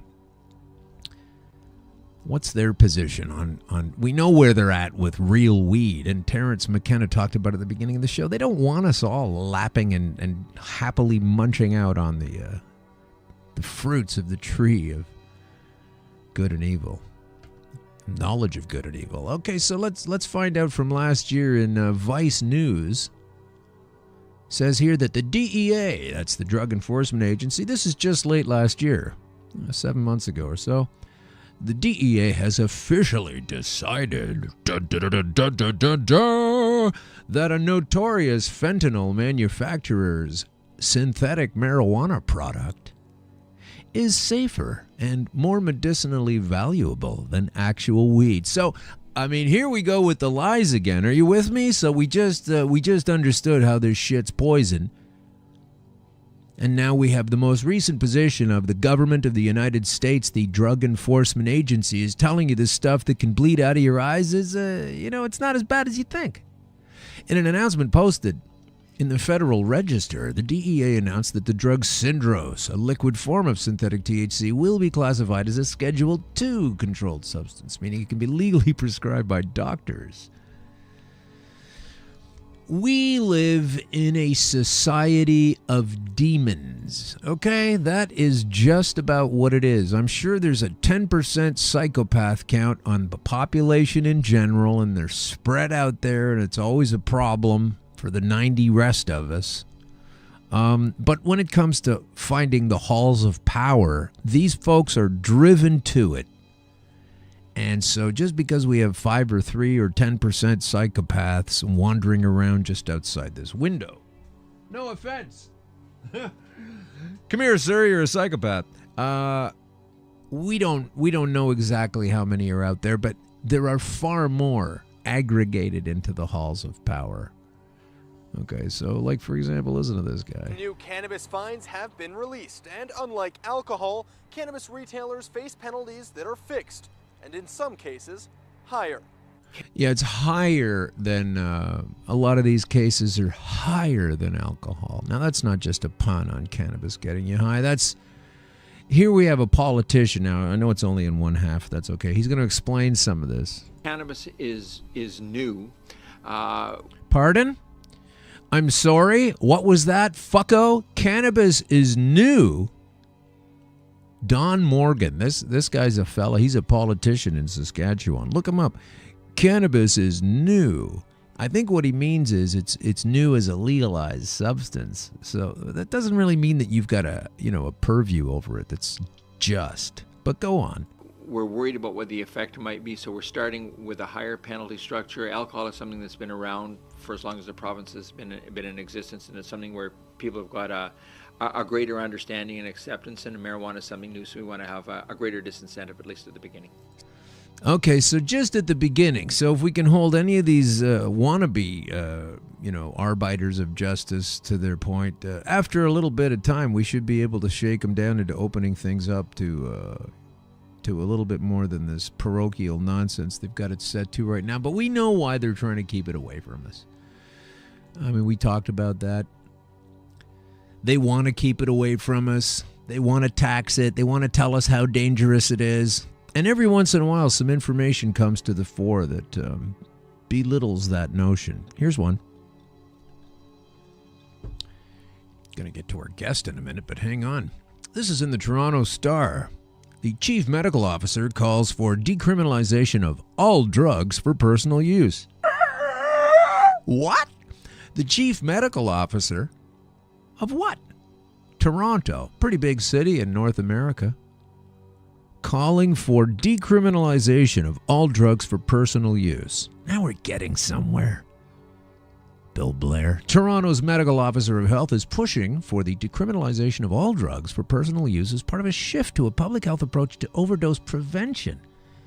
In the midst of a deadly and worsening crisis, Dr. Eileen Davila, or could be Davia, is urging the city's Board of Health to call on the federal government to decriminalize possession of drugs for personal use while scaling up prevention, harm, and reduction in treatment services, as opposed to arresting and busting services where they hurt people and take their money and ruin their families like the police like to do. She's also recommending Ottawa convene a task force made up of people who use drugs. Holy shit! What a great idea! Not just go to the cops right away?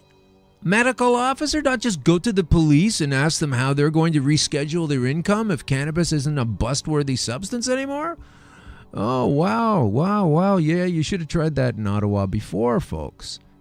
The first people they're going to ask are the people who use them. Great. Alongside experts in policy and healthcare and human rights and mental health and criminal justice experts.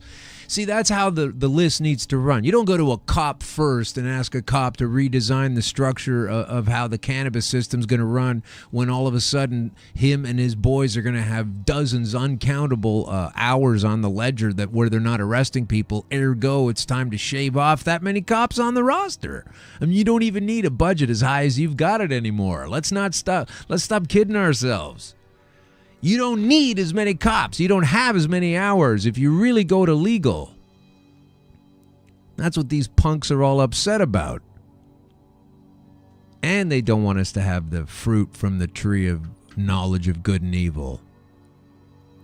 Whether you like that metaphorically or literally. So she wants to put money into scaling prevention and harm and harm reduction and treatment services.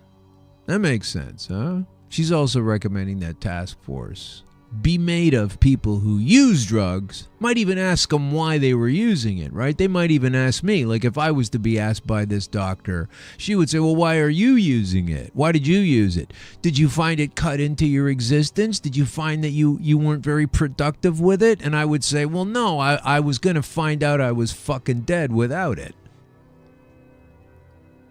So thanks for asking me first, and then experts in policy. We'll get to you later. And then healthcare, because you've been denying things and buttressing the pharmaceutical industry. And then human rights. Well, we should move that a little closer up, but thanks for considering it at all. and then mental health and criminal justice experts. Mental health experts, because we need to definitely take care of people in that situation. But again, we also don't need to be told that their particular pharmacy is the only way out of these particular situations. I'm going to talk about ibogaine later on. Look that up. Ibogaine. To explore options for the legal regulation of all drugs in Canada. God love her. Those are the positions detailed in a new report entitled A Public Health Approach to Drug Policy that will be presented to the city's health board, and I'm sure it's already in the garbage can. I'm sure it is already in the garbage can, but we'll see. I'll try to I'm going to keep that on my little pegboard of things I'm supposed to do, and we'll take a look at that in a little bit, because I want to make sure that gets followed up. This is the continuing conversation, Kathleen Wynne, that you bailed out of. Zero spine in that woman, none. Okay, so that's our previous getting off on a rant here. I just don't miss her, that's all. Even though the guy that's in there now, we'll talk about him later, I'm sure. Anyway, that's the news, and then we're going to bring on our guest now. What do you think? On the phone, we're going to pass on that right now. He's on the phone. Did I say my lawyer is on the phone? Oh my goodness. He is on the phone. You know, you're going to get in trouble, and it's going to happen at some point with this whole cannabis mess. You know, I don't think I'm out of the woods on that at all. Let me just mention this to you right now, that you may find yourself in some kind of cannabis trouble, and that will suck, because here at Green Crush and Green Crush Conspiracy Queries, we've been telling you the new system's been screwed for over a year now. And some of you, well, you're only now learning of the draconian rollout of this particular cannabis act. You're only now finding out about it. You're only finding out that it's nothing more than boiling hot pig gravy being poured over the castle walls onto the just citizens, the rightful citizens. And these guys have gamed the system. So if you find yourself on the short end of the stick and you need a lawyer, a real one who deals with cannabis, not the one who untangles you from a lying black widow, but I mean, you know, the one where you got busted for some kind of weed thing, it's possible that this will be the only guy you need at that point. I hope it never happens to you, but it's possible you may wind up getting yourself involved with Harrison Jordan. He's an attorney at law in Ontario. He studied the weed laws, and he knows them better than you. Hurt in the car? Do not call me. Get caught smoking a bong while driving on the 401? I may be able to help. Hi, I'm Harrison Jordan, and whether you find yourself on the wrong side of the pot law, or you'd like to start a business in the legal marijuana industry, you need someone who understands Canada's cannabis laws. So call me today at 1-855-420-LAW. 1-855-420-LAW. All right, Harrison Jordan making his own commercials. He just got called to the bar. Now he's making his own commercials. I believe he's singing in there as well. That's amazing. So that's our buddy Harrison. He's now a lawyer. He was articling. That's cool. I'm glad to get him going on there. So here we go. We're gonna call Mr. John Hartman. He is somewhere in California, and let's find out exactly where. Probably Los Angeles, right? If he's still working, I guess he would be. It's earlier in the day for him. Hello, John Hartman here. Hey, John. How are you? I'm great. Okay, I'm pretty good. We're going to play with some sound levels here. Is that all right? Okay. Now, I'm very excited. I don't know if you heard the beginning of the show, but the folks know who you are. You're a music manager and everything. At the beginning of the show, I played some Sonny and Cher. What do you think about that? One of my favorites. Yeah. When did you, let's just jump right in and say, when did you meet Sonny and Cher? What was that all about? Know who you are. You're a music manager and everything. At the beginning of the show, I played some Sonny. Wow, there's a big delay there. Yes, it is. Shoot, that's... Are we on air?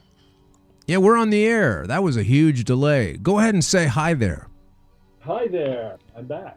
Okay. I don't know why I heard me 30 seconds later. You heard that too, huh? Okay, let me just ask you again. We're just going to dive in out of nowhere because I wound up using Sonny and Cher. How did you... I mean, you're a music manager. How did you meet Sonny and Cher? And tell us about that. They were like an international superstar team. Well, I was an agent at the William Morris Agency. I was 23 years old. My assignments were scale television shows and game shows. And the first time that rock and roll music was put on prime time network television was on ABC called Shindig. That was a show that I worked on regularly and submitted William Morris clients to. And I happened to be pretty intensely into it. And I represented the director, Dean Whitmore, the house chanteuse, Donna Lauren, the house duet, Dick and Dee Dee. I signed the house quintet, the Shindogs, to William Morris. And I spent a lot of time at their rehearsals and God, we got some crazy noise here. So I was at one of the tapings, and the Rolling Stones were on the stage playing one of their hits, and there was an audience of about 300 kids, and they were all ignoring the Rolling Stones, which I found quite shocking. And so they were calling to someone standing in the wings behind a drape. And I went around the corner and looked to see what had their attention, and it was Sonny Bono. Sonny was the first guy in LA to have long hair. The Beatles had hair to their cheekbones, and the Stones had them to their neck, but no one had them below the neck. And somehow, Sonny and Cher were an unknown act at the time, but the kids knew who they were, so there was an underground movement for them. And this I found very shocking, that they would ignore the Rolling Stones and pay attention to this unknown artist. So later in that show, Sonny and Cher did a song. And a week later, and I thought it was pretty cool, and she was lovely. And about a week later, the ABC network had allowed the cast and crew of Shindig to be on a benefit concert at the Shrine Auditorium in LA. The benefit was for UNICEF. So I had all these clients on the show. It's a live show. It wasn't on television. It was just the audience that had paid to admission. And I was sitting up in the balcony, and Sonny and Cher were on the bill. And when, without introduction, actually, she comes, the song comes on the speakers, and she walks out of the wings alone with a handheld mic, and she hold on a second, she's singing a song called Just You. And so she comes out, and actually it's Sonny who comes out first. Okay. And he's singing this song, Just You, and he sits at the edge of the stage, and in the Shrine Auditorium, the first row of seats is just like 3 feet from the stage, downstage edge. And so he's singing right into the faces of the kids. And then when he finishes his verse, she starts the answer verse, and she comes out of the wings. She sits down beside him, and she strokes his long hair. And I got goosebumps over my entire body. And I jumped out of my seat, and I ran down the back stairs and backstage, and by the time I got there, they had finished their song. And I went up to Sonny Bono, and I said, I want to be your agent. And he said, you do? As he knew I represented everybody else on the show. And I said, yes, I do. And so, long story short, I got a picture of them, and I went around the Morris office. I was in the television department, and I had to get someone in the live concert department to co-sign the act with me. because someone had to book gigs on that. And so I went around with this photo of them, and I showed it to all the agents. I said, we got to sign this act. And he says, and everybody said, no, don't do it. It's your career. You're going to blow your career. You got lucky on the last signing. I signed an English act called Chad and Jeremy that broke wide open. And, this guy's got long hair. Are you crazy? And he's wearing a fur vest. And I said, no, we got to sign him. And I went to the head of the rock department, and he said, no, don't do it. We don't need this act. We got lots of acts. Book the ones we have. And I said, and I'm only a kid. And I said, I'm going to sign this act with or without you guys. And so they said, okay. The guy says, his name was Ira Oken. And he said, it's your career. If you got to sign him, sign him. So I got a young agent from the gig department who had just come out from the New York office, and I said, you got to come with me. And so we got in the car, and we drove down to Melrose Avenue in Hollywood, and we went into a studio called Gold Star, and we got there just as they were doing the final mix to I Got You, Babe. Oh, wow. Yeah. And if you didn't know that was a hit, you weren't paying attention. And so he agreed to co-sign him with me. And we went back to the Morris office. We called the manager. They had a manager, Charlie Green. What's his name? Sorry, Charlie what? Charlie Green and Brian Stone. They were the managers of Sonny and Cher. Okay. And so there were a couple of New York hustlers who had come to L.A. and was signing everything that moved. And as unknown acts. Yeah.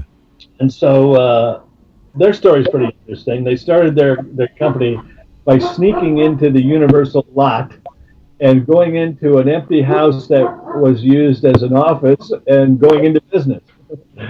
Eventually they got caught and got kicked out, but they already had a roster in the public relations business by then, and they became managers instead. Anyway, so I go get the Morris House agrees to sign him, or Harvey and I do, and they had to go. The record came out, I Got You, Babe, and it was hitting in America out of LA first. Yeah. And Sonny and Cher went over to England to promote your release of the single. Yeah. How's your throat? Sure.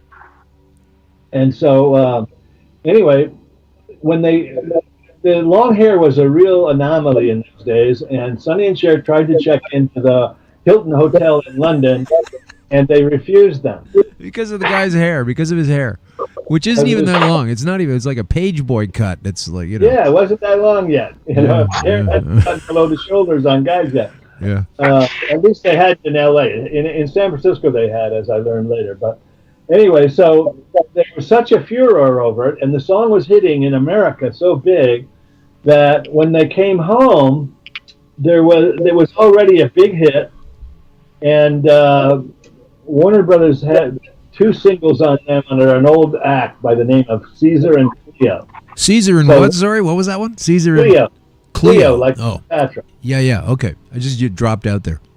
Yeah, so Cleo, Caesar and Cleo, Reprise Records puts out their Caesar and Cleo record, only they changed the name to Sonny and Cher because they're hot.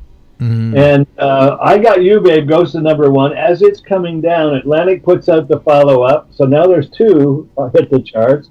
Reprise's record hits the charts. It goes way up. As it's coming down, they released the B-side. They only had 2 sides. And then, so now there's 4 singles in the Billboard Top 100. And they're so hot that when they come back from England, there's thousands of kids in the airport. Literally thousands. Wow. And they couldn't get off the plane. So we had to take a limo down to the tarmac, and they had to leave in a limousine, and we went straight to the Morris office because we had a meeting scheduled with the head of Universal Pictures to discuss a movie deal for Sonny and Cher. Wow. This is within just a few weeks of the signing. Yeah. And so we walked into the office of the head of the company, and we had this meeting, and Cher was bored, and she signaled me she wanted to leave, and so she and I got in the limo. We drove around Beverly Hills and went to all the fancy ladies' stores, and she was already in Vogue magazine, so they were all excited to see her. And then the restaurant for the music business in Hollywood in those days was called Martoni's, and it was on Cahuenga Boulevard, and all the executives from the music business went there every night. So one night, someone picks a fight with Sonny over his hair. And instead of kicking somebody out, they kicked Sonny out. And he went home, and on a brown paper bag at the piano in his garage, he wrote a song called Laugh at Me. The next morning, he came to a meeting at the Morris office and played the song in the conference room off the brown paper bag for the whole, all the agents. And they recorded it at Gold Star that afternoon, and that night it went on the air. Are you serious? You're going to record it, master it, whatever, mix it, and throw it on the air one day? When you're hot, you're hot.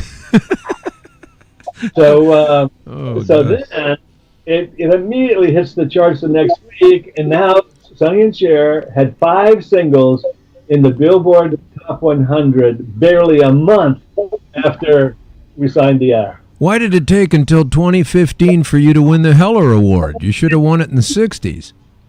Well, I don't know why. But I was not a manager then. I was an agent. Okay.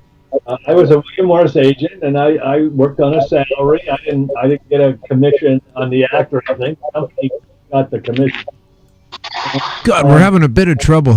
Just hang on a second, John. Just going to see if we can buffer something. You're kind of. It might be the extra person on the thing. It could be, but if just in case, let's have a little listen. Hey, Paul, are you on the line with your brother, or did you disappear? How's it going? Oh. Okay. Looks like he's not even there. Maybe he got off. Anyway, whatever it is. Okay. So anyway, suddenly now I'm a 23-year-old kid who looks like a genius. Yeah. And then, shortly thereafter, the agent that I brought in, my colleague named Harvey Kresge, long story short, stole the act from Charlie Green and Brian Stone and became Sonny and Cher's manager. Quit the Morris office and went on and was the manager through the TV show and all the enormous success. And I get a call from Charlie Green. And he says, I know it wasn't your fault, and I got this other band. And I said, okay, let's go see him. And we went to a nightclub in San Diego. It was during a fog storm, and it took about 5 hours to drive from LA to San Diego, which is usually a 2.5-hour drive. And the fog was on the inside of the car or the outside of the car? Outside of the car, and inside, because we had just gotten into smoking dope. Ah, there we go. Okay. And, we smoked about 5 J's on the way to San Diego because it took so long. Yeah. And when we got there, the band was on stage, and it was so great that as soon as the song ended, I heard half a song, and I said, I'll sign the act. And who was this? Wait a second. Okay. And so I've told this story before, and it's all about timing. The punchline. Okay. Anyway, so in the middle of the next song, the lead guitar throws down his guitar and runs off the stage. The rest of the band throws down their instruments, and they run after him. I turned to Charlie Green, and I said, what is this? Is this part of the show? And Charlie's as white as a sheet, and he says, no, man, this is bad. And we made our way through the crowd and out into the back door where the band had gone, and laid out over the back of a Corvette being tended to by a nurse who had her hand in his mouth trying to keep him from swallowing his tongue was Neil Young. Oh, my God. And the band was Buffalo Springfield. Sure. And I committed to sign them on half a song. And it wasn't because I was stoned. It was because it was that great. That good, yeah. No, I believe that. I believe that. So, wow, that's incredible. So you found your path. You knew you were on the right thing at that young age. Yes. And I finally moved out of my parents' house and got a house rented a house in Laurel Canyon. And it was actually before Buffalo Springfield that I moved out of the house. And I was offered pot the first time when I was going to Santa Monica College in 1961, and I turned it down. And I didn't smoke pot until after Chad and Jeremy's big success when I moved into Laurel Canyon. And I remember one night, one of my colleagues from the Morris office and a groupie girl who was actually a barber. She specialized in cutting long hair. All the hair was getting longer. And they held me down. She sat on my chest while he made me smoke pot. And I took a few hits, and I was instantly hooked. And I remember listening to the Rolling Stones real loud on these JBL speakers, and I could literally, this is of course a hallucination, but I could see the notes coming out of the speakers. Yeah, wow. I know that one. I know that one. I know. The same thing happened to me. Oh my God. Then I went up on this burned out house up above the hill behind my house, and I stood there at night, and I imagined that I was flying out over the valley and back, and it was pretty much ready to try it again. Man, that's amazing. That's and amazing. Then I went on to secretly smoke for quite a long time. I was married to a shindig dancer, and her father was a cop, and her brother was a cop. And smoking was not acceptable, especially even at the Morris office. So it was very much a secret in those days. This is 1963. Wow. The Beatles hadn't even broken yet, and so I had to do it very secretly. So I would not smoke all day. I would smoke on my way home. I lived in the valley, so it was a drive, and then I would cover it up with cologne and somehow fooled my wife for quite some time. How much would you say that as a you've had this great career, you're still doing it, and you still know all these people and you're connected to it. So without, necessarily putting anybody on the spot, over all these decades you've been involved with this, how deeply woven into the fabric of what it is that you personally do professionally, the folks that you work with musically, what do you figure the percentage or describe the fabric of cannabis within that whole system? Because as little kids, we hear these records, and I heard a lot of these records when I was a little kid in the 60s. So I heard a lot of that stuff. My sister was 14 years older than me. So when, all the regular kids, the other kids were listening to Wheels on the Bus and all those Simon Says kind of things, I was listening to the Beatles and the Stones and the Joplins and everything. So, I got a bit of an early jump on it, but I didn't know and didn't realize the depth of it at that time. And then I remember later on, Paul McCartney got arrested for it in Japan. And my mom was like, oh, that's really bad, And I was like, oh, boy, he got in trouble for doing this. But meanwhile, it's part of the whole industry, isn't it? Well, it was very much part of the fabric of the industry. And it really was part of a bigger thing, which was the schism that occurred in America between everyone under 30 and everyone over 30. Right. It was a complete divide. It was even more divisive than it is today, although this one is still growing and it's going to get just as bad. Yeah. But in those days, there was an expression that everyone under 30 used, and the thing was, never trust anyone over 30. And then the adjunct phrase was, turn on, tune in, and drop out. Right. That's Leary, right? Tim Leary. Yeah. Tim Leary was the professor of that idea. And he and I later on had an encounter that is interesting, which I'll get to in a minute. Okay. But the idea was that if you were against the war, you turned on. And pot was the expression was turning on was originally applicable to smoking marijuana, and then as everyone said, it was a gateway drug, and it ultimately led to LSD. And if it wasn't for LSD, the Vietnam War would still be going on. And but it kept the movement pacifistic. LSD was peace and love, not fascist, anti-fascist violence. Right. That has happened already in America this round, and it will continue to grow, I'm sure. Yeah.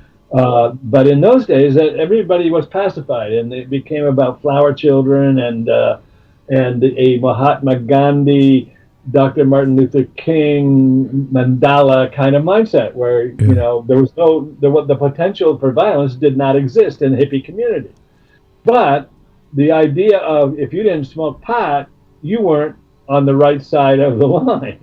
Right. So every musician and everybody who worked with musicians and everybody at every record company smoked pot. And the police were the enemy of pot smokers, and they were universally referred to as pigs. They were not good people in the minds of them. And they didn't like the hippies either, so it was a two-way street. And so, you know, if you didn't smoke pot, the idea of managing a rock and roll band was just out of the question. And it just, you know, didn't happen. And those who did it inside the Morris office, it was done secretly. We never, you know, we hid it from the executive core and the people who owned and ran the company. But once I got really committed to it, I didn't. I went to San Francisco because there was a manager here in LA who. When I signed Buffalo Springfield, I went way out on a limb, and I parlayed my success with Chad and Jeremy and my success with Sonny and Cher, and I said that this band is going to be bigger than them, and it's going to be America's answer to the Beatles. Wow. And I was pushing that idea all over the Morris office, and this manager comes up to me and says, "You're wrong." I said, "What are you talking about? These guys are great." And he says, "Yeah, but they're not what's going to happen next." I said, "What are you talking about? They're going to be the next big thing." And he says, "No, the next big thing is coming out of San Francisco." And so I said, "Oh yeah, what do you mean?" And he says, "You don't know what's happening." And I thought, now I'm 23 years old. I got 2 hit acts, and I think a bigger act coming. And I think I know everything because that's how young kids think. Yeah. Right? And so. I went up to San Francisco with another colleague named Skip Taylor, and we went to Winterland. It was, I think it was October 18, 1966, and Winterland was a skating rink that they turned into a rock and roll venue. Bill Graham was the promoter, and the bill was Jefferson Airplane, Grateful Dead, and Paul Butterfield Blues Band. How'd you get out alive? Well, first of all, I'd never heard of any of those acts. Oh, okay. You know, like they drew 5,000 people to Winterland. Yeah. And I went, "This is crazy. Unknown acts don't draw. Yeah. You can't fill 5,000 seats with with unknown acts." And it kind of blew my mind. And there were 2 other things that blew my mind that night. One was what they call liquid light shows, where they put different colored oils in a dish, a clear dish, and they put it on a magnifying screen, and they pulsate the dish to the beat of the music, and it throws colored lights all over the walls. Oh wow, that's yeah. I think I've seen that kind of thing. Yeah, you see it in any Jefferson Airplane video. Yeah. Anyway, so that blew my mind, and then the next thing I saw was even more mind-boggling, and that was every guy in the room had hair below his shoulder. Yeah. And the longest I'd seen was Sonny. So that, really upset my apple cart. And Skip Taylor and I went out to Lookout Point in Sausalito and looked back at the city and said, "We got to bring this to L.A." So we went back to the Morris office and said, "We got to open a San Francisco office. There's going to be the next big explosion. All these bands are going to come out of Frisco, and if we have an office there, we can capture this and make it bigger than these hippie commie managers will ever do, and we got to do it. And they went, you guys sit down, shut up, and stay out of San Francisco. Well, if you have seen, the golden ring, and they tell you don't grab it, you gotta say, something's wrong. So then Skip and I schemed on how to bring it to San Francisco. And we were in the process of signing a band to the Morris office named Canned Heat. Sure. And instead of, we decided to leave the Morris office and start a nightclub. When we decided to do it for Buffalo Springfield, we called it the Stampede. Except the Morris office didn't want to do it, so we left and we changed the name to the Kaleidoscope. And we had realized that our bands in those days happened out of venues. The Beatles came out of the Cave in Liverpool. The Jefferson Airplane was coming out of the Phil. The Grateful Dead was coming out of the Avalon. Johnny Rivers came out of the Whiskey A Go-Go. The Byrds came out of the Troubadour. And we said we gotta have an act to break in our nightclub. So we signed Canned Heat for management instead of agency. And we went about raising the money to open a nightclub. And while that's going on, we had to get ourselves fired from the Morris office because otherwise we didn't get unemployment. Oh, I see. So we started smoking in the office at night and just being totally obnoxious to everyone. And by the time we got fired, we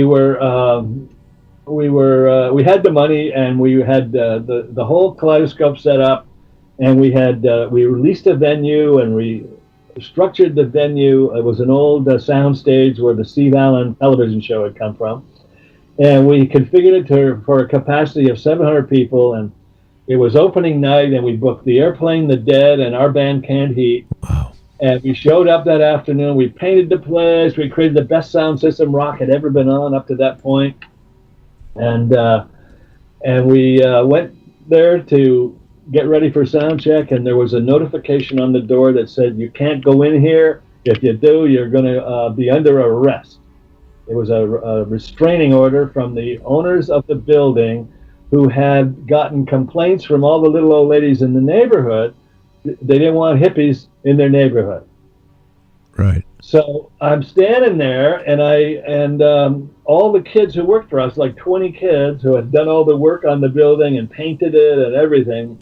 And this guy named Bill Kirby says, don't tell me we did all this for nothing. And I'm standing there, and I got $60,000 left in the bank. And I didn't want to, and Airplane and the Dead were already in town. And I made a decision to move the concert that day for that night to some other venue. And luckily, I knew the assistant manager at the Ambassador Hotel, where the Coconut Grove was. Oh, yeah. And I called him up and I said, is the Coconut Grove booked tonight? He says, yeah. What's wrong? I said, I need a venue. I need a venue tonight for 2,000, or at least, for 700 people. And I got these bands booked. And he said, well, I got the ballroom. It holds 2,000. I said, okay, I'll take it. And he says, well, the manager's out of town. I guess I'm in charge. You got it. Because I'd done him a favor. I had booked his wife as the sidekick on the first Regis Philbin television show. Oh, my God. A woman named Susan Baird. She was a Marilyn Monroe-esque dancer, really smart, really did great with Regis. Susan Baird? Barrett, B-A-R-R-E-T-T. Okay. Anyway, so Uno owed me, and he paid off, and in one day we moved the entire sound system, went on the radio, got the light show set up in the Ambassador, and told everybody that it was now at the Ambassador Hotel. When that was all accomplished, I went home for a shower, and I came back, and I'm walking in the building, and I passed two hippies. You could always tell who was under 30 because they always had longer hair, they had low beads, and they had flowery clothes, right? And I went, oh, okay, that's two. And then I got up to the second floor where the ballroom was, and these kids who worked for us are selling tickets at the door. And I walk up, and they're grinning from ear to ear. And I said, "What?" And they said, "Take a look." And I opened the door, and the airplane was on stage, and there were 2,000 people in the room. Wow. Almost 3 times what we could have gotten in our own venue. And it was a huge success. We got amazing reviews. And for the next week, I had the Doors booked, and the Doors had broken wide open. And I went to Uno. I said, "Can we have it for next week?" And he says, "No, it's booked." So we went out, and we got a nightclub on the Sunset Strip that was called Ciros, C-I-R-O-S. And it was a famous nightclub for basically jazz music and comics. And today, that venue is the Comedy Store, which is a huge thing in the comedy world. And the series I'm Dying Up Here is based on that Comedy Store venue and the lady who ran it. Yeah. But anyway, so we moved the Doors in there and changed the advertising and put out a poster, and there was a mile-long line trying to get in. So that was a huge success. The next week, we thought we had Paul Butterfield Blues Band booked. It fell apart. We snagged an act that was being heavily promoted at the time from MCA Records and said they better be good, because if they're not, they'll never work this town again. And they weren't good, and so... Who was that? Do you know? It was called Fever Tree, that band. Fever Tree? Fever Tree. And it was a brand new act that MCA had put a huge billboard on Sunset that had 3D. It was like a woman in a swamp pulling a band on the raft, and the band was on the raft, and it was 3D, so it looked like she was actually pulling them. Anyway, it was a big hype, and the band got to play, and they weren't good, and their career ended pretty much that day. Anyway, so now we shut down, and we went out and looked for another venue, and we ended up leasing an amazing, legendary venue on Sunset Boulevard, not on the Strip, but in Hollywood, called the Earl Carroll Theater, which was built in the 30s as a nightclub for stage shows and dancing, and it has an amazing history. And we went in there, we built a dance floor out of an old bowling alley. We bought an old bowling alley, the lanes, and installed it in this place because the whole concept of that era was dance concerts. You had to be able to dance, and the Earl Carroll Theater, which had been the Moulin Rouge in the 50s, it was actually built in the 30s, didn't have a dance floor. So we built a dance floor, and and our opening night was Jefferson Airplane, Grateful Dead, Canned Heat, once again. And in both situations, the one at the Ambassador and the one in our own venue, all 3 acts played for free. Oh, wow. Nice. They didn't charge us anything because they wanted us to bring their San Francisco to play, and we ended up bringing all the San Francisco acts down here first. Big Brother and the Holding Company, Moby Grape, the Charlatans, all the great bands in San Francisco. We were their debut performance in Los Angeles, including the Dead, and we went on and had another amazing adventure that is too long and too fabulous to tell now. Oh gosh! But it was all through that we smoked all day, every day. Wow, gee whiz! And it was the time of my life. How would you say your health has been over the course of your life? Have you had a pretty good time? My health has been extremely good for this reason. After the Kaleidoscope closed, I ended up managing a little band called Rockin' Foo, and my brother Phil had just graduated from high school, and he came over to my house one day with a book called Yoga, Youth, and Reincarnation.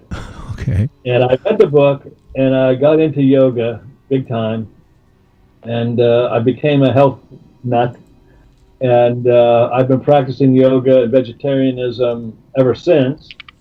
And that, along with meditation, has kept me young, vital, and healthy. And I've never had a major disease. I've broken a bunch of bones driving stone. Oh, yeah. I had, I think, 5 or 6 auto accidents. Matter of fact, I once calculated that I wrecked every car I had except the fastest one. Really? At the height of success, I drove an Aston Martin DBS, and I drove it one time 155 miles an hour, but I never wrecked it. Anyway, so my health is very good and still is to this day. And I'm 77 years old. I get guessed in my early 60s by people all the time. So I'm not as old looking as I am. Sure. Apparently. You still work professionally in the music business too, right? No, I actually retired from the music business last year. I had been teaching music business at Musicians Institute in Hollywood, and that got me into Loyola Marymount University, where I taught for 10 years. I was Professor of the Year 3 times in the School of Film and Television. And then I taught at UCLA for 7 years. And all along, I was dabbling, kind of looking for an act. I found one at LMU, a girl named Simone Battle. I thought she was going to be a superstar, but she wouldn't follow my advice. Yeah. And so I let her go. And when all my advice turned out to be absolutely correct, instead of coming back to me, and I invited her to do so, and I even wrote my book, Rock Building Bands in the Digital Age, as a guidebook for her, she killed herself instead. Oh, gosh. That's too broke bad. my heart. She was in a band called Girl, GRL. I think it was on RCA. Yeah. And produced by Dr. Luke. And I told her that kind of band wasn't going to make it today, and she should not do it. And she insisted on doing it. And they tried real hard, but they couldn't break the act, and it broke her. That's too bad. What do you mean that it wouldn't work today? What exactly about it wouldn't work? It was the 5 hottest chicks you ever saw in one place in your life. Oh, okay. And that's not going to work? It was no. I knew it wasn't going to work because it was the lady who put it together was the manager of the Pussycat Dolls. Right. And she was trying to duplicate her success, and that was not going to happen in the current market. Right. Part of being a great manager is having vision and knowing what's real and what's not real, because I never met an artist in 60 years of management that didn't think it was going all the way to the big time. Not one, ever, right? And 90% of them were absolutely wrong. They weren't even going to make a living. Right. So a manager has to know what to go on and what to not go on. And I told her, okay, this is going to be a learning experience for you. When it's over, come back to me. I was leading her down the direction that Adele later had huge success with. Wow. And she got into this cute all-girl band that, danced and sang, didn't play instruments. Oh, God. And didn't write their songs and wasn't going to make it. And when she realized that it wasn't going to happen, she hung herself in her apartment. So it was really like a poorly conceived, never going to work sort of a Monkees, right? Where they're not really doing much of they're just sort of puppeting along with something like a little. Well, yeah, I mean, but see, the Monkees was actually a brilliant idea at the time. Yeah, but I mean, that's what they're doing a thing where they're not really gonna play the instruments and just jump around and just be cute, and that's supposed to work. That's not gonna work, is it? I mean, the best people to do that were the Spice Girls, maybe.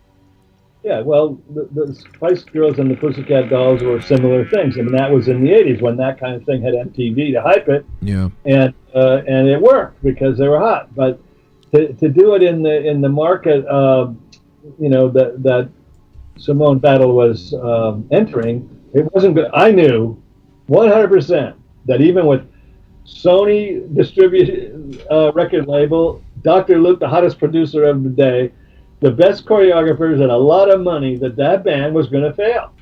And when it did, she couldn't take it, and she didn't come back to me. She broke my heart instead. That's too bad. Well, let's put a happier note on it. I mean, this fella also didn't go the distance, but if I don't ask you about Elvis Presley, I'll be kicking myself.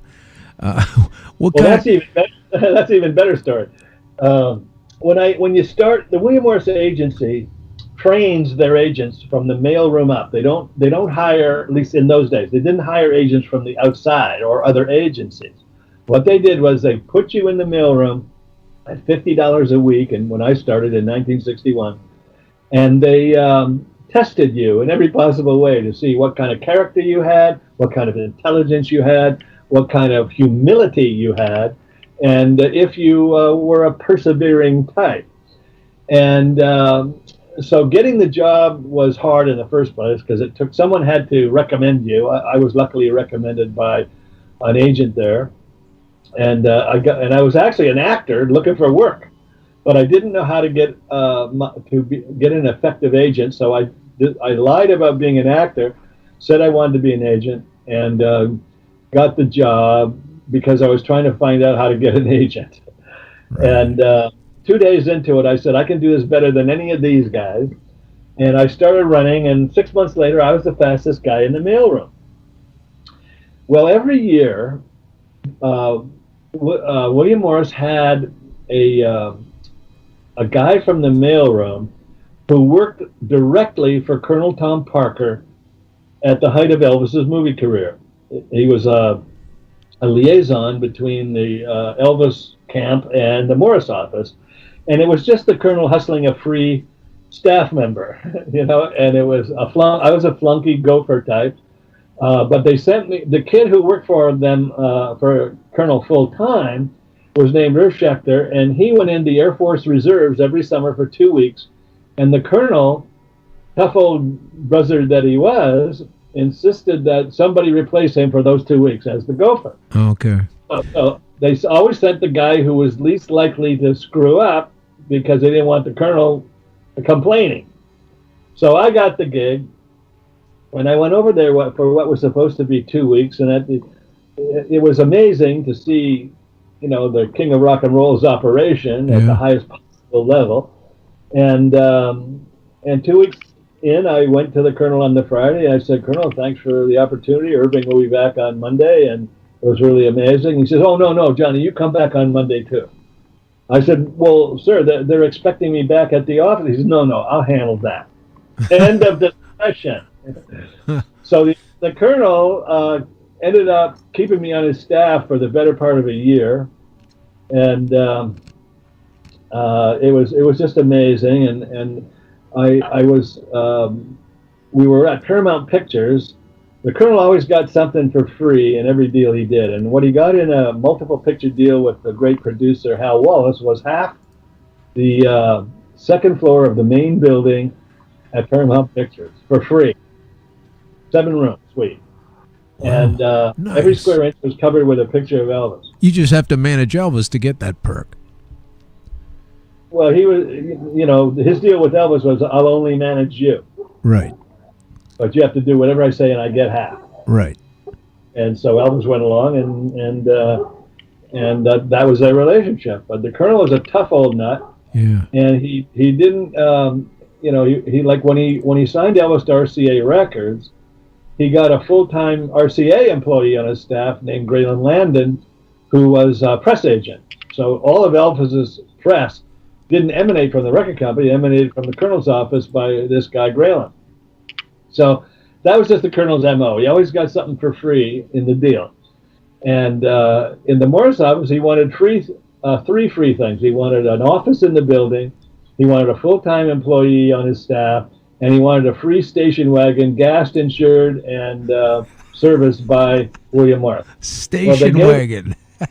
Yeah, they gave him the station wagon. That was easy. They had a whole fleet. Yeah. They gave him a guy from the mailroom. That's only $50 a week. No big deal. Yeah. But an office in the William Morris building was hugely expensive. So Mr. Lashvogel, the head of William Morris, said to him, "Listen, Colonel, there's no office in this building good enough for you, except mine. So whenever you're in the building, you come and use my office, and I will move into my other office." And so Laswell kind of outsharped him in that move, but he got the staff member and eventually me and the car. Wow. And so anyway, I met Elvis on the set of a movie called Girls, Girls, Girls one day in a group of people, just to say hello and shake hands. And then one day they moved over to MGM Studios to make a movie called It Happened at the World's Fair. And I was left alone in this 7-room suite with all these pictures of Elvis on the walls, and my Virgo brain couldn't take it, and I had nothing to do except I went to all the studios where Elvis ever made a movie and collected his fan mail, went back to the office, read it, and if anything was interesting, I sent it to this warehouse in Madison, Tennessee. And my other job was to buy every newspaper and every magazine and go through it, and anything about Elvis I would send to this warehouse. But I never, I only got like a few phone calls a day. One in the morning at 9 o'clock to make sure I was there. One at 5 to 1 to let me go to lunch. One at 5 after 2 to make sure I was back. And one at 5 to 5 to tell me to go home. Wow, pretty punctual. Yeah. So the rest of the time, I took down all the pictures and I put them all back up. They were all laid out in the 7-room suites asymmetrically. And I took them all down and put them all back up symmetrically, where the wallet-size calendars were the ring around the top of the walls, and then the certain size went in the middle, and it turned it into this rather pretty work of art. And after they finished the movie at MGM, they came back.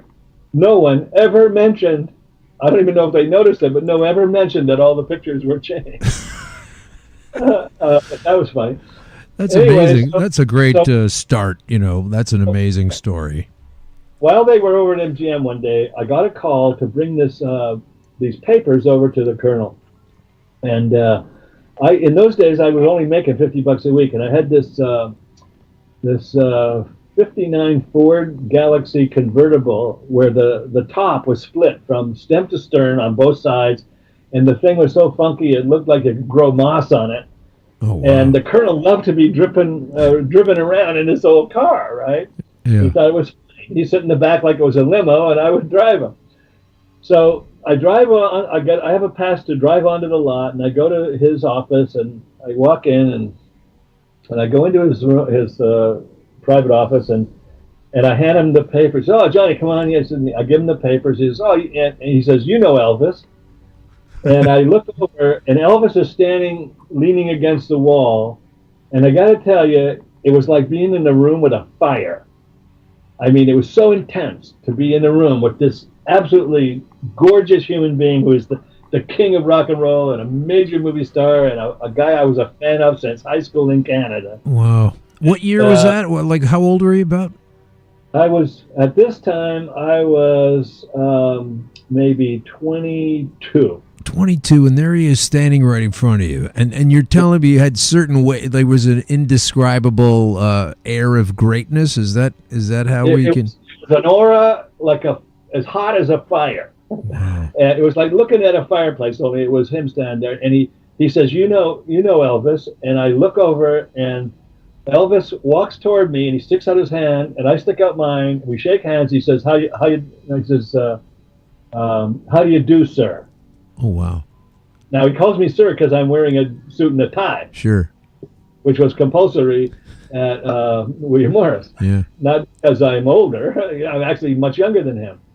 By at least, I think, maybe a few years at least. Yeah. We probably calculate that. But anyway, so I just shook hands with the king of rock and roll, and I'm like walking on air. And the Colonel says, "Well, wait outside for me, and you can drive me home." And so I turn and I start to leave the room, and Elvis walks over and he opens the door for me, and he says, "See ya, man." Oh, wow. As only he could. God. And so the Colonel gets in the car. We drive out, and we're driving through the main. How's your throat? I'm good. I'm okay. I just had to clear it up. Yeah. So we're driving through the main gate, and the president of MGM Pictures is walking toward the gate, and the gate is from the 30s, and it's very narrow, and the car almost fills the gate. And so the colonel says, "Stop the car, Johnny." And I stop right in the middle of the arch of the gate, and he waits for Robert Whiteman, the president of MGM, to get right up next to the car, and then he sticks his hand through the hole in the roof, and he says, "Mr. Whiteman." And Whiteman steps over, and he looks down into the hole, and he takes Colonel's hand and shakes it. He says, "Are you in there, Colonel?" And the Colonel says, "Yes, sir. Make sure you go by the set and say hello to Elvis." And he said, "Yes, sir, I will." And he says, "Okay, Johnny, drive on." And I drive away, and the Colonel laughed all the way home. Oh, that's amazing. Hey, listen, when you were with Elvis, I mean, this is my brief, I don't have any kind of story like that, but I did go to Graceland. And when you were with Elvis and he was alive and everything, obviously it wasn't when he was at his larger size yet when you met him, right? I mean, he was right at the perfect physical height. So when you met him, like, how tall of a man? Because the thing that really struck me when I was in Graceland, you can go on a tour there. They have a lot of the clothing that he wore on stage. So there's that famous, the iconic white suit with all of the sparkles, and I couldn't believe how small it was.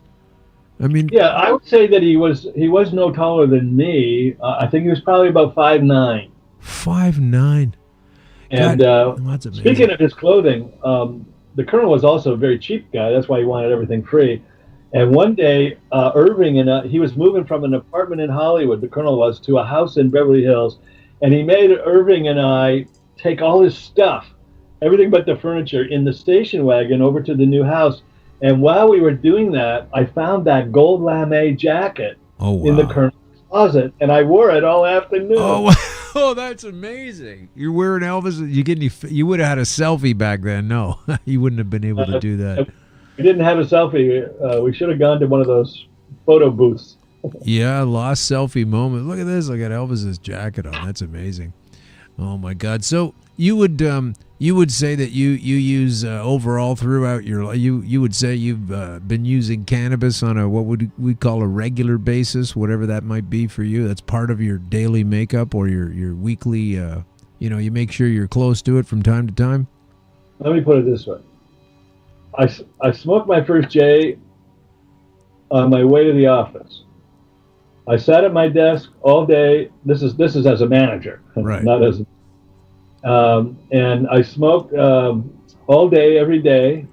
Chain smoked it, and intermittently took acid, mescaline, psilocybin. There was a thing that happened among the hippie community where the idea was they lied about pot. What else did they lie about? Yeah. And the assumption was they lied about everything. Yeah, we're on that now, and we're really balls deep in that kind of mindset these days, I guess. Yeah. So whenever a new drug came along, it was kind of incumbent upon you to at least try it once, just so you knew what it was. Yeah. And things came along, DMT. There was even one summer that was really classic during the Kaleidoscope era, where the great chemist Owsley Stanley, who made all the great LSD, made synthetic cannabis, a powder that you could drop or snort. Wow. And it was so hard to make and so deadly if you didn't make it right that he only made 1 pound in his entire life. And I actually ended up with an ounce of that. And that was not the greatest cannabis high I've ever had. You know, that was absolutely the full impact of everything cannabis can be, locked for the duration of a couple of hours. And it was pretty amazing.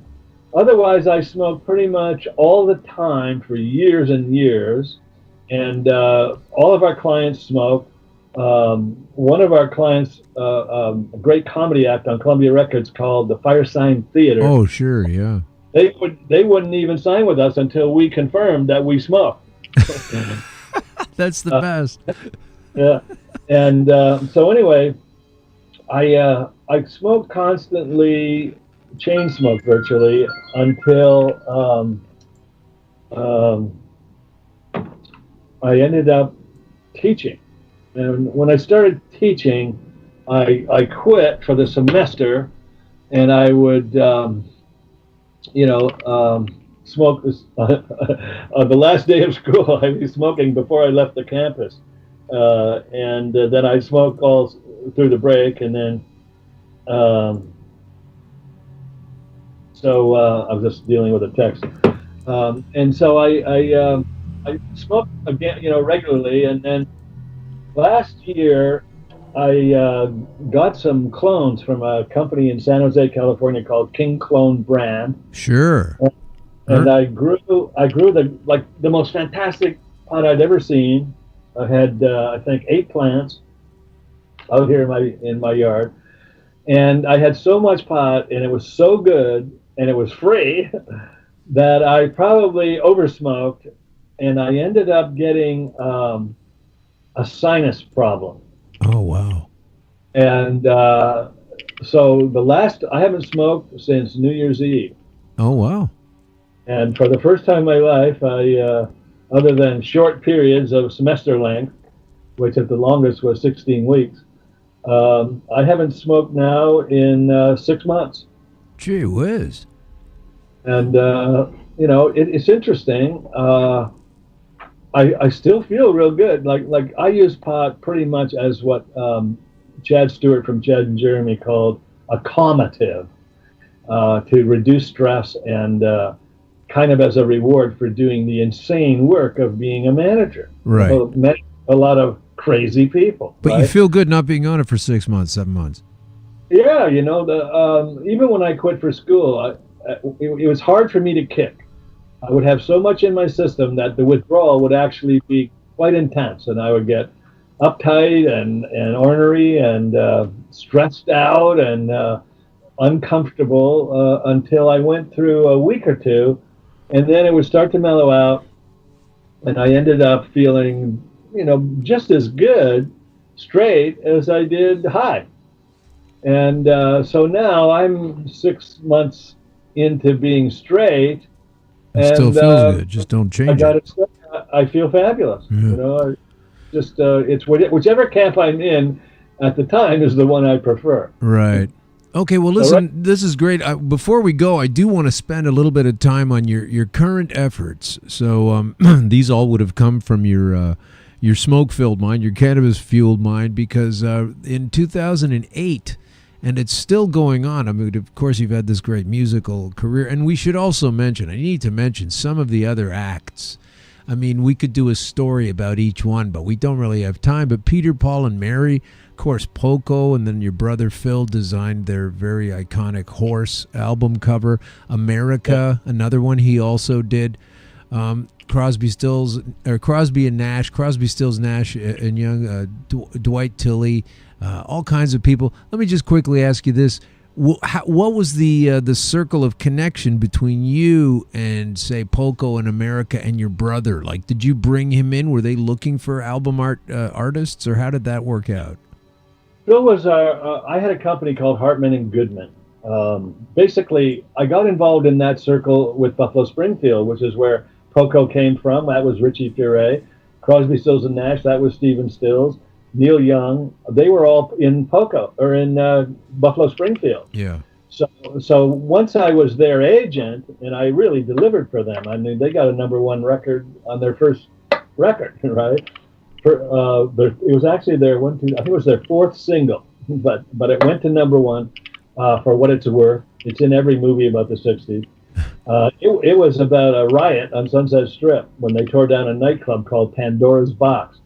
So that started it, and then eventually what happened was I had, after the Kaleidoscope closed, I kind of retired because I wanted to be an actor, writer, film producer, director guy in my early career. That's really what I was studying for and training for.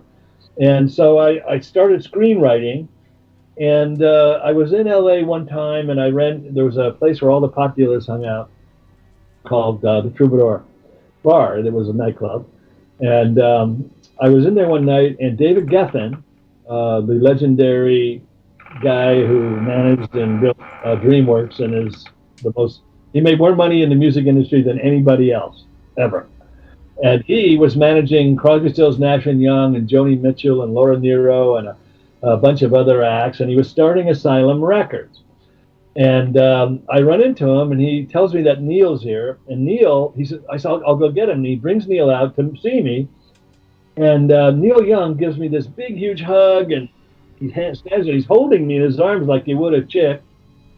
And we're exchanging small stuff, and then he lets go of me, and he takes it 2 or 3 steps away, and he turns back, and now this is the height of Crosby, Stills, Nash and Young, right? Yeah. Deja period, and everybody in the room at a packed bar is staring at him, and he says to me, "Thank you, man." And I kind of broke into a giggle and said, "Sure, Neil," And Geffen saw that Neil loved me. And Neil was his toughest case, Neil was the most critical artist. He was the most powerful. He was the most intelligent and most creative. And he was always giving Geffen a hard time. And so Geffen, invited me to lunch, and he kept taking me to lunch. And finally, he was trying to get me to come to work for him. And I said, "No, I want to be a screenwriter. I don't want to have a job. I don't do jobs anymore." And he says, "Listen, come and do this. You got to help me out. If you're still here in a year, I'll give you a piece." Well, a year later, I had broken Neil Young's record. The album was Harvest, and the single was Heart of Gold, and both went to #1. I booked his biggest tour up to that time, and made him a ton of money. And I had all these other acts. We'd taken on the Eagles. I'm one of the Cowboys. We actually put the Eagles together with John Boylan, the great record producer who manages Linda Ronstadt, right, even to this day. And we ended up, I worked for Geffen. I became a partner. As happens a lot of times with moguls, we had a fight, and I quit Geffen to go manage with my own company with my assistant, whose name was Harlan Goodman. We became Hartman and Goodman. And we signed Poco because they had just fired us because it became obvious to them that we only signed them, Geffen signed them to steal Richie Furay to be in a band called Souther Hillman and Furay, which is going to be his next Crosby, Stills and Nash. So I was in the middle of that. I didn't like it. Geffen and I had other problems getting along. And so Harlan and I left, signed Poco, and then we got them rolling without Richie Furay, and actually took them to greater heights than they'd ever been. Our success with them attracted America, who I had managed as part of Geffen's company, what Geffen Roberts Company was called. Elliot Roberts was his partner. And so Crosby and Nash were being neglected after we left, and they came over, and as soon as I had them, I called Stills as manager, and we put Crosby, Stills, and Nash back together. Wow. And then we had a huge success with them, which attracted Peter, Paul, and Mary, who had been broken up for years. And our attorney, Bruce Gray Cal, he's Ringo's attorney for his entire career. And he represented Mary Travers. He delivered Peter, Paul, and Mary to us. We did their reunion tour and album. And, at the height of Hartman and Goodman, we were simultaneously the managers of Peter, Paul, and Mary, Crosby, Stills and Nash, America, Poco, the Firesign Theater, Michael Murphy, Dwight Twilley, and Happy Baby Band. So we were the biggest management company in music at that time. And then at the height of that, I got a chance to produce a movie called Hard Country based on a Michael Murphy song. And that was Kim Basinger's first starring role in a feature film. And I got the old fever back to to write movies, which is what I'd always wanted to do. And leading us up to the rest of your question, I kind of had once Simone Battle wasn't ready to take management advice from me, I pretty much I put together, I think, one other band, and it broke up before its debut. And I decided to give up the music business altogether. And that was aided by, a year ago, last May, I was in an auto accident where I broke my back. And I had to take a year off to recover, which I've done, and I'm back to normal. And but in the interim, I stopped teaching at UCLA. I was teaching music business. And got back into my screenwriting, and I just turned in the 29th draft of a script I started writing in 1979. Wow. And it's in play. And as you called, I'm in the middle of a rewrite on a screenplay called Hourglass. The log line on the first, my teachers, my screenwriting teachers always said, write about what you know best. And what I knew best was the music business. So Dream Street is the name of the script, and it's about the music business that we've been discussing, the 70s era. Okay, real quick, we got a couple of questions. I've got a couple more questions, and we have to get going. Real quick, your call. Why did the show Vinyl not work? I don't know. I never saw it. I didn't want to see it because I didn't want it to interfere with my writing of Dream Street, which is what was happening in California at that very time. I see. I think I'll probably go watch it now, just out of curiosity that I finished my script. The log line on my script is, an unscrupulous manager, desperate to save his crumbling empire, gathers the drug-shattered iconic rock band that made him famous and puts them on the comeback trail. Oh, that's amazing. I love the sound of that. Hey, and then slightly away from that, I mean, talking about music, of course, your whole career has been centered around that. Tell me a little bit about, and then we have to get going soon, but I want you to close out. First of all, if there's anywhere that people can get a hold of you, if you have a Twitter handle, etc. But I really want to hear about the Holodyne Foundation. You've been doing that for 10 years. Tell people what that is, because as I understand it, you know, you're trying to foster a new generation of music. And so what exactly are you bringing to people? And with the coda on that question being, I don't know, man, I just hear a lot of stuff these days. I don't really like it. So am I old, or are you trying to help people bring new good stuff? You know, we can go more with Adele and these other, the quality of acts that you've been wrestling with over the past decades. Do we have any ways to pull characteristics and find things like that about musicians? Do we have another bevy of talent ahead of us, or is it all just manufactured pap, or somewhere in between? New talent will come along. Paul Simon said it in a song. Every generation puts a hero up the pop charts. The hero for this generation has not arrived yet.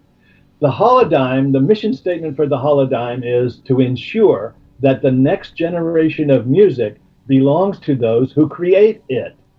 Now, here's how it works. The website, Holodyne, Holodigm, like paradigm. It's hologram meets paradigm, music.com or the Holodyne or 20 different misspellings. You'll get there. And what you have there is more than 30 hours of classroom lectures. The exact course that I taught at LMU that those students paid $4,000 to take is online, available, absolutely free. Can you just say that again one more time for people, because this is like a massive gift and I want folks to understand that. Just tell us that one more time. Okay. The Holodyne, whose mission statement is to ensure that the next generation of music belongs to those who create it, not transnational corporations, right, contains more than 30 hours of actual classroom lectures. The entire course that I taught at Musicians Institute in Hollywood, Loyola Marymount University for 10 years. They paid $4,000 to take that course. I taught it at UCLA for 7 years. I was Professor of the Year in those institutions 4 different times. And the course is the absolute truth. And the textbook that goes with it that I wrote, called Rock Building Bands in the Digital Age, is available on that website absolutely free. I have given away totally thousands of copies online for free. You can download it. And between the lectures in that book, it tells you exactly what's happening in the music business today, exactly how to direct your own career, and how to end up owning your own masters, your own publishing, and your own merchandising, and how to generate a career that, if you're talented, and trust me, like I said earlier, I never met a band that didn't think it was going all the way, and 90% of them won't even make a living. 1% will make 90% of the money. But if you think you're great, and trust me, good isn't enough anymore, it has to be great, then you go there, you read that book, and you watch those lectures. There are also guest lectures from artists, managers, producers, other people on that website that will tell you how this game is played, how it works, and how to operate it. The whole course was designed to train personal managers in the music industry. And there's the holodyne itself is a visualization that I created so that I can show you how to play the game of showbiz in a 1.5-hour lecture with a visual that shows you what it looks like. The holodyne is what showbiz would look like if it was a board game. Amazing. That is absolutely amazing. That's fantastic. So look that up, HOLODIGM, holodyne, like hologram and paradigm. Look it up. Yeah. It's been going on for 10 years now. Thank you so much for that gift. And it's holodynemusic.com or theholodyne.com. Okay? Amazing. If any questions, people can address me directly at John Hartmann, JOHN, 22 @gmail.com. I welcome anybody who wants to have a career in music to contact me with their questions, and I will give you free advice, because music is the most powerful tool on the planet. And it used to be in service to humanity. Today, it is in service to the greedy people who are doing it for the gold chains, the Bentleys, and the babes, not to change the world. Right. And I've trained and worked with the best musicians who devoted their careers to fixing what's broken on this planet and changing the war and turning away from war to peace. Well, that says it all right there. Thank you so much for everything you've done through the decades, working with those bands, putting it together, being instrumental in helping us listen to some of the finest music ever, and this ethos that you've put together for the last 10 years to continue that. Folks, I hope you understand how generous a gift that is. Thank you so much for coming on the show. Thank you, Alan. Just for the heck of it, we're going to throw on a little Fever Tree. This is San Francisco Girls. And these guys aren't very good, according to you. So this is No, I'm not saying that. I'm saying it blew their career because they had an opportunity that they didn't fulfill. They weren't ready. They were a young baby band. Right. They were putting up on this place with Airplane and The Doors, who were seasoned veterans. It's pretty trippy. Yeah, but I'd like to hear it myself. That's great stuff. Well, listen, thank you so much for coming on the show, Mr. John Hartmann. I hope it was okay for you. We had a great time. We learned a lot of cool stuff. So thanks very much. I'm glad to speak to everybody in the homeland. I miss you guys. You too. Yes, don't forget, folks, John was born here as a Canadian before he was absconded with down to the States and gave us some of the finest music of the last 50 years. This track here may not be in that canon, but it's still kind of fun to listen to. Thanks very much, John. Thank you. Cheers. Fever Tree, folks.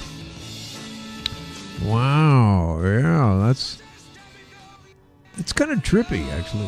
I've never heard of these guys. That's the part that really interested me. I was like, who are they? I mean, you know who all the crummy ones are. It just it's hard to deal that song came out 50 years ago. All right, so now where are we? We have to close this show out. We've only got a couple of seconds left to go. Not really much at all, but I do have another quick couple of things I got to read here for you. Remember, just before we had John come on, that the chief medical officer here in Toronto, which is a pretty large city, is proposing in a report called A Public Health Approach to Drug Policy that will be presented has already been presented to the city's health board.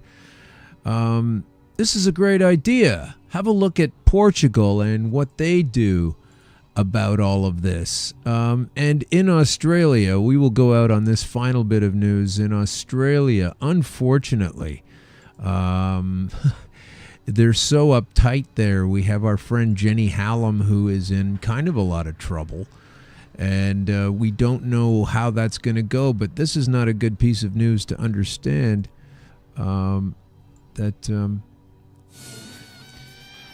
gee whiz, listen to this nonsense. While other parts of the world are decriminalizing cannabis, South Australia plans to quadruple fines and introduce prison terms. The South Australian Liberal Party ran a War on Drugs slogan in April, and today it delivered on that promise. What are you doing over there, folks? Announcing new laws to be debated in Parliament this week, including the proposals of a maximum fine for cannabis possession of $2,000 plus a 2-year jail term, a cap on a number of times a person can enter a drug diversion program, allowing drug-sniffing dogs into schools. Attorney General Vicky Chapman says the changes would make the penalty for possession of marijuana the same as it is for heroin. Hey, if that makes any sense to you, you're mentally unwell. So write your congressman or your whoever it is in Australia that you need to speak with. I mean, that is just, it's just not on, you know? I don't understand why they don't understand. Wow. Anyway, this has been Green Crush. Conspiracy Queries with Alan Park. Thanks again to our guest, John Hartman, brother of Paul and Phil. If there are any more Hartman brothers, please send your resume to the show. We have a soft spot for all of you. If there's any other hidden siblings out there, any other Hartmans, you've all done well so far. So thanks for listening to the show, and do join us again next week, won't you? And let's end it right there.